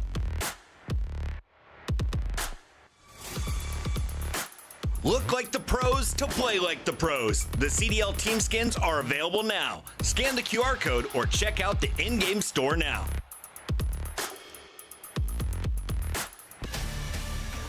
Welcome back, friends. It is now time to get into map number 3, and we are eating good right now, Call of Duty fans, and we've still got Thieves taking on Optic a little bit after this. Very, very excited to get into this den game of Overload, tied up 1-1 in our series. Mr. Ashworth, did you see it coming? I did not. Dox me, man? That's crazy. No, did not see this coming, or if we saw it coming, not from this direction, right? I would have expected, if anything, G2 win map number 1 and then fail in the S&D, so the tides are turning, but we're turning over to a map number 3 where guys like Simp just went 1-8 in the S&D. Very poor performance. And in my mind, Simp is arguably best control player of all time. Like that third game mode, he had it on lock for years, able to break it down so effectively. Main Slayer, objective-minded, Mr. Do-It-All. Well, it's a brand new one. We'll see if Simp can calculate it at all, or calculate it out rather. And certainly in his player cam, he does look locked in. Oh yeah, we do feel locked. Sim, what a player he has been. What a player he's been in the series. Some good start there in map 1, but yeah, S&D was absolutely stinking. Good thing for him though, his team is gross. Outside of a December 5th loss, after that, Christmas treated them very well. 3-2, 3-2, 3-0, 3-0. Now we find ourselves in a tough spot. Their final match of the run towards Major 1, of course, Vancouver Surge, a very, very different looking squad than they have been thus far. 2026 treating them a little bit better, but if you're FaZe, you absolutely want to keep this run going. Going into the Major with a strong, strong head on your shoulders, exactly what they want. A team that typically peaks mid to late season, already looking strong. Well, brand new team as well, so it's a new dynamic. So even the players themselves expect to maybe peak mid and late season. I mean, who knows how long it is actually going to take. Might already be here. Again, boys are looking good. Certainly, the tools they have in their tool belt are looking shiny, sharp, fantastic, and ready to go. And on the flip side for G2, just respecting the energy that they have brought into this series. I mean, they woke up, came ready to play, and so far they have absolutely battled. Still going to need more. I mean, only so much gas in the tank, and I mean, I know we're happy that we're going to see a Kremplossis in the mix, but you still want to take every single advantage you have. Looking forward to the Den Overload. Yeah, Den's on its way, and the Boozer stats pretty solid as well. FaZe really had their time yesterday. Very, very impressive work. We saw them on exposure. But then a slightly different beast. We'll see if they've got the same, jeu de vie when it comes to attacking these goals. Their map awareness is fantastic. The player counting skills, great. They've got a real sense how this early mode, still very much in its infancy here in the COD world. Here we go. Let's see what our teams are made of here on Den. I don't have a booze on speed dial. What's the English translation of that French stuff you just said? The joie de vie is like a thirst for life, you know, something like that. Wow, so much deeper than my American friends. Mamba and Sky is getting their respectives, and now we are going to dive into what should be an opportunity for G2 to get a capture, at least get the ball a little further forward. But for now, bit of a defensive hold. They're worried about the hit through Dojo. Don't worry about that anymore. Estrel's got your kills. Now back over to mid-map. Opportunity to get something going here, maybe towards B. The spawn's there for FaZe on the A side. They're going to now fan out, but Estrel is still trying to make something happen. And, oh, it's a beautiful stick! And the second he's not going to be there. Sim, good shots. Well, and as soon as he does that, you got to slow down the pace. Maybe see if Skies can open up the middle of the map. He can't do so, and now, if anything, Krent probably just wishes he could put the rock down. Doesn't want the pistol in the moment, because now you're trying to force this through effectively a gun down, and yeah, he's just going to fall. FaZe in this moment have the man advantage. Estrel takes it right away. Damn, he nearly got the third as well. Again, great work in the damage department. Guys unable to capitalize on any of that intel. Mamba, he's doing what he can. Possession, though, goes to FaZe, and an immediate transition over towards the B goal. Now, this is a one-way street. There's no real going back after this, unless you literally go back. But once they commit past the halfway mark, you know it's on. Here we go. 0-4, trying to bait out the attack. The trade, there it is. The ball still in play. Is this EMP still anyone's grab? If it resets, it's back to middle, though.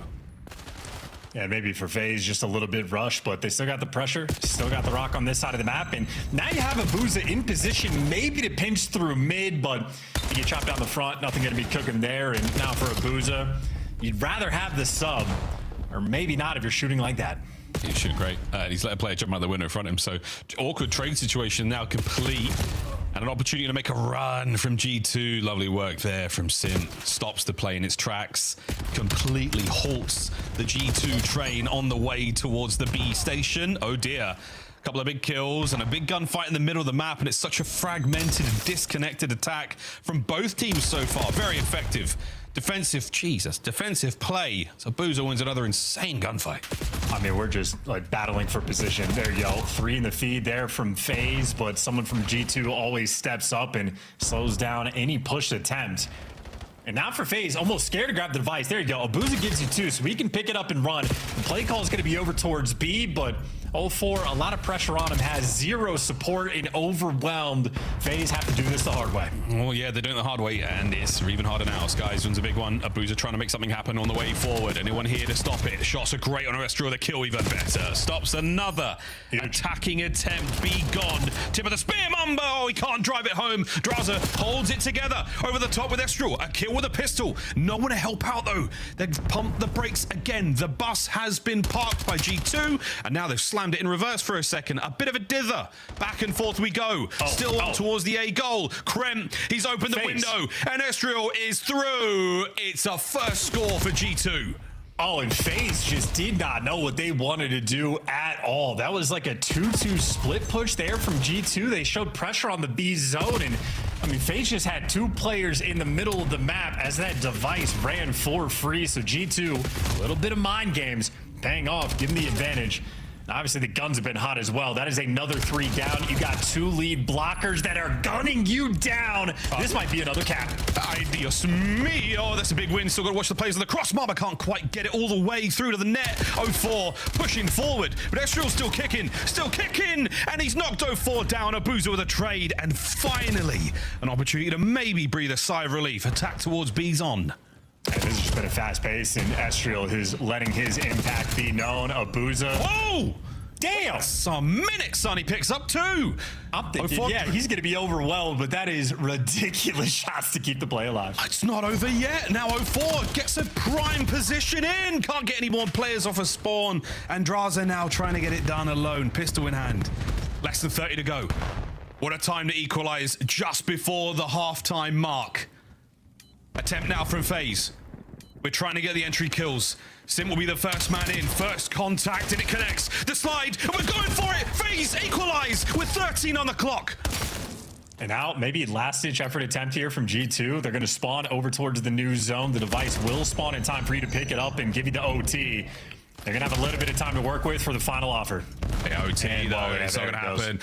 I mean, perfect setup there positioning-wise on the map, but FaZe, they react well and unbelievable patience to find that equalizer after what was not a fantastic round for them.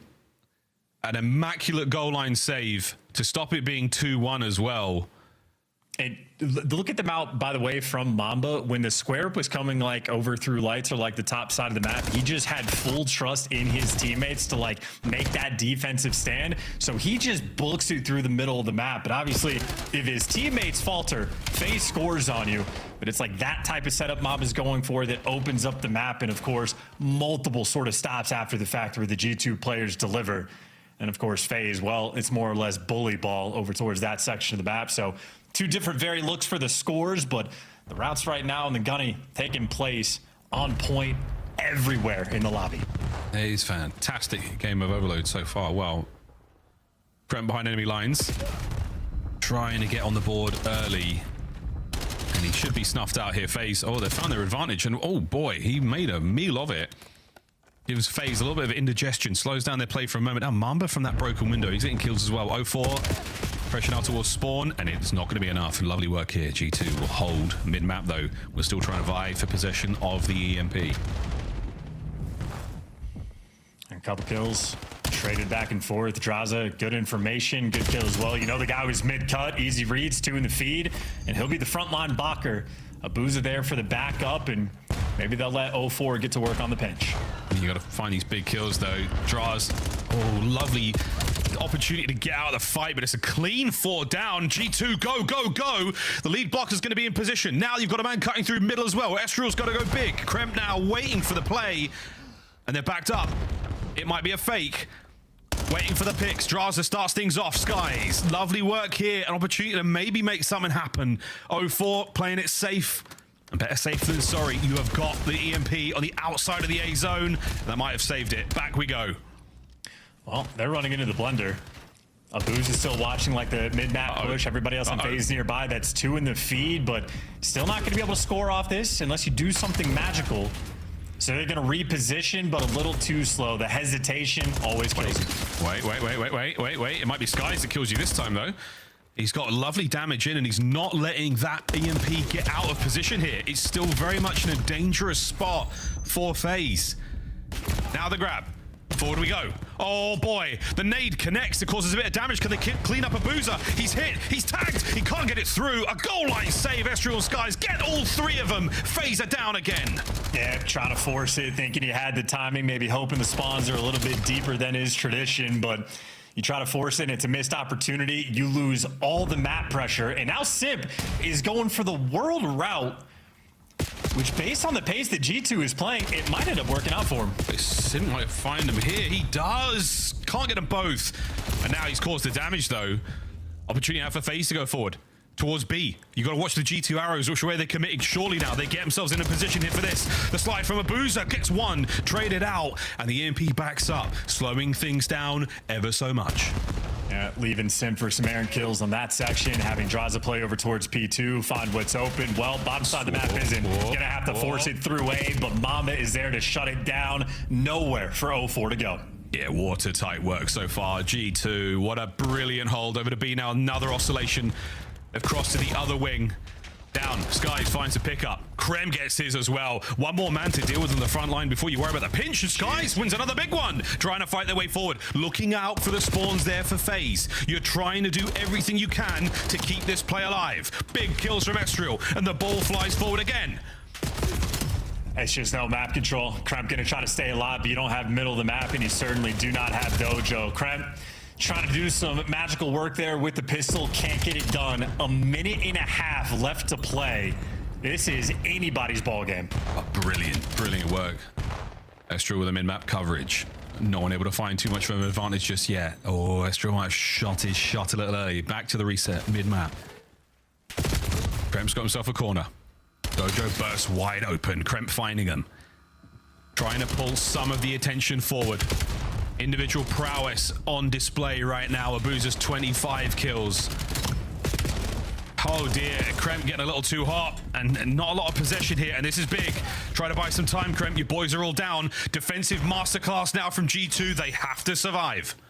Maybe the best attempt they're going to have. They don't have Draza in the picture just yet. FaZe, they do not need to rush this. The trophy system is about to pop. Here we go now. Clear skies. Opportunity for a big moment. Estriel has got to go huge. You're waiting for the perfect pick. 30 seconds on the play. FaZe lining up for the hit. No one committing just yet. Another man dropped. The mid-map pinch not going to happen. It's going to be a face smash. Estriel pounces. Estriel slides in. Our trades are done. FaZe are dead. 20 seconds to go. Yeah, huge work on the defensive end. Kremp blocks down the middle of the map and make sure Draza can't make a play. Everyone else hits guns forward. And they might be planning to let this device reset as well. Or number 4, Simp. Wait. I was going to say, he was getting close to it. Now we're going to go back to mid. Wait. In a round of OTs, letting it cross, and there's your first blood. Yeah, he lets it cross. He doesn't get the second man, though. Traded out again. 3v3. No possession just yet. Draza backs up, stays alive. It is a 1 minute and 50-second game of TDM. No lives left for anyone. Here we go. And when we saw Heretics in this type of situation, them in Vancouver, or maybe Carolina, blue teams, no one actually went for the device for the longest time. If you have device control, you get the win. So you might go for it last second, but G2 might make a play. They're running into Draza. Yeah, 0-4's playing for the possession play at the end. He might, yeah, they're committing for it now. But they're shuffle now from G2. They will make something happen here. Skies with a beautiful pick. Man down, but possession still FaZe. He's going for goal. Anyone there to stop it? Yes, Krem's going to be on the tight corner. Krem gets the pair, and overtime comes to a close. G2 take the lead. And FaZe getting nervy as well. That was G2 applying the pressure. Ran it. Draza called out 2 players on the right side of the map. They thought they had the opening, but then the panic set in. Sim tried to deliver, makes a super heads-up play to let the default time expire before OT pops. Unfortunate for him, there were just 2 players nearby. And after that, well, the heads-up gameplay, all on Minnesota's end. They're on the defensive side of things. Just on point for what felt maybe like 6 minutes of phase device control that they dealt with, and they did so to a T. Slaying nearly even every single player down the line, being a contributor on both sides of the ball, but it's G2 that comes out on top, and G2 with the advantage in this series. Unbelievable. What a game. Overload delivers again. Oh, God, fans. Here we go. Highlights of this one. Again, really good, beautiful, absolutely beautiful English mother trucker. Really good defensive plays from G2. Early advantages taken from them. It could have been a 2-1 finish if not for FaZe magic on the defensive end towards that A zone. And that was the stop. That certainly helped. But the trades were so good, the damage was so good, and G2 just a really wonderful awareness of the lanes they've got to worry about and the options that FaZe have given the positioning of the EMP at any given time.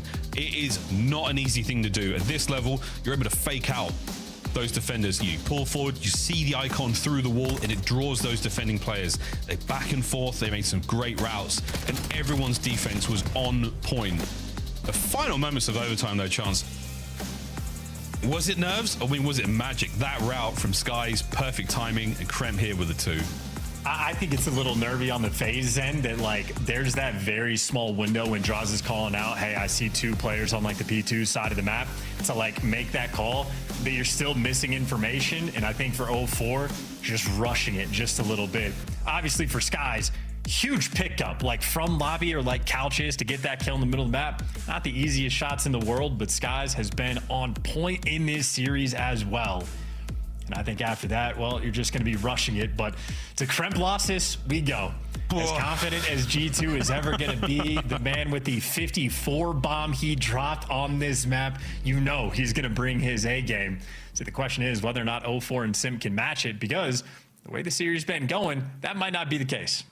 Every single player in this lobby has shown us some good stuff at some point. This is a series of everyone in fine form, but Kremp does have a little bit of legacy to his name in this one. I wonder if it's going to make any difference whatsoever. The kill record is held by Kremp, not only in Hardpoint, but on this very map. That is an exciting thing to think of, but again, the Falcons, what a wild card team they could be. Is it a ray gun? Is it Mr. Peaks? You never know, Chance. It's really interesting to see.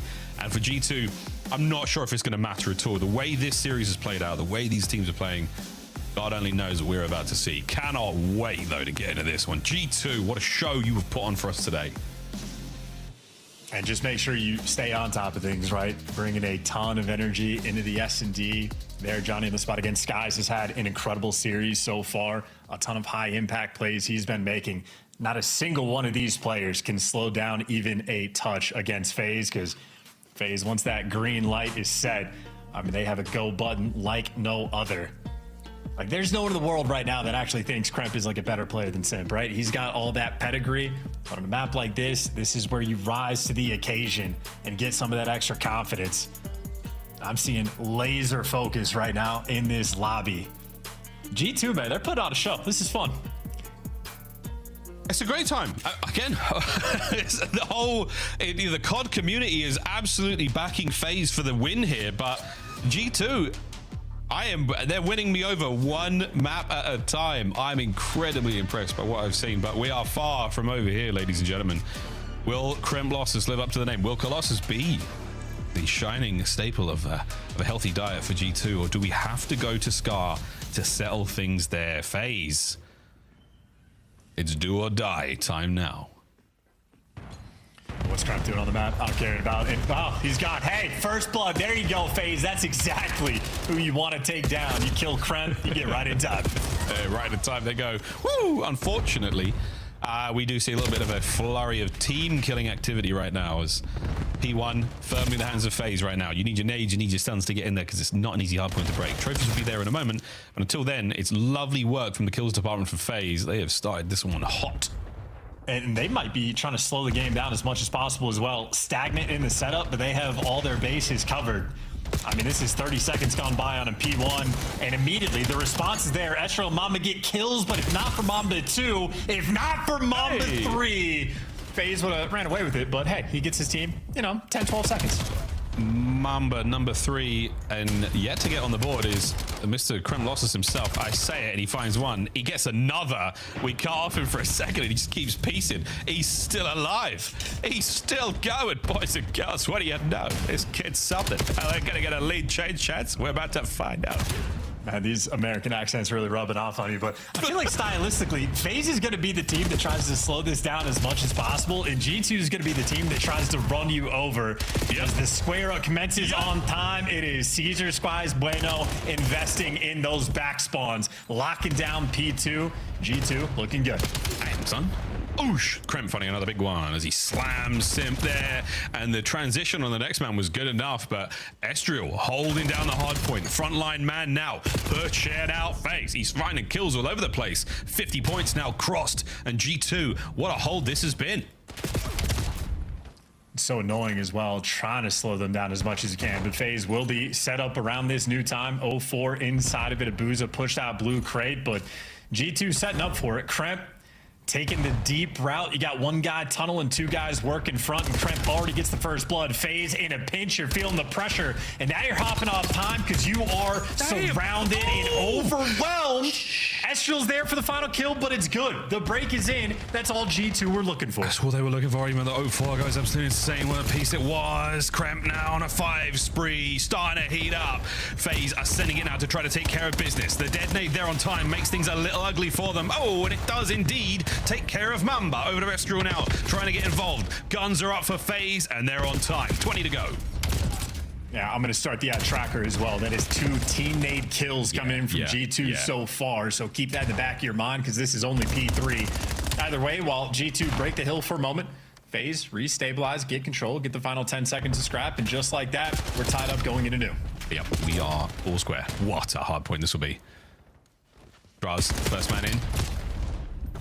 Gets a little bit out there. Simp is going to find the kill. Trophies are in play as well. Here we go. FaZe with a good setup here. They've got themselves time. They've got some space now to work with top mid. G2, most likely all through the back, but we're going to see Draza, his gun is up at the ready. First man gone, and it's another 3 dead. Sky is holding the back line down for now. Spawns have flipped. Wow. Opportunity for the pinch, but a great read from Abuza. Can he get both? Well, Sky just put on the series where he gets you the 2, and that 2 at least secures you those back spawns for the reinforcements to be there. Sky's had that time perfectly, and G2 still holding on. Oh, Estriel with a magical second kill, somehow dealing that, and that's another 3 dead for FaZe. Hardpoint's flipped on his head again. 20 seconds still to be had here, as Skies and Co cutting them down on the approach towards new rotation. Skies is locked in as well. He has had just such a phenomenal series. A good map as well. A couple key moments on both P2 and P4. Nonetheless, it is for a tied up hardpoint game after the first set of rotations. Kremp thus far has been quelled. It's Abuza right now, that main Slayer, and well, it's G2 securing the time. They get the statue control. It's looking good so far. Again, good so far. Mamba down low. Anticipates the play, cleans up a few more. The battle upstairs, though, will go in the way of FaZe for now. Mamba with the window hops. Lovely damage. Trade complete on Krem. Pressing the advantage. 1-2. A big 3 spree now. 35 to go. Kremp again. Getting it done on Colossus. Oh, now you got players in both the middle of the maps. You have Estriel on one side, and you got Mamba in the other. But Estriel, there's 3. Mamba for the 4th. And that is a 2v4 coming in from G2. Kremp sets you up, and his team knocks him down. Oh, they have squeezed this hard point so hard, it laid an egg. Kremp transition from one man to the next. Skies starting to heat up FaZe. Oh boy, what a win from Draz to stay alive there. Final few seconds of P1 goes, and the second set, it's a little too hot for us to handle so far. G2, the row is good, but you don't account for Sim. Oh, over the top, gets another. Kremp on the trades, and the damage dealt. Good lordy, what a battle this is. Yeah, the damage dealt, and they make sure to get those back spawns, so Sim couldn't do everything all at once. Oh, and now you're squaring up. Couple trades rolling through. 2-2 G2 split. Mamba there for 2 in the feed. That's the little bit extra you're looking for. In the P2 and P4 spawns, G2 have been on top of things. Damn, Mamba, great shots into the next man. Krem can't get the cleanup. Stim stays alive. Sky's now playing it from a little further out. Beautiful shots. Abuza wins his. And this is some hard point. Another hand change. Big spawns now across the map there for G2. And you are holding it still. FaZe, a very, very succulent 15 seconds to be had there. And a foot race towards new that I think G2 might just win. Sky's going to be in the new time first, and he's got every one of his friends there from the help. So Sky's and the school kids trying to take it over. You do have to worry about the front side push coming in from 0-4 on the Godheady, and well, you're going to have to worry about everything. I mean, FaZe had this hill surrounded. They've got it fully surrounded. The breaks were good, so they don't mind getting it late, but oh dear, wow, you got to still contend with these big kills. Their breaks weren't great this time round. Although they were quacked up to be. Show me the duck. Here we go. Next wave of FaZe players. And this next wave might just die. I mean, G2, even when he handed him chaotic moments on this map, they are locking it down. Skies calls out 2 players, 1 shot. Kremp, well, he knows his job. Fly at them, do the damage, get the kills, and another 4 down in favor of G2, and they have flipped the spawns. They have done it. Astro on a 5 spree. Great spree work here across the board there from the G2 boys. And a solid lead right now. FaZe, they are just being run here. FaZe Vegas. There's the duck. Thank you very much on that note. Let's go for a FaZe Vegas listening. Nice, perfect. Hold on. I help you. I help you. We go. I'm trying. I'm my peon. I have a peon. Let's go. Yeah, I'm peon. Peon dead. I don't see any front. I'm up. I'm peon too. I'm good. There's 2. Okay. Yeah, I'm good. I don't see him. I'm shouldering. I'm laying down close, okay? Yeah. There he is. Wall bang. He breaks, Caesar. He jumped over. Time dead. Nice. Top it. I want guys. Side. That 2 on time. 2 on time on you. I'm a side door. 1 front. Hey, side to back. On the back. Dead. I spawn back. Run it back out. Back out. Top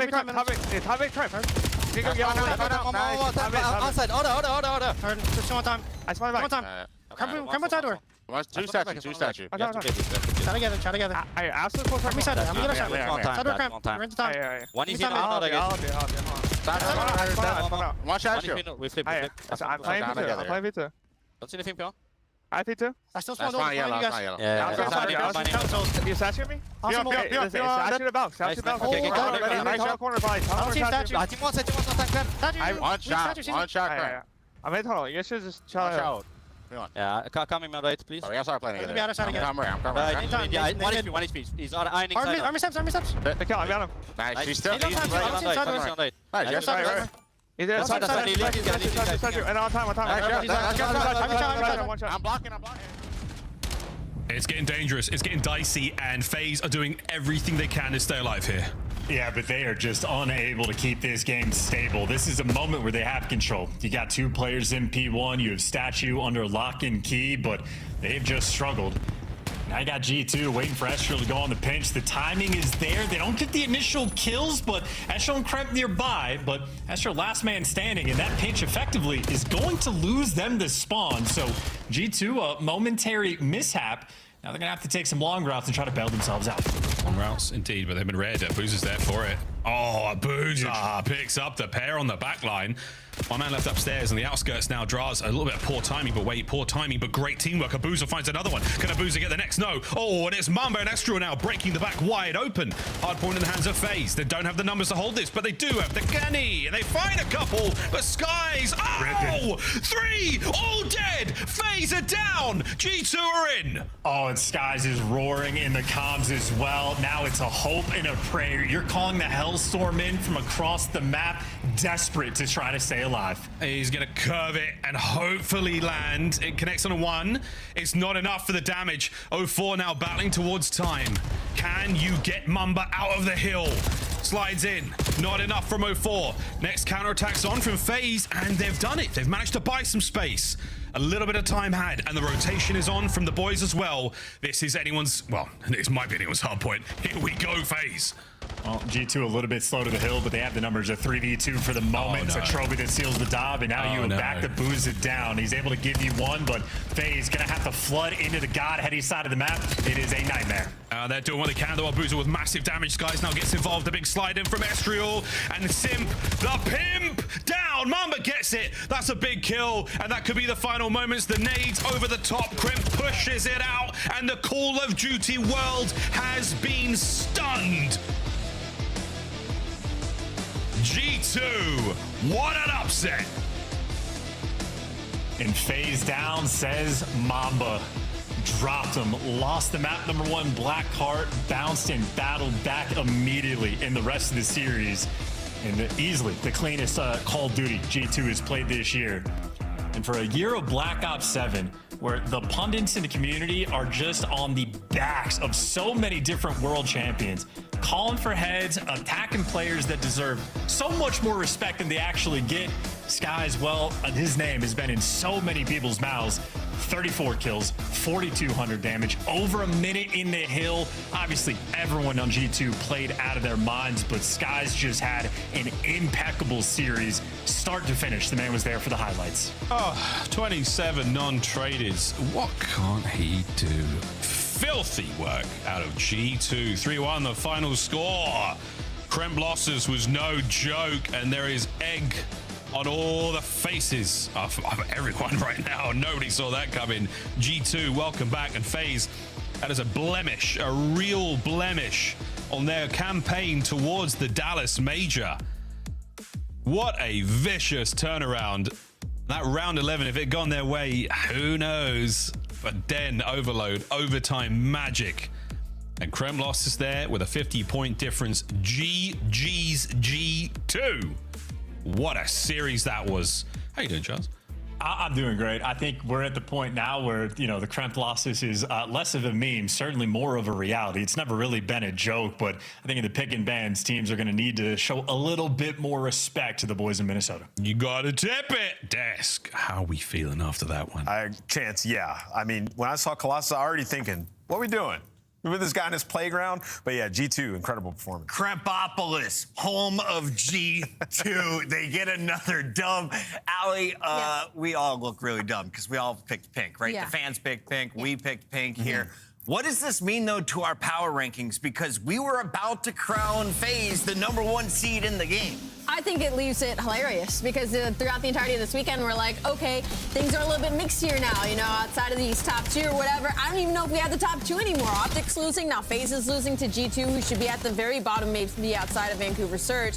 And so now it's kind of like, anybody can beat anybody, question mark? Because this doesn't look like it was a situation where FaZe is just playing bad or having an off day. G2 played this incredibly well. Yeah, I mean, and there's nuance to the series. I mean, it's around 11, right? The overload. I think FaZe took some gambles that they might not take versus some of the top teams. And we get to a Colossus where you're FaZe, you're feeling confident because of the Toronto win you had, and you test G2 on their best map. So I think, all the teams, we have parity in the league this year. Yes. Even the bottom teams have been upsetting teams on some maps and getting to game 5s and just not closing them out. This is one where G2, all the guns are firing today. You got a really good series out of Skies. That has not been the norm. The world champion. Yeah, and that hasn't been the norm, but when he performs, couple that with FaZe giving you some opportunities, like I said in the overload, and giving you the Colossus, they capitalize on it. So kudos to them, but this is not shifting my power rankings much for either team. Cesar Bueno. 8K Skies leading the team. Mamba leading with the emotion as he says FaZe down. The rookie wants all the smoke, Allie. Yeah, 100%. I mean, he kind of had a little bit of a fire under him, right? I think all of them did when this is a situation where nobody expects you to put up any sort of kind of fight and to come out with the win. Obviously, it's going to give you some fire. G2 looking like the most dangerous of the bottom teams right now. The question is, when can they establish themselves as a real threat to make it to a Sunday? Yeah, I mean, you just got to find some consistency. I will say the Colossus, though, they're putting out Teach tape. That was the best P1 I've seen all year on that map. I can't wait to break that down and tell you. We're going to do it at some point. It's time for our interview. It's the Monster Winner Spotlight. Welcome in Kremp, who we have renamed Colossus after. Kremp? User entered your channel. Welcome to the channel. Another dub tonight. How are we feeling? Feels fantastic. Finally didn't go map 5. Big dub. Big, great dub. Can you talk to me about the overload? How did you guys walk away with the tiebreak win? Honestly, we've been scrimming a lot of overload, right? And usually when we go to like scrims, when it goes to overtime, we have a harp. So we haven't really scrimmed without the harp. So it kind of got to a scenario, like, okay, they have full ball control. If somebody do something, I'm going to camp B. That's literally what I said. And then they end up coming B thinking they had a gap or something. Yeah. It was a free win. That was huge. Yeah. It was well played. You guys showed pressure on the other side, and they just bit right on it and tried to score. But for you guys, and you and your sub duo in particular, Estriel, in the preseason, the dynamic was awesome. You guys are taking over games, and now we've seen a bit streakier out of the duo and you guys. What have you guys been working on to showcase what you just did? To be honest, we've always been a good duo. Our only problem, really, because we've been losing map 5s, which people seem to forget, is we just lose every overload and it's not even close. So, like, if we win an overload, it's literally over. If at least keep it competitive, because we're getting ran into overload going to a map 4. So, like, we just worked on that. Our pacing got a lot better.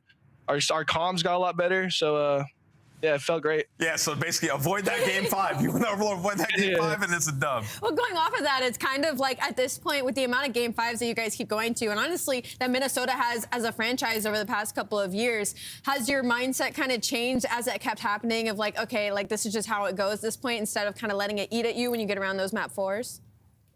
Honestly, nah. We go into every map knowing you want to win it, you're going to win it. Even if you don't, you're planning on winning it, of course. It was just more so like we go to a map 5. We worked on our search a lot as well, like our system for search even. We're not scared of a map 5 per se. We're just tired of going there all the time when we shouldn't. Kremp, congratulations on a 2-win record so far. You guys are still in the running for the winner's bracket. Really? Let's fucking go. Still alive, baby. 4-0. That is Kremp. That is G2. We got to let you go. When we come back, we've got another matchup. But first, let's take a look at the numbers here. Kremp dropping bombs. 54 against Carolina today. Another 30. The Kremp losses numbers are real. Kremp, you still on the line? He's still here? I don't think he's still here. But listen, yeah, I mean, it's something about that map. He just gets mixy. They understand it on another level. He plays style incredibly well. Kremp is one of those players that definitely does really well when the pressure and the people are on him.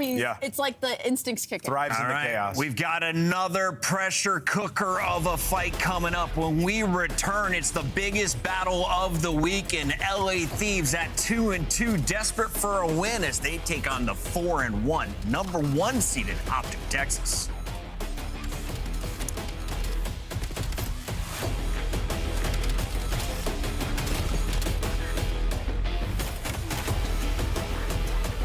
Monster Energy, the official energy drink of the CDL.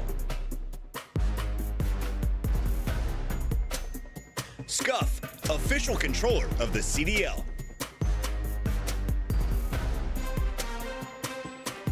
Look like the pros to play like the pros. The CDL team skins are available now. Scan the QR code or check out the in-game store now.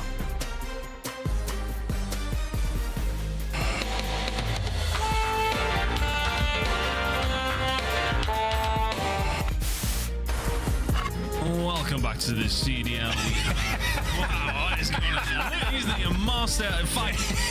This guy is just, that's unbelievable. Okay. I knew we were coming back to him. This is not what I was expecting. Dashing, oh my God, what a play. Coming in from old time, and I love this. Well, now shots. Yeah, what a play. He should let one walk past. Right? Yep. Here comes the first. Good play. Free 2-piece. Great play. That is free straight. Gorgeous. And we is that gonna flip spawns? Yo, that was beautiful by the Falcons, and Optic are starting to figure it out. And you know what? That ain't gonna show up on the scoreboard. But what a play. You stay L triggered, Merc's there for just 2. broke the hill basically there for the by himself. This is perfect. Just funnel them green. We have this grandma rotation. 10 seconds left. I think it's certainly right now. Well, hello there. We are back and ready to kick it into the map 3. A hot contest so far. Yeah, it's hot in the building. It's hot in the series. Hey, you got shorts on today. You're hot. Yeah, no, I knew it was going to be warm, so I had a feeling. So I had to pull out the quads. Look at these things. You think anyone's blinded? I've been see through them. I've been hitting the peloton though. There's some muscle there. I'm telling you, these things feel like a couple of rocks, man. Okay. I'm so sorry about that, everybody home. Hopefully, no one. Viewer discretion is advised. Had their vision affected by the bright lights of my quads.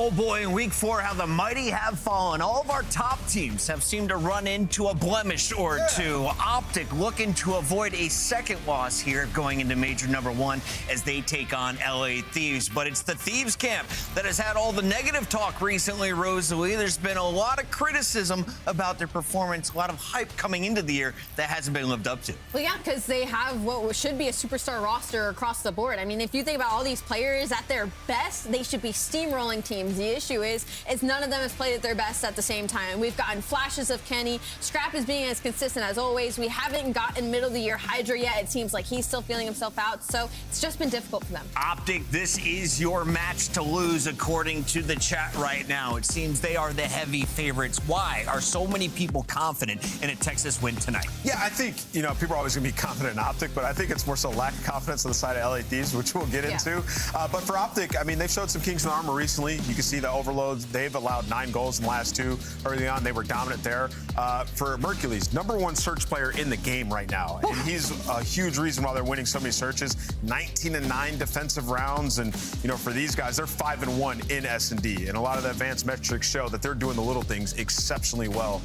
So for Optic, they definitely have the upper hand in this series. Mercules looking like the best AR in the game. He had 1 slip-up series. Other than that, the man has been dominant. And as you mentioned, one of the scariest when it comes to search. This team can put the pressure on you and respawn as well.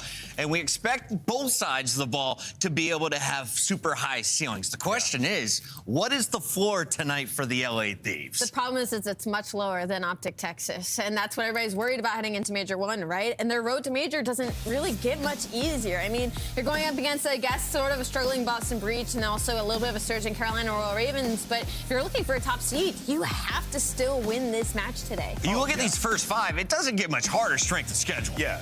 I mean, the first 5 games are very difficult. But that Carolina one becomes super interesting if LA Thieves were to lose this game. Yeah. But yeah, when you talk about the individuals, Chris, you talk about like their floor to ceiling, whatever it is. Hydra's 45th kills per 10 minutes right now in hardpoint. What the hell? There's 48 players in the league. Abizi 41st in damage. The hell? It's Abizi we're talking about. Yeah. So like these are players that have been dominant for years.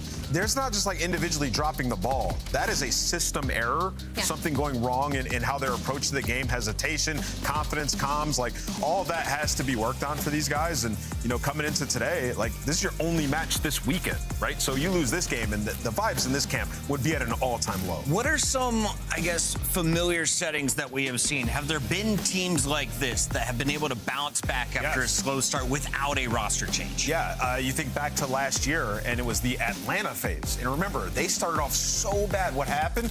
The 1v4, Simp versus Miami Heretics. Sometimes it takes a special play. You win a series maybe you weren't supposed to, and then the confidence is back. This is that series that you're not supposed to win if you're the LA Thieves. You win this series, all of a sudden, it's forgiven. LA Thieves refuse to play Den today. Blackheart will not be in the mix for Optic. Instead, it's Exposure and Scar for our first 4. Allie, how do you see this playing out? Listen, Den is out. And honestly, to tell you, like, how I see it playing out, I can't tell you because LA hasn't played any other map other than Den. So for me right now, it's like Optic Texas are going to have the statistical advantage, of course. But for LA, it's also like, okay, what is the work you've been doing in the last week? What map should we be paying attention to in this layout that you've done and put the effort into? All right, phase falling makes me believe Optic is going to take advantage of this opportunity to reclaim the #1 seed and lock it in for their major. I have them taking out LA in another game 5. Yeah, I think the pressure, like back against the wall for LA Thieves, might be too much up against a team like Optic here.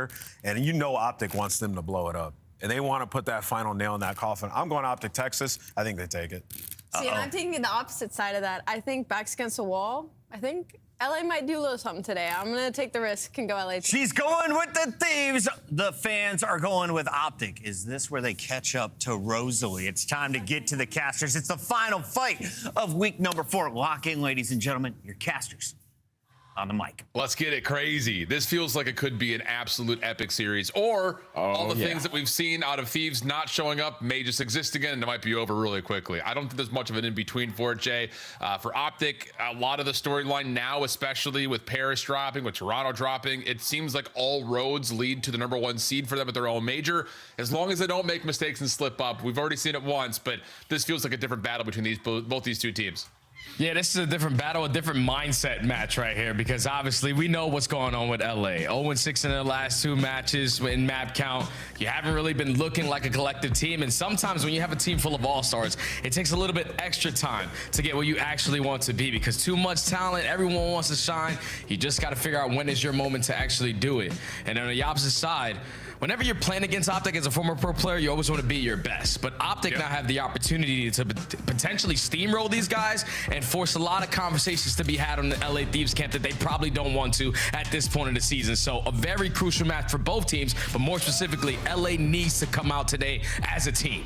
Yeah, and you did come out right from the get-go. I mean, we said that all the time. Like, momentum from minute 1 could not be more appropriate for a team that's been struggling, especially, like you mentioned, 6 map losses in a row, where Optic has a little bit of freedom, I think, especially considering the results from this weekend, to have a pretty clear-cut path to dictate their own destiny towards showing up their major for a ring ceremony and be the #1 seed. But it's a big matchup. Optic Texas taking on the LA Thieves. Exposure hardpoint. Let's get it on. And Optic already being the aggressors, taking a lot of space in the middle of the map. Shotzzy flies right through middle, instantly at your bottom window, opens up the initial gunfight, but it's a battle right now for the map control. Need a team 1.5 time. Yeah, nice moment from Shotzzy, able to read down to 1, plus have assistance for Mercules to shut down Scrap. So opening time looks good. Thieves trying to surround this P1, hitting every single point of ingress at the same time. Dashy not quite able to finish on to the first kill in front of him. So with that, Thieves will win all their individual 1v1s, get back, counteract Optic's time, and start to make a move to try to push Optic around the map. Yeah, Optic really didn't know what the setup was looking like there. They were just waiting for their final teammate to spawn, and as soon as he spawns, Dashy turns and unfortunately loses the fight. Then you lose the map control after that, but now it's a race off the rotation. The Nuke wins a 1-on-1, but he's knocked down to 16 HP. You got Mercules with the cover fire, and this is the hill that Optic love on exposure. Yeah, what a read from Merc. Able to shrug off the player at mid, find the kill on the side. That's easy. Sneaks in through staircase, though. Nobody there to watch it yet. Turns it into a double. Big moment here for Thieves. Now have the numbers to keep pushing forward. Dashy wants to chow this, though, and Hydra's right there to beat him. So Thieves will gain some control over 2 and push Optic back. Yeah, fighting very early on is Thieves, showing the gunny. Abizi having a hot start alongside Hydra. Abizi's on 4 in a row. Eventually he is going to get traded, in all of Optic Texas are going to fight their way back into contest this old time, but the numbers still in favor of LA. The gunny still in favor of LA. And now Optic has to start thinking about that rotation because it's only 20 seconds left. Yeah, Scrap able to, again, keep Optic at arm's reach in front of P2. Now off of his regen, able to get back to the ARs. Hydra, yeah. Able to deal with the first, turn around, find the second. But like you mentioned, the big thing is about rotating to new. And actually, Thieves will spawn close here thanks to the staggered timing of the respawn. So they're going to get to P3 first and have a BZ top window, flexing onto the M15. Already reading that Optic or trying to approach from the front. Yeah, just value your life. Try to stay alive with these nades and stuns getting invested through the front window. So far, so good. As Hydra's keeping it safe on the backside, catches the timing onto the nuke. Already put yourself in the numbers advantage while Hydra's blocking the back. So all of Texas have to break through front window, and this is not easy. You have to check every corner. Now Kenny's on 5 in a row. Yeah, really good moment here from Kenny. Just has the freedom to push forward, like you mentioned, considering the control of spawns and the manipulation of the map from Thieves. And that breaks down Optic's break attempt pretty quickly. Split moment here, though, and actually Optic somehow come away with every single gunfight win. That's a very quick 4 down, unexpectedly so, and much neededly so for Optic, trying to get themselves over 25 points early. Yeah, but Scrap is out. Scrap is out. You are not going to be aware of that, so now he just needs to value his life a little bit more. There's a player from Optic working on the rotation, and it's going to be Mercules. A 1-on-1 versus Scrap. Can he sniff him out? I don't think so, because Scrap off the revamp. That's unreadable. What a play right there out of Scrap. Individual prowess to try to block the spawns. Doesn't matter. I still spawn right behind you if I'm the new. Yeah, but it's just Hook for now, and Abizi gets the read to at least get the trade out. What a start this has been for LA. Good Optic stuff. in pieces as Kenny continues to just bump the hard point and go a little rogue. He's got 2 in the kill feed while Hydra is able to get the read on the rest of Optic's approach over through Solar. Scrap picks up the lane. Do you get a read that Shotzzy spawns behind you, though? Now you do, because Hydra spawns out, but it's a little bit too late. Optic get another free break. Yeah, Optic keep getting these opportunities with some spawns that come into play. Shotzzy towards the backside. That should not be an option, but he does, and now he makes the most of it. You get the break for the final 30 seconds. But for all the LA Thieves fans who are expecting this to be a little hot streak, they have come out the gate swinging, so you should be proud, but job is not done. Battle off the rotation out of P5. Yeah, it's really just 2 different spawn moments that Optic get, I won't say blessed with, but they get the benefit of a couple of overextension mistakes from Thieves. And it relies on the P3 break and then a late P4 break to get us to within 24 points. Optic finally able to win a rotation, this time over towards Crane. Mercules, wow, what a snap that was. Not able to fully win the battle versus Scrap. And Thieves now have a chance to collapse on the hard point with weak Optic members in the hill. Yeah, and Hydra won his one-on-one on the opposite side of Dirt, so it's a clean break there from the Thieves, perfectly executed on the back of individual gunfights. Now all of Texas swanning over towards ringside. Scrap, your job is to hold down mid-map as long as you can, but now you lose mid-map, and Optic have all the angles to get you out. Kenny able to find first blood. Shotzi trying to dive into the hill. Hook is trying to play from the front, but there it is. Hook gets two. Mercules jumping in, finds the third. And Optic once again, counter break very late. Scrap doesn't check his corner. It was more focused on if anyone is hitting from the front side of the hill. And as he drops, will end the first rotation. A rotation that had largely been controlled tempo-wise by LA at just about a 15-point game as we go to P1 again. Yeah, P3 was the difference maker. That split second in the final 5 at the end of P2 where Optic spawned all the way across the map and give the rotation to Thieves gave them this little bit of a lead, but now Optic is starting to fight back. Dashy off to a slow start because Abizi is frying 15 and 8, almost a minute in hill time. My turn to get a couple more cutoff kills or some information. Now back up and value my life. Hell, I got the ego chow. I'm going for the gunny. And he even gets the stun check onto Dash. He wants it and finds it. Woo! Goodness gracious. Abizi flexing onto the M15, looking solid. LA clean the floor and now have some good time in front of them here on 1. Yeah, and Thieves right now make the adjustments on this P1. Whip out 4 M15s. They are prepared for all these long distance gunfights. This has been a flawless hold. To be up by 40 points, you're just going to be late off the rotation to New. You will absolutely take it. Well, we're going to go over to New. Optic will be there first. Thieves trying to break and continue to stretch together some nice moments here early in our second rotation. And as they do, we'll check in with the comms of the LA Thieves. I'll see him under. Name time. Hold on, mid, Teller. Try.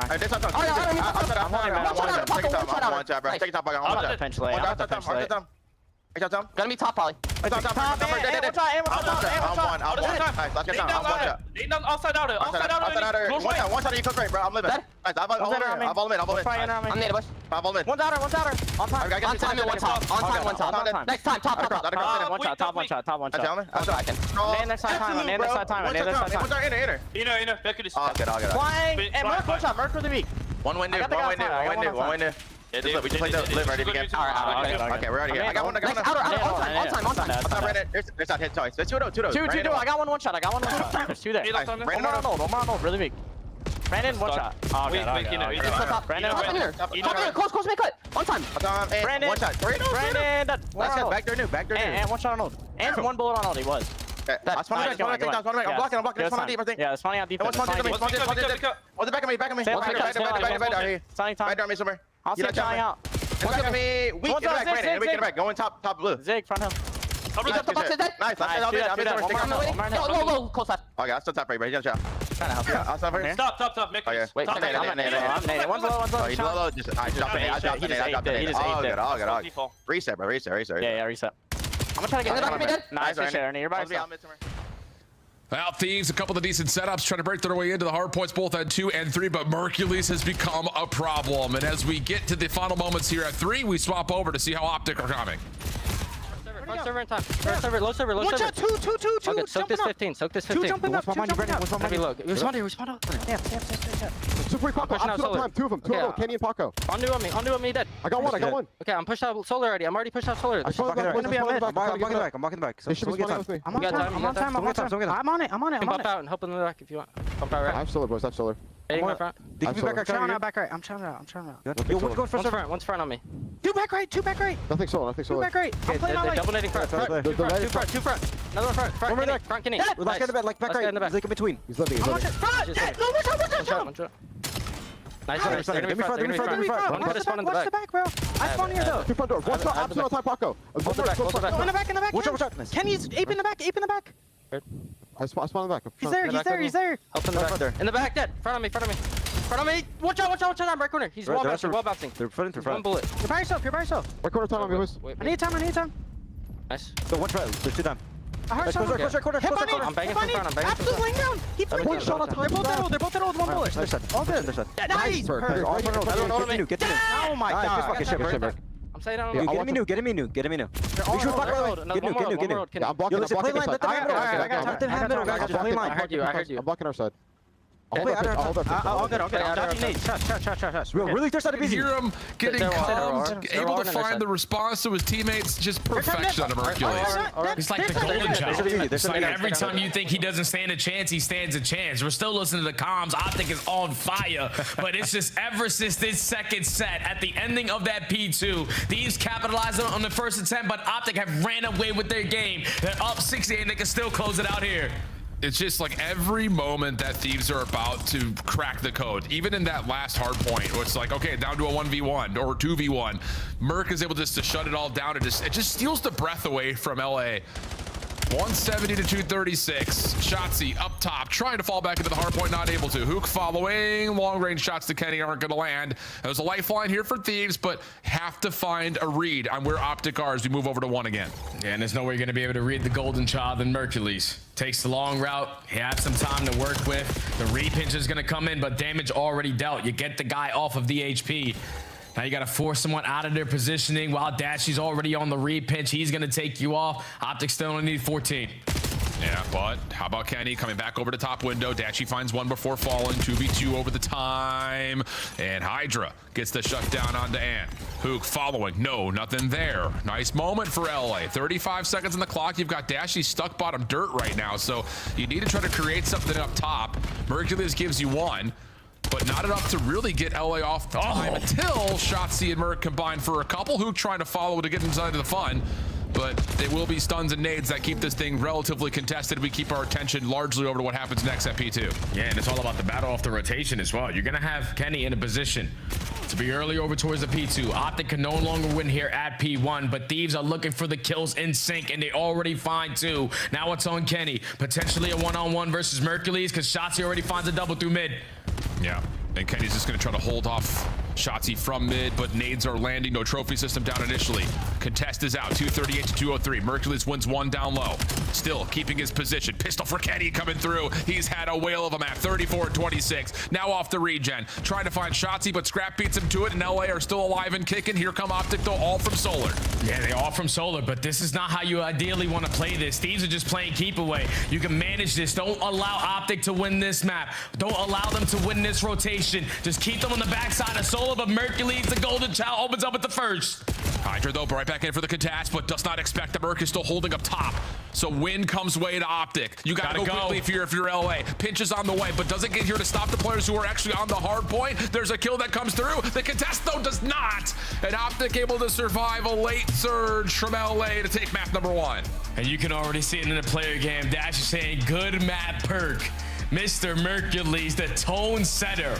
Every single time you need him to bail you out, when he stands no chance, he's still making something out of nothing. But the turning point of the game was the second half. It was Thieves early on at that P2, where they were the team initially in the final 10 seconds, able to flip those spawns and be the team to start off initially with P3. But when you go into the second set, you got trophy systems this time around that make your setup a whole lot stronger. And with Optic flipping in the final 20, chaining it to the P3, not allowing Scrap with a blessed spawn to break you at P4, they grew themselves such a lead that all they needed was one moment, and they find it at their favorite HP on that map P2 to close it out. 37 and 25, 28 non-traded, a minute 47 in the hill, 22 objective kills. Pardon me? Ant said something about special players need to make special plays. Excuse me, brother. Special teams, special plays, special players. Bring back that one. Mercules takeover. And, I mean, how needed was it? Because let's be honest, like, this is the best we've seen Thieves in Hardpoint in a while, probably since December.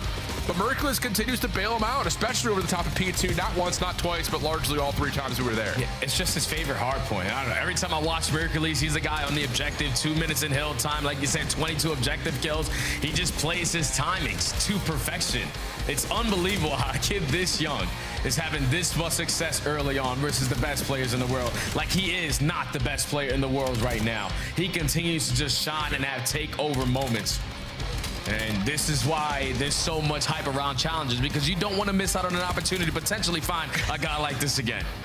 Yeah, I don't know if we're going to find another guy quite like Mercules, dude. It's not even just the fact that he does it last year and has obviously continued that into this year, but even in the offseason events, like playing all the old school titles. He's like, bro, dude, it's unbelievable. It's like he was playing COD since he was 10. He's good at every COD. It's unbelievable, man. Crazy map for Mercules. Optic take a big opener, and Ant looks, I think, at the scoreboard there and goes, damn. Little eyebrow raise coming through. Thieves cannot believe it, and now we need to consider the rest of the series because, again, the hard point has not been necessarily great for Thieves lately, but I think you could even look even worse so. At the Search and Destroy, they've only won, well, the 2 maps that they did win were back again in December. It's just this year has not been kind to them. So definitely need to find a way to transition, just not go down 0-2 here. If you want to have a chance to see more of this series, you have to respond right here, right now on Scar. Yeah, and I just don't know how that's going to be the case with the form that Optic have found themselves in so far in this season in Search and Destroy. You heard Nameless say it, 5-1 so far in the season, 19-9 on the defensive side with 50% retake. You're not finding success on the attacking rounds versus these teams. It doesn't matter if you get first blood. They still have an advantage, even in a man disadvantage. They have put it together so damn well in Search and Destroy very early on into the game. And what do we always say, Al? S&D wins you championships. And LAT right now, even though they lose that first map, they showed a little bit more life. This is a different mode versus a different beast.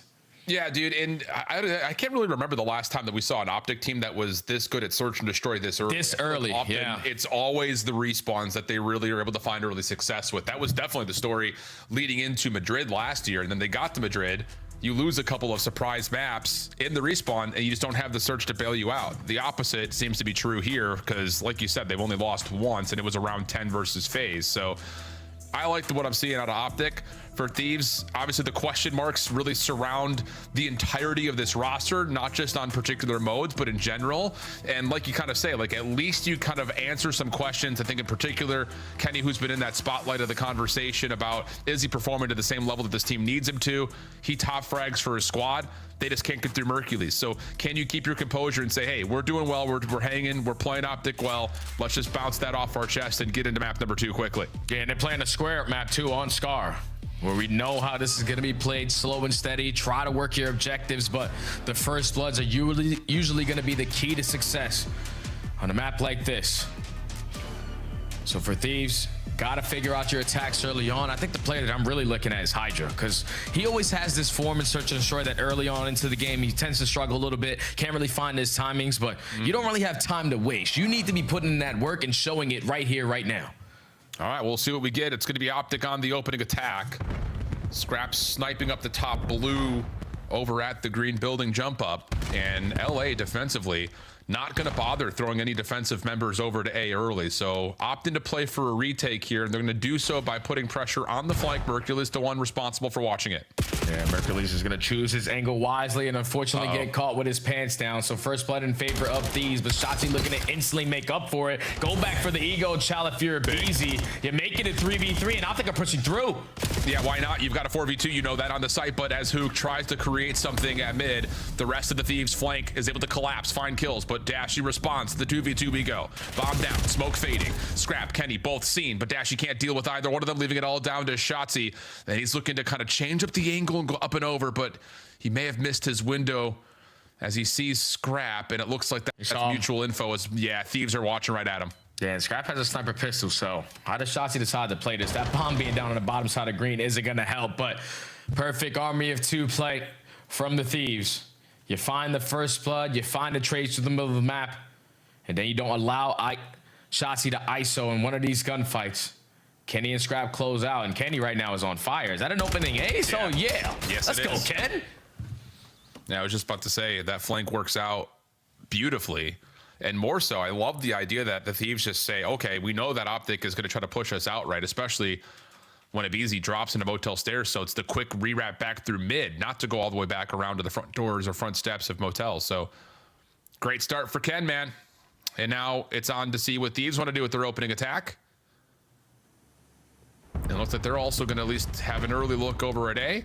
Kenny just looking for info over the top of plane. He may have seen Shotzi deep. Yeah, it looks like that's the case, but not enough information to do too much with. Yeah, team nades just to make sure you're not going to be in plane head glitch, but now Kenny's job is to just scout them over towards this B site. Keep them on this side of the map while you have Scrap getting aggressive up through mid. Taking a lot of space away. Optic Haven't heard a sound yet, but Scrap is about to strike. Yeah. Smoke out onto the top of the bomb site. Dashy from back motel stairs has to deal with the pressure through mid and does. 3v3, Hydra has not committed to get the bomb planted yet. He's up top on motel. While Kenny, meanwhile, has found every kill for Thieves. Oh, no. And depending on the timing, he may get number 6. Shotzzy has been seen. Alarm bells ring for Abizi. He finds the kill. And even Kenny finding tags onto Dashy has Optic completely trapped in mid. Yeah, that's a big heads up play there from Ken to spot out Shotzzy on the pinch when he gets by him. And now it's left up to Hook. This time for a 1v2. With only 20 seconds left, you know, Thieves have to commit on A. They have yet to do so, so time is on your side. He may watch this cross, but no, a little bit of second guessing if they've gone underneath him to B. And in that moment of indecision, Hook will allow the bomb to be planted. Nice shots to Hydra, who I don't know how is alive. It looked like he just got his bell rang. But he survives to tell the tale, and now Hook has to do this the hard way in the 1v2. Abizi's shoulders have not been seen yet, and as Hook pops up, it's an easy follow-up. Nice start for Thieves. Yeah, that's 2 back-to-back rounds off the first blood. Kenny is getting it done through the middle of the map. Even though Scrap falls in an instant trade to make it a 3v3. You just get aggressive on their side. Catch a couple ISO gunfights. Then in the 2v1, the nuke. It's all about the timing, and unfortunately, you turn your head at the wrong time. They get the bomb plant, you don't finish the kill on Hydra. And Abizi is yet to show face. Right now, the teamwork for Thieves and S&D is showing. Clean stuff. Again, all led by Kenny's first bloods, to be sure. And Optic, this time, all 4 members quickly to A, 3 of which are up top at motel, looking for some team shots, potentially. Hook just outside the bomb, looking for the quick plant. LA haven't thrown many nades. Yeah, they're here to try to contest this, but the force is significant, and that will be enough to get the bomb planted and start to go to work on the post plant. Hydra with the opener, but the response from Hercules is better. Kenny also takes a ton of damage from a stray nade. And he's got really nowhere to go from here. Quick round for Optic. Yeah, very quick round from Optic. Great post plant setup. They just had to commit on that bomb plant. You would have loved to invest some stuns and nades to potentially find an opening there if you were the Thieves. But once that bomb goes down, Shotzzy was causing a distraction on the top side of motel. He does fall, but he sets up Mercules there for an instant trade +1. So numbers in favor of Optic. And he just traded out to get your first run on the board. I love that from Optic too. Just, hey, Kenny's having a good map. He's caught us in some first bloods, but it's not enough for us to panic or change out what we have in mind in terms of the script for this playbook. So hit him hard and let Thieves know that, hey, this isn't just going to be a walkaway map for you. See what LA wants to do. Defensive nades littered over the backside of A radar truck. Scrap, I don't know if it was actually tagged by any of it, so he's got some good space already. Top motel. Bomb making its way over for a quick plant, and it's just really down to how much is Optic commit on this full flank. They're going to get isolation onto Abizi, and instead of going for the flank, they're going to back up to see if they can get an early retake on A. Yeah, because now you got the numbers. All you have to do is just play trades out. Got Shotzzy working on the pinch alongside Mercules, but the repositioning from Kenny might be too much to handle. He finds one and is able to get out. Force Shotzzy to continue to look for you. Taking a lot of time, and in that time, the 2 post-plant defenders over the top of the A site isolate down to Hook. So now it's just down to Shotzzy. This would be a 1v3 for him. But tucked into a corner is Scrap, but he tosses a trophy. It gives Shotzzy a chance at it, but he can't quite lock down the pistol shots. LA maintain their steep lead early. And Kenny continues to be the difference maker because he's not supposed to get one and get out. Shotzzy was hoping he could be a lot quicker on the pinch. He got the man up advantage. But at that same time, Kenny's making plays. Scrap finds 3 on that round from the site. So big plays there from Ernie. Stop the bleeding. Optic are good on the defense, yet not versus us. 2 offensive successful rounds there for Thieves. And a big counterpunch to what tempo manipulation Optic were trying to throw into the last round. They say, all right, fine, we can get a quick plan today as well. So like you said, Scrap will hold on to that 3 spree. Optic early trophy system down at motel, but it's just opening nades through mid. LA trying to force the issue to catch Optic off guard, but Shotzzy for first blood. Kenny again, though, from mid P1, finds a crossing angle. That's his 8th elimination now. And how about the aggression from Shotzzy? He's cleared out all of A. should lead to a really free plant and let Shotzzy just do Shotzzy things here. Yeah, Shotzzy's getting information. They got to be working the pinch because no one is going to be spotted. But there goes Scrap right in front. Wins the one-on-one. Now it's going to slow down your play call here and potentially just instantly getting this bond down because we need to make up for these numbers. A couple of late nades for the Thieves. Don't quite land on a Mercules, who's back to full health. Dashy trying to hold off the flank. Mercules trusted to watch things from the front. He's going to catch one for free. No one in immediate position to find a trade. Kenny looking for an angle. Snaps over his Mercules for more damage. There's a shoulder. The jump out from Scrap. Really good little bait and switch. Dashy's nade tags, but doesn't find the trade. And he's now stuck kind of in the same position that Mercules was. Nowhere to go. Thieves starting to run away with this one. Yeah, I don't want to hear nothing else about Kenny. He is on one right now, bro. He took over map number 1 for an L, but right now already at double digits. Every time they get blooded, he's there to keep his team alive. Oh, I'm not going to give this guy a one-on-one gunfight. Let me wait for Scrap to jump out of deli so we can 2v1 him. And then I'll just put the finishing touches to close out the round. Kenny is back. It seems like he's got an invisible headband on because he's just on a different level. Yeah, dude, this is more like it. I think if you're a Thieves fan, you're loving what you're seeing. Hell yeah, this is the guy that they wanted. Yep. Okay, 4-1 the count. 5 in a row for Scrap, holding on to that 3 spree from the round prior. Opening nades for Thieves all over towards the B plane. No one home, though. Optic have full flooded and stacked up around the A site. And look what it's doing now. Because Thieves have found so much success on their attacking rounds. The only way you're usually going to lose attacking rounds is if you give up this A control. So now Optic forced to give up that B site. Now switching up their defensive look on the 2-2 split. But with 30 seconds left, Thieves didn't take any space, and now Optic gained all that info. No need to worry. Yep, defense gets into place. You could see Kenny was really hoping he could find timing on that top window position, but as the bomb carrier, has to make a decision surrounding the objective as the opening trade gets us to a 3v3. Scrap getting some damage on the Mercules, who stays alive by backing up, and now Dashy's going to try to flip the map around by playing on a late flank, but while this is happening, Kenny's going to get the plant. It's all about the timing. I don't know if Abizi is able to spot him on the grass. It looks like he does gain that information, but so does Dashy. But on the opposite side, Kenny's able to find another. Puts down shots, has his player weak. Let's send him for the kill, but Abizi gets caught 2v2. Yeah, Scrap too low. Can't really play for the trade. Kenny's the one defending on top of his previous plant. And Dashy is out and around. LA trying to change the post plant late by getting in through mid, and the timing for Scrap is perfect. That's 6. Shut down though by Mercules, but Kenny is able to find just the bare pixel needed to lock the shots in to confirm the trade and get LA onto map point. Yeah, Kenny's just, like I said, on a different planet right now. Just valuing his life to perfection, challenging when need to, sitting at chopsticks, hold the Sue so far here in the game number 2. And he's just having so much impact on every single one of these rounds. Then now Thieves are at game point.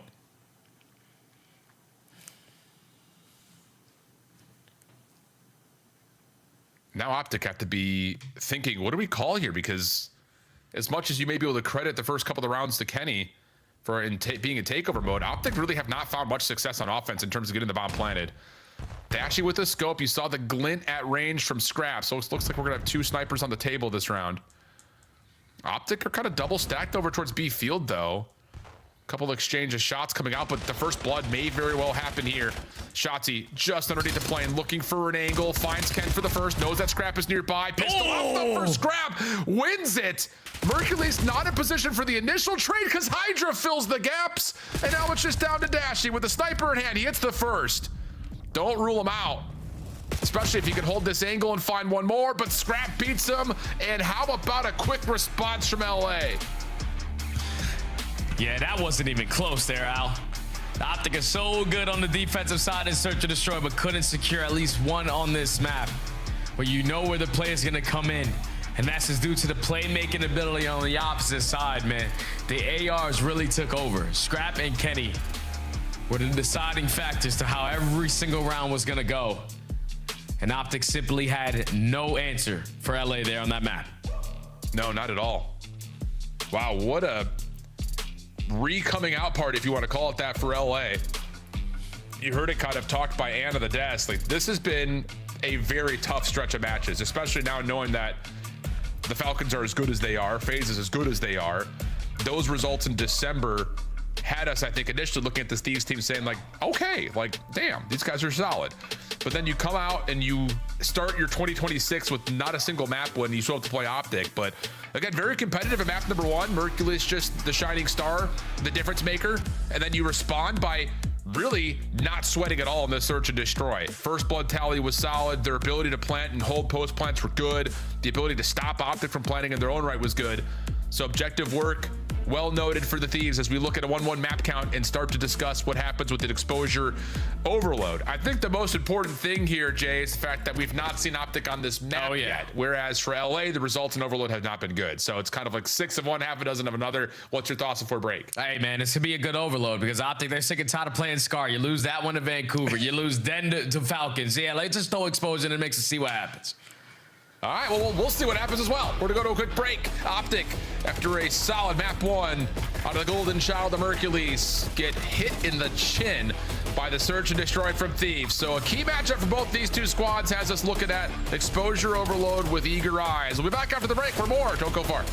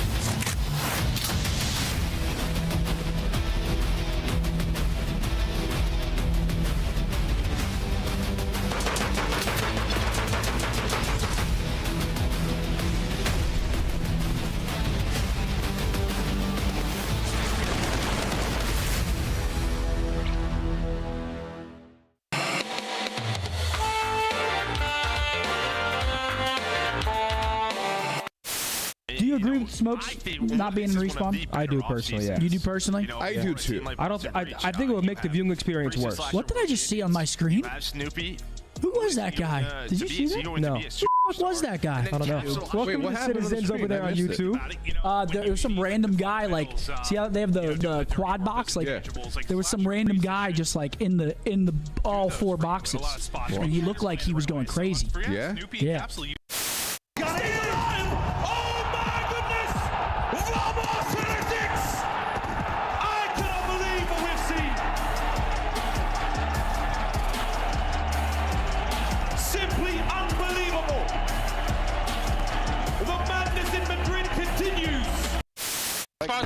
Ken Sparrow. What the?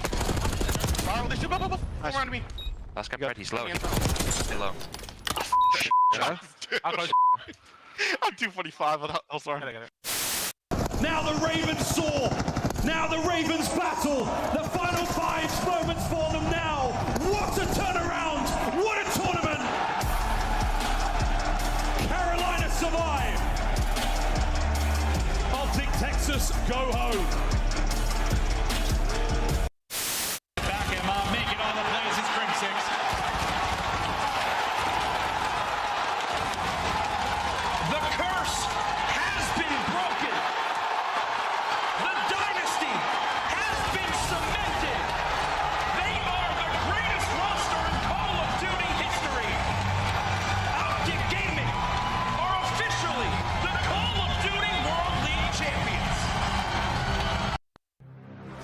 Monster Energy, the official energy drink of the CDL.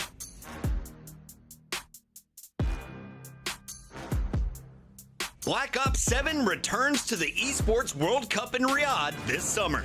Scan the QR code to be notified when tickets go live later this month.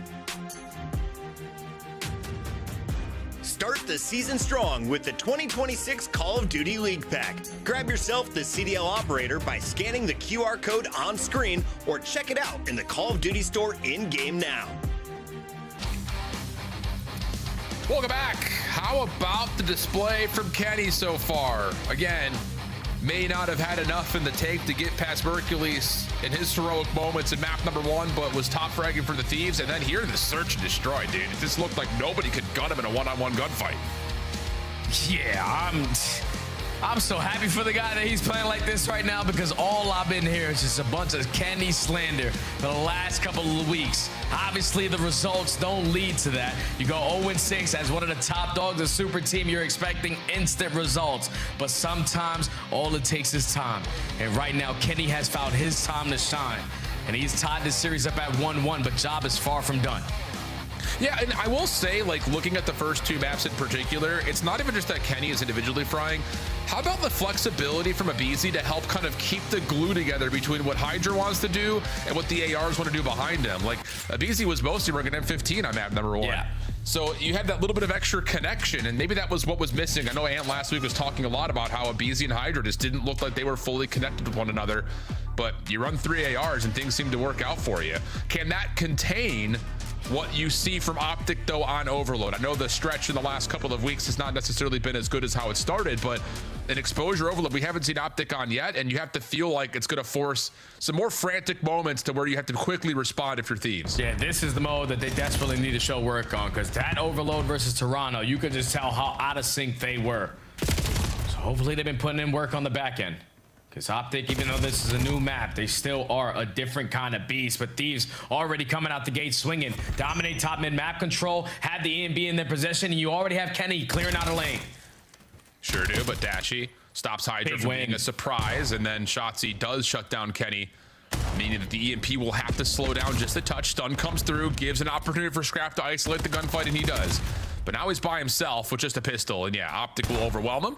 Hydra off of the respawn, doesn't ever see Hook, but now he does, and that will be enough to help out Kenny for his double. But Shotzzy is out of there, trying to keep the EMP in Optic's hands. Yeah, thankfully Shotzzy was able to turn that corner, because if you're losing that gunfire from the back, then all of Thieves are in a position to instantly get a cat. But Hydra might still be able to do it. Just catches the one-on-one gunfight. Shotzzy was trying to finesse, but you finessed to the wrong direction. Thieves get on the board first. Dude, Kenny is catching flow right now. Brother. 6-1 start, and he's finding perfect timing onto every single moment. Optic try to put something together, including this one. Scrap with the second score instantaneously, and Kenny's on 5 with eyes onto Shotzzy. He's not missing 6 in a row for Ken. Oh man, he's trying to continue on that hot streak. Kill number 7. Quavo Ken is out and about. He's looking for an early Hellstorm. EMP in the possession of the Thieves, but he loses that gunfight. So no Hellstorm secured, but another score on the board. Thieves are running it up. Holy cow, dude. This has been a masterclass. We're 2 minutes in, not even fully, and LA is about to end the half. See if that continues forward as, yep, there is aBeZy and Hydra opening up a lane towards B. Defense spawning all the way over behind the A point, but that's a big win for Mercules. Forces Kenny to have to back off. Yep, just got to slow it down now. Let's play a couple kills. Scrap already finds one, so it's a 3v3 potentially to get this score in that B and close out the half. Dude. Scrap finds kill number 2, almost kill number 3, but Mercules going to be knocked down to half HP. aBeZy going to clean up house, but that reset, no one in a position to play it. Hydra on the pinch. Just has to sit here and wait. Can fragment this defensive Optic, but no. Forces a team kill. But Shotzzy will collect the EMP. Kenny is snapping. Beats Hook with an SMG up close and personal. Scrap, 6 and 5. Now trying to get the Thieves forward to try to re-attack this B zone. And the kills are looking pretty decent. It's just Shotzzy with a pistol. Scrap, up and over, able to find the kill. Can they get there to end the half? aBeZy trying to stop the defense from finding any possibility of shutting down the EMP. But Mercules does catch Scrap, and there's not enough Thieves members around to push it forward for the score. Yeah, aBeZy just needed that one kill on the Merc, and the halftime would have already been in.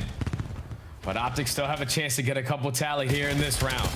Pressure over towards Solar. Mercules and Shotzzy already fine too. It's gonna be on Scrap. Can he stall time? And that's all you need to do is just get one. Now Optic gotta slow down. Well, Ashy's double with the pistol keeps them at the middle of the map. Thieves will spawn close to B. Kenny caught on sprint. Has Dashy off 3 in a row. And here comes the flood for Optic. Hydra up top, trying to push them back from the inner lane. Connects onto 1 kill. Mercules is going to try to open up a rotation route through mid, but he's not going to get there in time as aBeZy, Kenny, and Hydra all connect. Thieves, a chance to repossess and possibly score to end the half right here. Oh, that's a big win, though, out of the nuke. Gonna force Kenny to wrap back every single time. They're just looking for that one opening gunfight. They consistently are losing it as of now. But with a minute left, Optic now have an opportunity to get one added. Working your way through mid-alley. Shotzzy needs a kill, can't find it. Now Kenny here just keeping them away. Rotation is in again for Optic. And Hydra's just absolutely destroying the Optic backline. Problem is, he's moving all the way over towards A, so these kills aren't going to amount to too much. Kenny's got to step up right now. Does he get there in time? No. They're going to sacrifice the score and play for the reset. So Optic on the board, but the new location for the EMP's up top, and look at the amount of space that LA have. Oh, but the nuke gets the capture. One's a one-on-one towards the middle of the map, but you lose that gunfight in towards the spawn, so Hydra opens up the lane. Kenny just has to cross, being uncontested, and that is going to be the halftime. Thieves coming a little more prepared here on exposure. First time we see Optic Texas, they seem to be out of sync, but a lot of free captures, a lot of map control in favor of the Thieves. They dominate that first half. Yeah, man. I mean, it's just like, I don't want to like throw too much discredit to Optic. It's just that the Thieves are doing such a nice job of knowing when they can get someone through the middle of the map and make sure Optic's defense can't get into setups.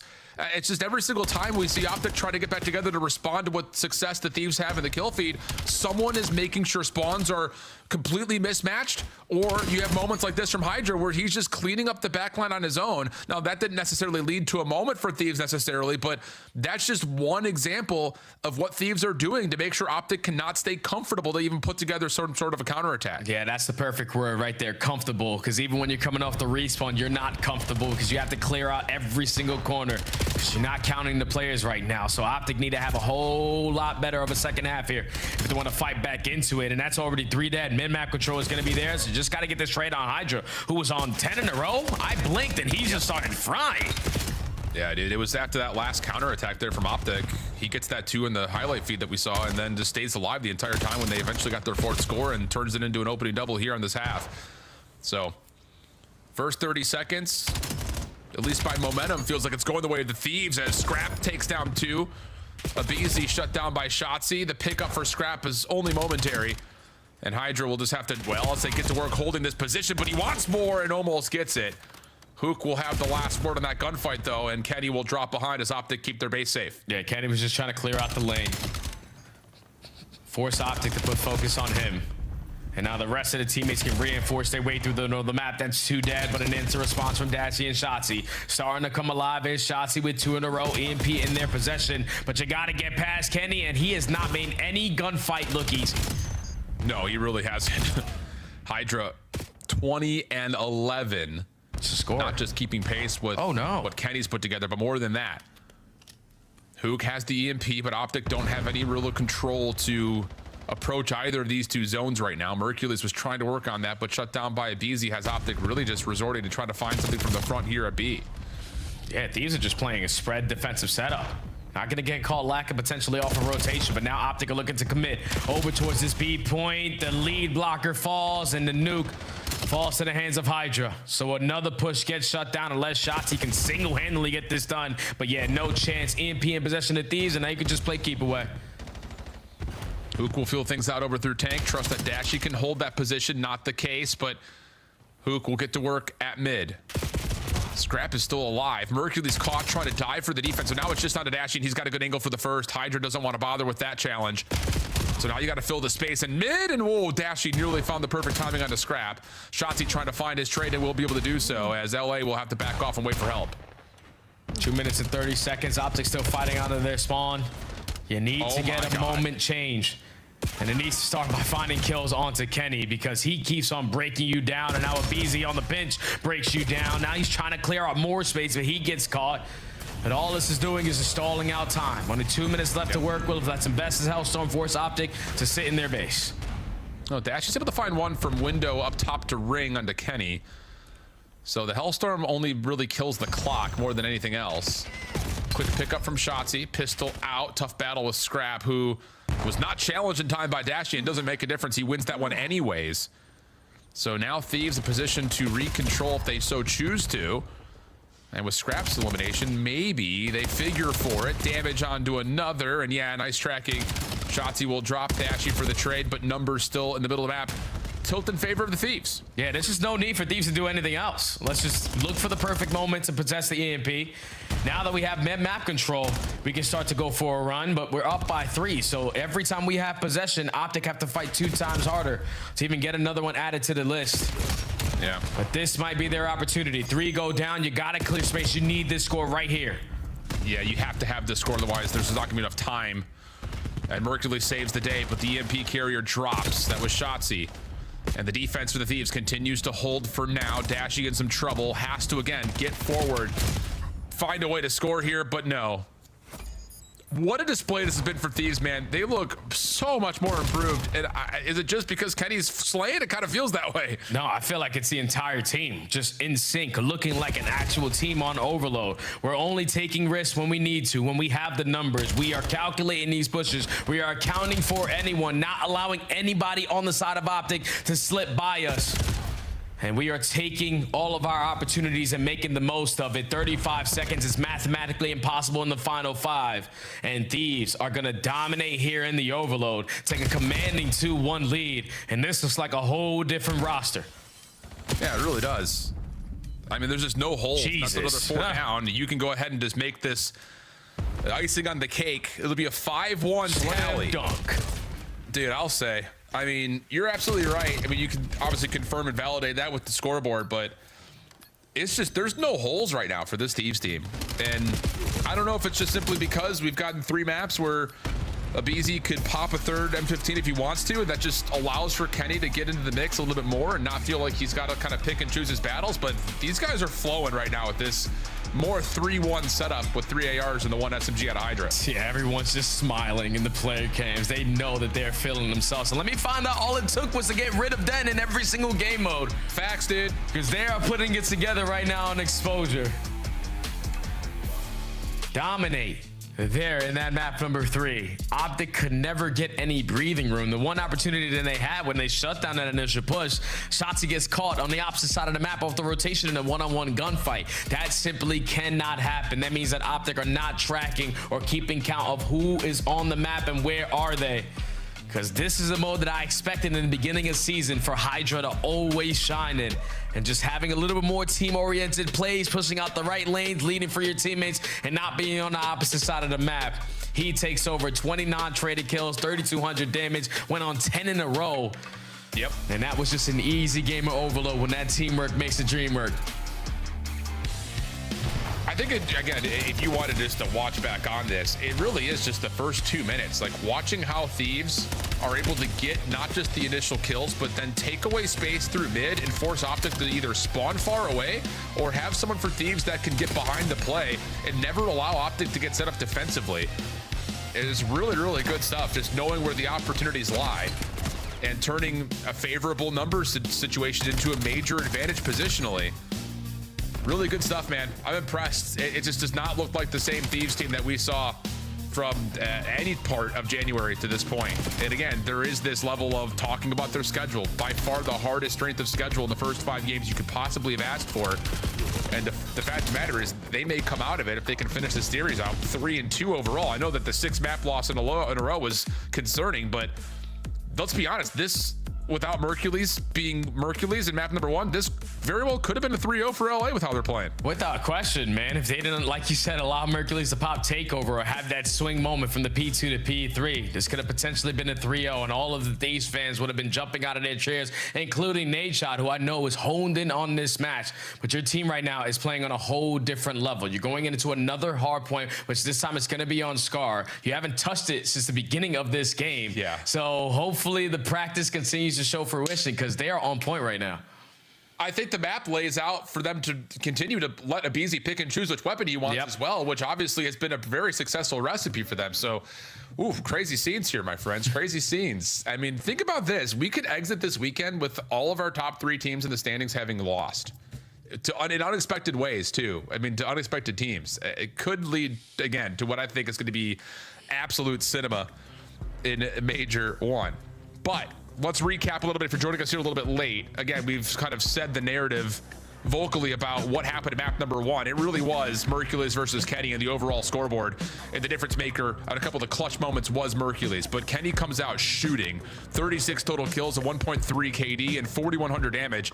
So how much of this next map gets decided by ARs? It feels like maybe all of it. Yeah, I think a lot of it is going to be decided by ARs, because there's a lot of these hills that are just dominated by AR positions. So you need your ARs to be hitting on all cylinders. And this is a map that Optic have played a couple times, and they do tend to struggle on this map when you talk about breaking into these HPs. And that's due to the fact of you spawning all the way across the map and ARs holding those power positions. So Optic need to play ahead of the game on this one. You can't have a slow start like you did in map number 1, because Scar is completely different than Exposure. Those money hills to go from P2 to P3 and even potentially to chain it to P4 are going to be the difference maker. So ARs need to be hitting. Agreed.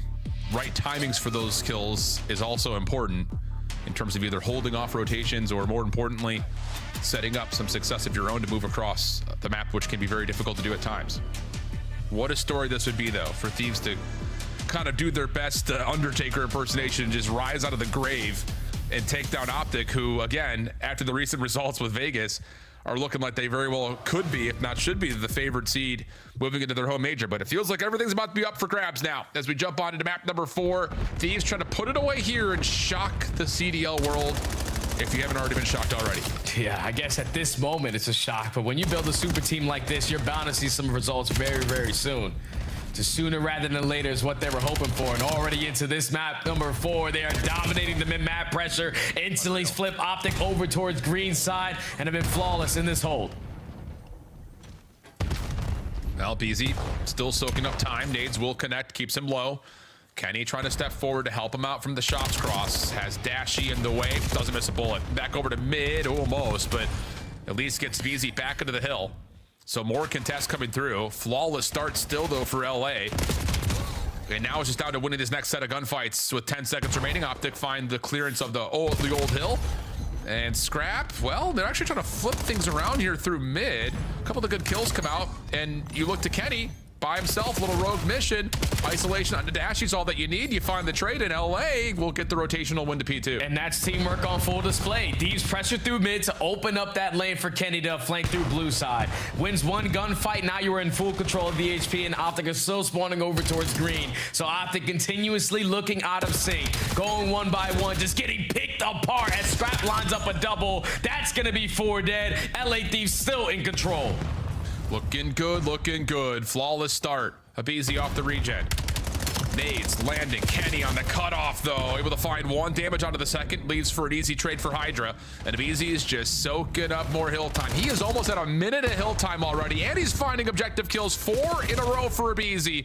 Well, doesn't respond to Mercules, but Kenny's got the lineup on that same pinch route through blue. Last 1v1 for Hydra, and Dashy goes the way of Optic, who will stave off some of that scrap time, now moving to 3. And that's such a big kill onto Abizi, because he was a slither away from earning a Hellstorm, and that is a difference maker, especially at the first go around at P3, because there's no trophy system that can assist you. But you shut him down, now you win the rotation, and Optic have their avenue to work themselves back into the mix. Flawless so far for the first 15 seconds. You don't have the spawns that you want, but you are lighting up the kill feed.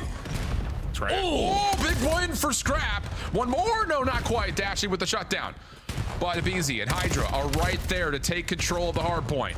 Kenny gets a read on a flank play from Shotzzy. Can't deal with it initially. Has Scrap in some worry as Optic are trying to break the hill from the front. But Shotzi's now been seen. Stall. Look at the spawns, though, Jay. A little bit split, and Kenny catches Optic in the hill by surprise. A chance for them to re-break with 15 on the clock. Shotzi just needed to value his life a little more. It's just Scrap catches that angle. Keeps his team in potential pinch opportunity, but now Optic reinforce their way back through P3. They take the spawns over at P4. They take care of Hydra as well. And now, even though they have a 3v3 off this rotation, a free pinch angle is going to come in for Dashy. You just got to hold stall time. Yeah, but Hydra spawns behind, catches Mercules by surprise. Hook on 4 in a row, trying to rely on the pistol, but shut down. Optic now trying to breach from the front. Shotzzy gets 1. But tagged down low, there's the trades. Back and forth we go. Dashy in trouble, finds 1 more before falling. That should stabilize the spawns here for Thieves, and it does.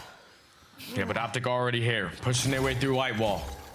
You have the information that they're already going to be in your face. But here comes the nuke on the pitch. He gets cut down by none other than Kenny. A 3 for 1, make it 4 for 1. Thieves still hold on.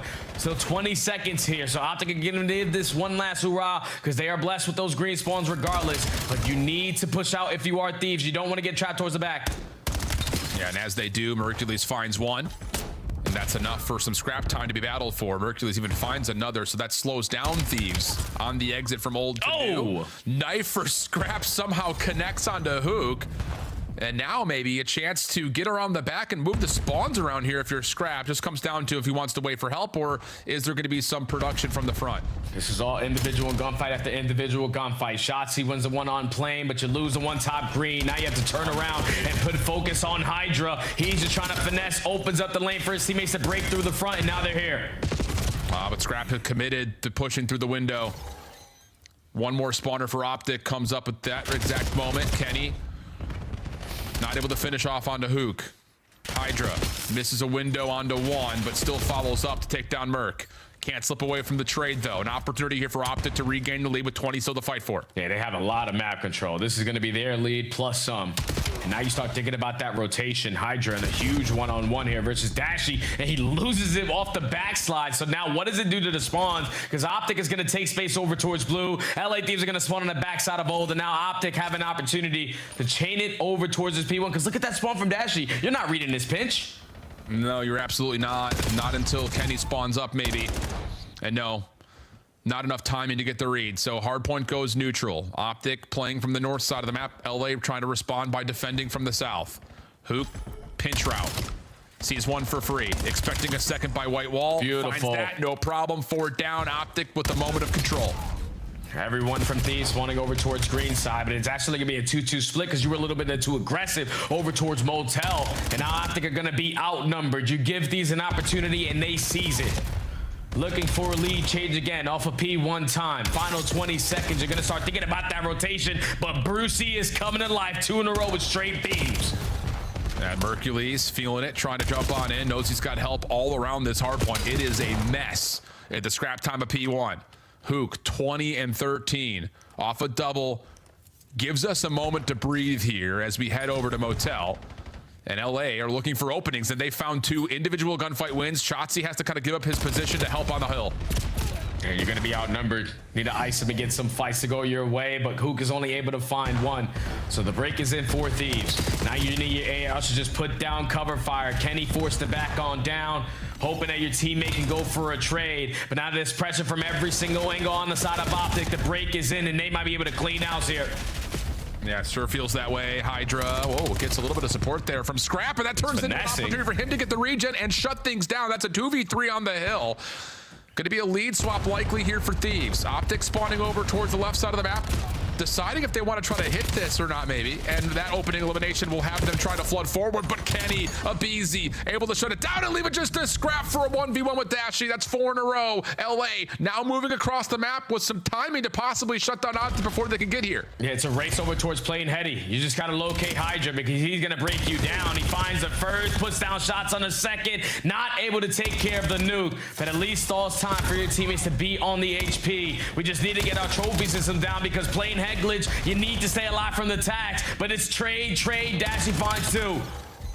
But a BZ, patient. And with help from Kenny, the hard point stays open. Wow, dude, Kenny just continues to pop doubles when they need him most. Now on 3 in a row, soaking up a little bit of hard point time. Not a trophy in sight, it looks like, but it doesn't make a difference. The ARs are continuing to light things up here for Thieves. Hook is working on a route to new, but he's isolated, and if he gets seen, which Scrap is able to spot him, should be a chance to isolate and shut him down. Oh! And there it is. Big moment here for Thieves, up about 50, and they're gonna have the rotation anew. Yeah, this might green spawns. You just got to get past Kenny, who was able, off of the hill time, off of the slaying and 5 in a row, to pick up a Hellstorm. Thieves win the rotation over towards P4. You're up by 50, and you can run it up even more. Kenny just staring at the back to make sure no one hits a route. Pressure from Optic when they need it most. Will move the spawns around, but Kenny bails out, comes back into the play, and that's 3 dead for Thieves. Mercules not able to find a route. The timing is perfect. Hellstorm is out. Thieves can close out pretty much the game here if they can find every single second. Yeah, that's all they're looking for. That's why you call this in. Just keep them away from as long as we possibly can. Another clean 4 dead in the feed. Split spawns for Optic. Shotzzy closest man gets put to 1 shot, but instantly traded. You can't get in towards blue. You can't cross the line. Hydra lines up 2, and that's the last man standing for the nuke. But they're going to be able to breeze at 200. A little 2v3 moment right there as Scrap finds 2. Make sure that Optic cannot touch the scrap time. 136 to 2.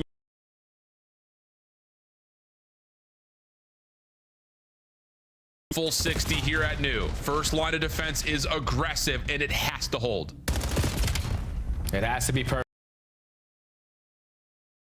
Because Hydra already finds one through mid-cut, but he's not expecting a player to be over towards playing heady. So now Thieves got to work a different approach. Kenny around the back, gets gunned down by Mercules. Optic so far holding down this P5. This was the hill that got them back into the game, and they might have another answer on it. Sure looks that way. First 30 seconds are perfect. You still have Shotzzy up at the mid-cross. Dashy staying safe with the trophy system right in front of him. And he's also got Mercules in his window. Kenny trying to just find an opening. Nothing there. 45 seconds have gone the way of Optic, and Thieves might just have to scrap and just chalk this thing up. Yeah, just got to chalk this one up. Keep Optic trapped over towards green side. Don't allow anyone to slip on by, but it's a nuke finding one gunfight through the middle of the map. Now you get the trade at Deli, and now Thieves is spawning on the backside of green, so Optic have gave themselves a shot. You just need to continue to slay your way out through mid-cut, and they're lighting up the feed. Yeah, the control is good right now at mid. Hydra playing over towards Motel Stairs has shots. Big win. Dashy makes safe the pinch. Forces LA to have to break this up. Oh! Hydra finds 2 big ones. Hook now by himself. Gets the read on the Hydra for the trade. Has Dashy there to help him out of range. There's 2 for him. Shutdown comes through. Optic in a 2v4, and they're going to get over the 200-point threshold. We just saw a comeback on this map. Miami did it to Boston, and now Optic looking for their own show. They are going to get killed off the time for now. They are going to be outnumbered in the middle of the map and Scrap, and everybody else in the Thieves are capitalized on it. They cannot win here. I don't think that they get that final segment, that final tick, so you got to think about that rotation. Actually, they very well may. It's going to be really close. Optic are feeling like they have to try to chow this out. Hook's going to spawn out away from this. Got a touch. Do they get that final tick? There's 249. Do they get 250? They do. Oh, the last half of second comes in. No need to rotate, although it looked like they're probably good for that as well. And how about the Thieves? Out of the grave. We're sitting here framing up this series like Optic may come out, beat him over the head with a shovel, and force a roster change. And Kenny says, bet. Backs against the wall, Al. Potentially jobs on the line. The super team came to play today. It was 1 split second. They get that tick with all zeros on the clock. Optic were fighting. It just came too late. I said before the map started, the team that won the majority of rotations was gonna win this map. And Thieves beat them to the punch a majority of that game to all of the money hills. The only one that Optic could really rely on was that P5. Thieves just came out as the Thieves we all expected to see in the beginning of the season. The super team is super teaming, and they got their W that they were looking for. Holy cow, dude. And the numbers, again, consistent across the board. Abeezy, you the man, dog. One did. Abeezy goes 30 and 22 and 24 non-traded. That's the one that I was looking at with 2 minutes in the hard point, dude. I'm telling you. And, like, I know there's going to be a lot of conversations surrounding this. Like, the map pool that Thieves were playing prior to this series had them, again, try to largely focus that 2-2 split compositionally in weapons. Now you put yourself on 2 hard points where you can run 3 ARs. Scar Search, the same situation. Exposure Overload, they also kind of, again, picked and choose what does Abeezy want to use. And I won't lie, Thieves at 3 ARs is looking pretty terrifying right now. Oh, man, especially if Kenny's shooting like that, because you always expect those numbers out of Scrap. Abeezy was a lot more consistent. Hydra was able to get loose, but Kenny was the guy that was always in a position to play the trade, to value his life in certain spots, or to put his team in a position to shine. Like, that's just a well-executed series out of the Thieves, and all the practice definitely showed. What a weekend, man. Oh, yeah. All of our expected top 3 teams face losses in surprising nature. And with one more week of qualifiers for Dallas, it feels like the whole league is up for grabs right now as we head back to the desk. Never daunted. Fight on. Go Hoosiers. Great cast there. Best of luck to Indiana. Hopefully you guys don't blow it like the Bears are right now. Much love to Nameless. He couldn't be on camera for this segment, but Rosalie and I can. We got to talk about Optic here because everybody but you had the green for team. Challengers. You went with the LA Thieves. How'd they pull it off tonight? Honestly, I think the whole thing about this series for me was the patience that LA Thieves were showing throughout the entirety, especially the respawns of just kind of waiting for each other. And I feel like when you have a superstar roster like that with players like Hydra, like Abizi, like Scrap, they like to get aggressive. They get itchy in spots where they have to be patient and sit and wait for their team. And maybe that was their Achilles heel for a while. And when I saw throughout this series was a lot of patience, a lot of waiting for your team. And this is the scoreline that we get when they all play together. Really well done in game 1 by Mercules. After that, it was all LA Thieves. You saw 6-1 in the Search and Destroy, 5-1 in the Overload, and then you finish here on Scar. Is this a map that you think other teams are going to start banning against them? I mean, they have to, right? Because especially if LA Thieves are going to be taking Den out themselves, you don't really have many other options, which could be a double-edged sword for LA Thieves if they don't have any other maps kind of in their pool or under their belt. But Chris, even in that map number 1, Abizi came out slamming. He did end up slowing down later on in that map number 1, but you think maybe that on the side of Scrap and Hydra got a little bit comfortable earlier, they maybe even could have taken that one. I think this was a great series from the side of LA. Well, starting in map number 2, Kenny opened things up with an ace, and he'll be joining us live for an interview. Excited to talk with the man that had everybody at his back, at his neck, and he's joining us live face to face. Kenny, how's it feel to shut up the haters? Always feels good. I'm used to it my whole career, so it's one thing I definitely like to do, but I also just like to focus on my team and, you know, I guess keep the confidence within the team. So I don't really listen to the outside noise most of the time. Can you tell me about the improvement, though? Because you guys looked rough last time we saw you on screen. Tonight, you're taking out one of the big 3. What changed from the last matchup to this time around? Ali said you guys looked much more patient tonight. Oh, yeah. I think that's a big thing we've been working on is teamwork. We're still a new team, so it's kind of just like instilling confidence in each other, understanding the game plan we want to do, and waiting for each other. That was like the major thing. I feel like in our last matches, we weren't waiting for each other. We're doing a lot of solo things, and ultimately, when we're not getting the kills, it's going to look bad. So today we got the kills, and we were waiting for each other, so it looked good. Yes, it did. You got the kills. Yeah, Kenny, you did get the kill. An unbelievable series out of you, especially a statement versus Optic Texas. I know that felt amazing. So I want to know what the solo work has been like for you. What have you been doing differently in or out of the game to try and work on these next coming weeks into Major 1? Yeah, I think me is just like focusing on myself a lot of the time. I like to focus on the teamwork, but I think the thing with me is just like overcompensating or just trying to do too much for the team when I can just like focus on my gameplay and trust my teammates. And I think that's just something we're building right now, just trust, because we all are really new teammates. But right now, yeah, just focus on myself, watching my arrow more than the team, and, you know, just getting comfortable on the maps. Once I get comfortable, I feel like we'll be pretty dominant. Well, Kenny, production just told me in my ear that I can officially announce you are our Scuff player of the game. With the Scuff play of the game, let's take a look here at your highlights throughout the series. Nice. You were snapping tonight. Yeah, it felt good. I felt good today. I scammed the first map, though. The first map I scammed. Differently, what happened? What do you need today?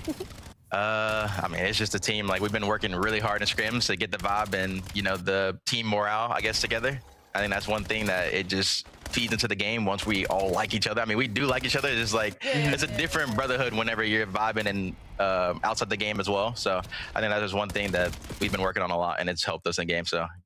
And of course, we got to take a look at some of your numbers. You led the lobby, kills 100, KD 1.28, plus 22 on this series with 12,500 damage across just 4 games and a 2.75 I haven't seen one of those in a minute, S&D. Don't haven't seen one of those comeback, in a minute. ladies and gentlemen. We're gonna send it, dude. That's a good series. I like that. I like that. That's still Kenny's Optic from the LA Thieves online as well. Kenny, congratulations on a huge bounce back on a night where we see FaZe and Optic lose. How much further back are you guys, and what's it going to take to be the champions at Major 1? I don't think we're that far. I think right now, like I said, we're just working on our teamwork and getting all our game modes together. I think that's one thing we don't want to be is a one game mode Andes. And I think right now we're getting to that point. I feel like it's just figuring out our map pool as well. So I think that's just one thing we're going forward with and focusing on. And the team morale, just keeping it up, keeping the vibes up, having fun. That's match number 5 for you. You got 2 more next week. We'll catch you then. Thank you. That is Kenny. He was our scuff player of the game with all the performances you could ever want from a veteran. Exactly. And it's about time, right? There's a lot of people coming at him. He stepped up at the perfect moment. Absolutely. And my favorite thing is that sometimes when I talk bad about a player, the following series is when they're like, oh, whoa, don't count me out just yet. It feels like Ken definitely needed one of those, especially with the way the internet's been towards him. It's been an upset weekend here on the CDL. Let's catch you up at the start of the day here as we closed out week number 4, Boston versus Cloud9. Some people online were calling it the blow it up bowl. Others were calling it the elimination bracket guarantee. Well, Cloud9, unfortunately, will be starting with just 1 life at Major 1. It's like I'm confused about how to feel about the series because it's like, thank God for Boston Breach on that end of things, just because this is a team that came in as upset potential and then they fell from the graces very, very quickly. And on the flip side, Cloud9 was just looking for a foothold, just a step in the ladder to try and start making their way up. They seeming like they're going to get it. They go up 2-0 and then you get reverse sweep. So kind of tough on both sides, but congratulations to the Boston Breach. And just seeing what Cammy was able to do, I think they're going to be looking forward to his consistency heading into the major. Cloud9, best of luck in Game 5s if you get there tonight. A very different performance from Game 2 to Game number 5. They got bodied 6-0 as Boston completes the reverse sweep. Match number 2 on the day. Another good one on paper. FaZe versus G2 Minnesota, and G2 known for going to a Game 5 tonight. They avoid it. I'm going to be so for real. I didn't take really a whole lot of notes in this series because I was that confident in FaZe Vegas and what they've shown over the past couple of weeks. So this is truly a series that you should go and rewatch and congratulate G2 Minnesota because they played some damn good COD today. And for me, it's like, okay, we don't have to go to Game 5s anymore, right? We can end at Game 4s. I really enjoyed specifically their search and destroy in this series. I hope they continue that moving forward. Sky's another world champion who went down to Challengers, comes back up this year, finds success tonight, helps G2 get a major upset over FaZe Vegas. That keeps G2 in the running for not only the winner's bracket, but potentially a top 5 seed.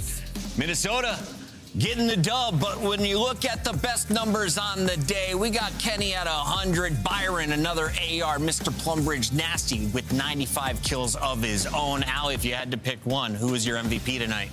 Ooh, I have to go Kenny, only because the feat of which he accomplished in the team and the way things have been going. You have to go Kenny. Yeah, I'm like, all right, the numbers are against the number 2 team, numbers against the number 11 team.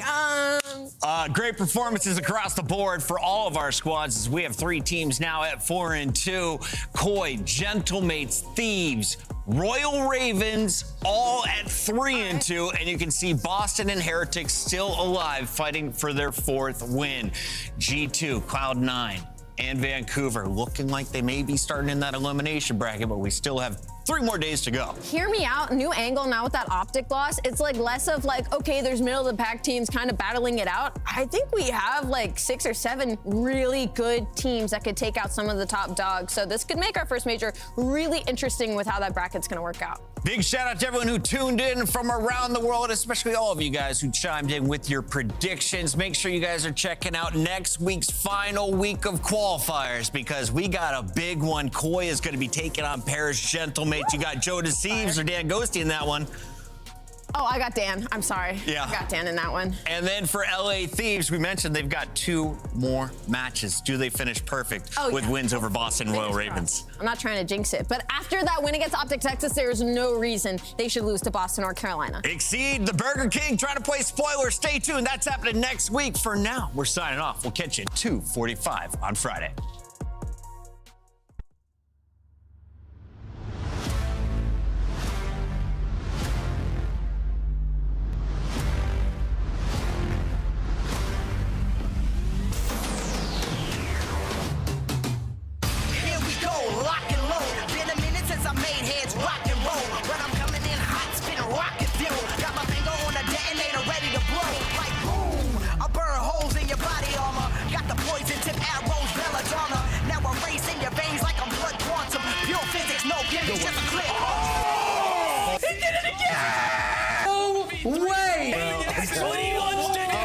That's how the series ends. No regrets, I rep my set. Got a whole gang of goons that will fight to the death. man respect, even if we come. I'll be teaching you a lesson you will never forget. Cause it's a jungle out here, and all my gorillas, they ain't running around here. Appetite for destruction, and they hungry around here. Eating food like the fuse. Now we start the countdown to the mayhem. I'm so flipping playground, you don't wanna play this with me. I'ma slay y'all swiftly, bring the chaos. Caveman, hit you with my bare hands. Ask her what you gonna do. What you gonna do? Tell me what you gonna do. What you wanna do? You wanna run with the best, better buckle up. Is that your pride on the floor? Better pick it up. Knuckle up, buckle up. Are you tough enough? Better prove it. You wanna ride with the best, better buckle up. Is that your pride on the floor? Better pick it up. Buckle up, knuckle up. Are you tough enough? Prove it. Oh no, when they see me coming, they flow, Joe. Hot tail hurdles, jump, getting low, cause they know they don't want it. I'm a hair trigger, let it pop off with a spark, I explode. Violate codes, throwing them lows, cracking them bones. Now everybody knows that anything goes. I lose all composure until the case closed. Yo, slam the gavel down, rabble, gather round. I love to hear the sound of Coliseum crowd. Gladiator hearts are calculating mine. Survival is an art, fight to stay alive. They hate me when I win, forget me when I lose. Warrior inside, a grizzly when I move. The universe is my battlefield, and I'm a champion for the people with mass appeal. Yo, you wanna ride with the best, better buckle up. That's your name on the line, better live it up. You got a crown on your head, better give it up. Kicking ass, taking names, and it's not enough. You wanna ride with the best, better buckle up. Yo, your name on the line, better live it up. You got a crown on the head, you gon' give it up. I'm kicking ass, taking names, and it's not enough. You wanna run with the best, better buckle up. Is that your pride on the floor? Better pick it up. Knuckle up, buckle up. Are you tough enough? Better prove it. Better pick it up. Buckle up, knuckle up. Are you tough enough? Prove it.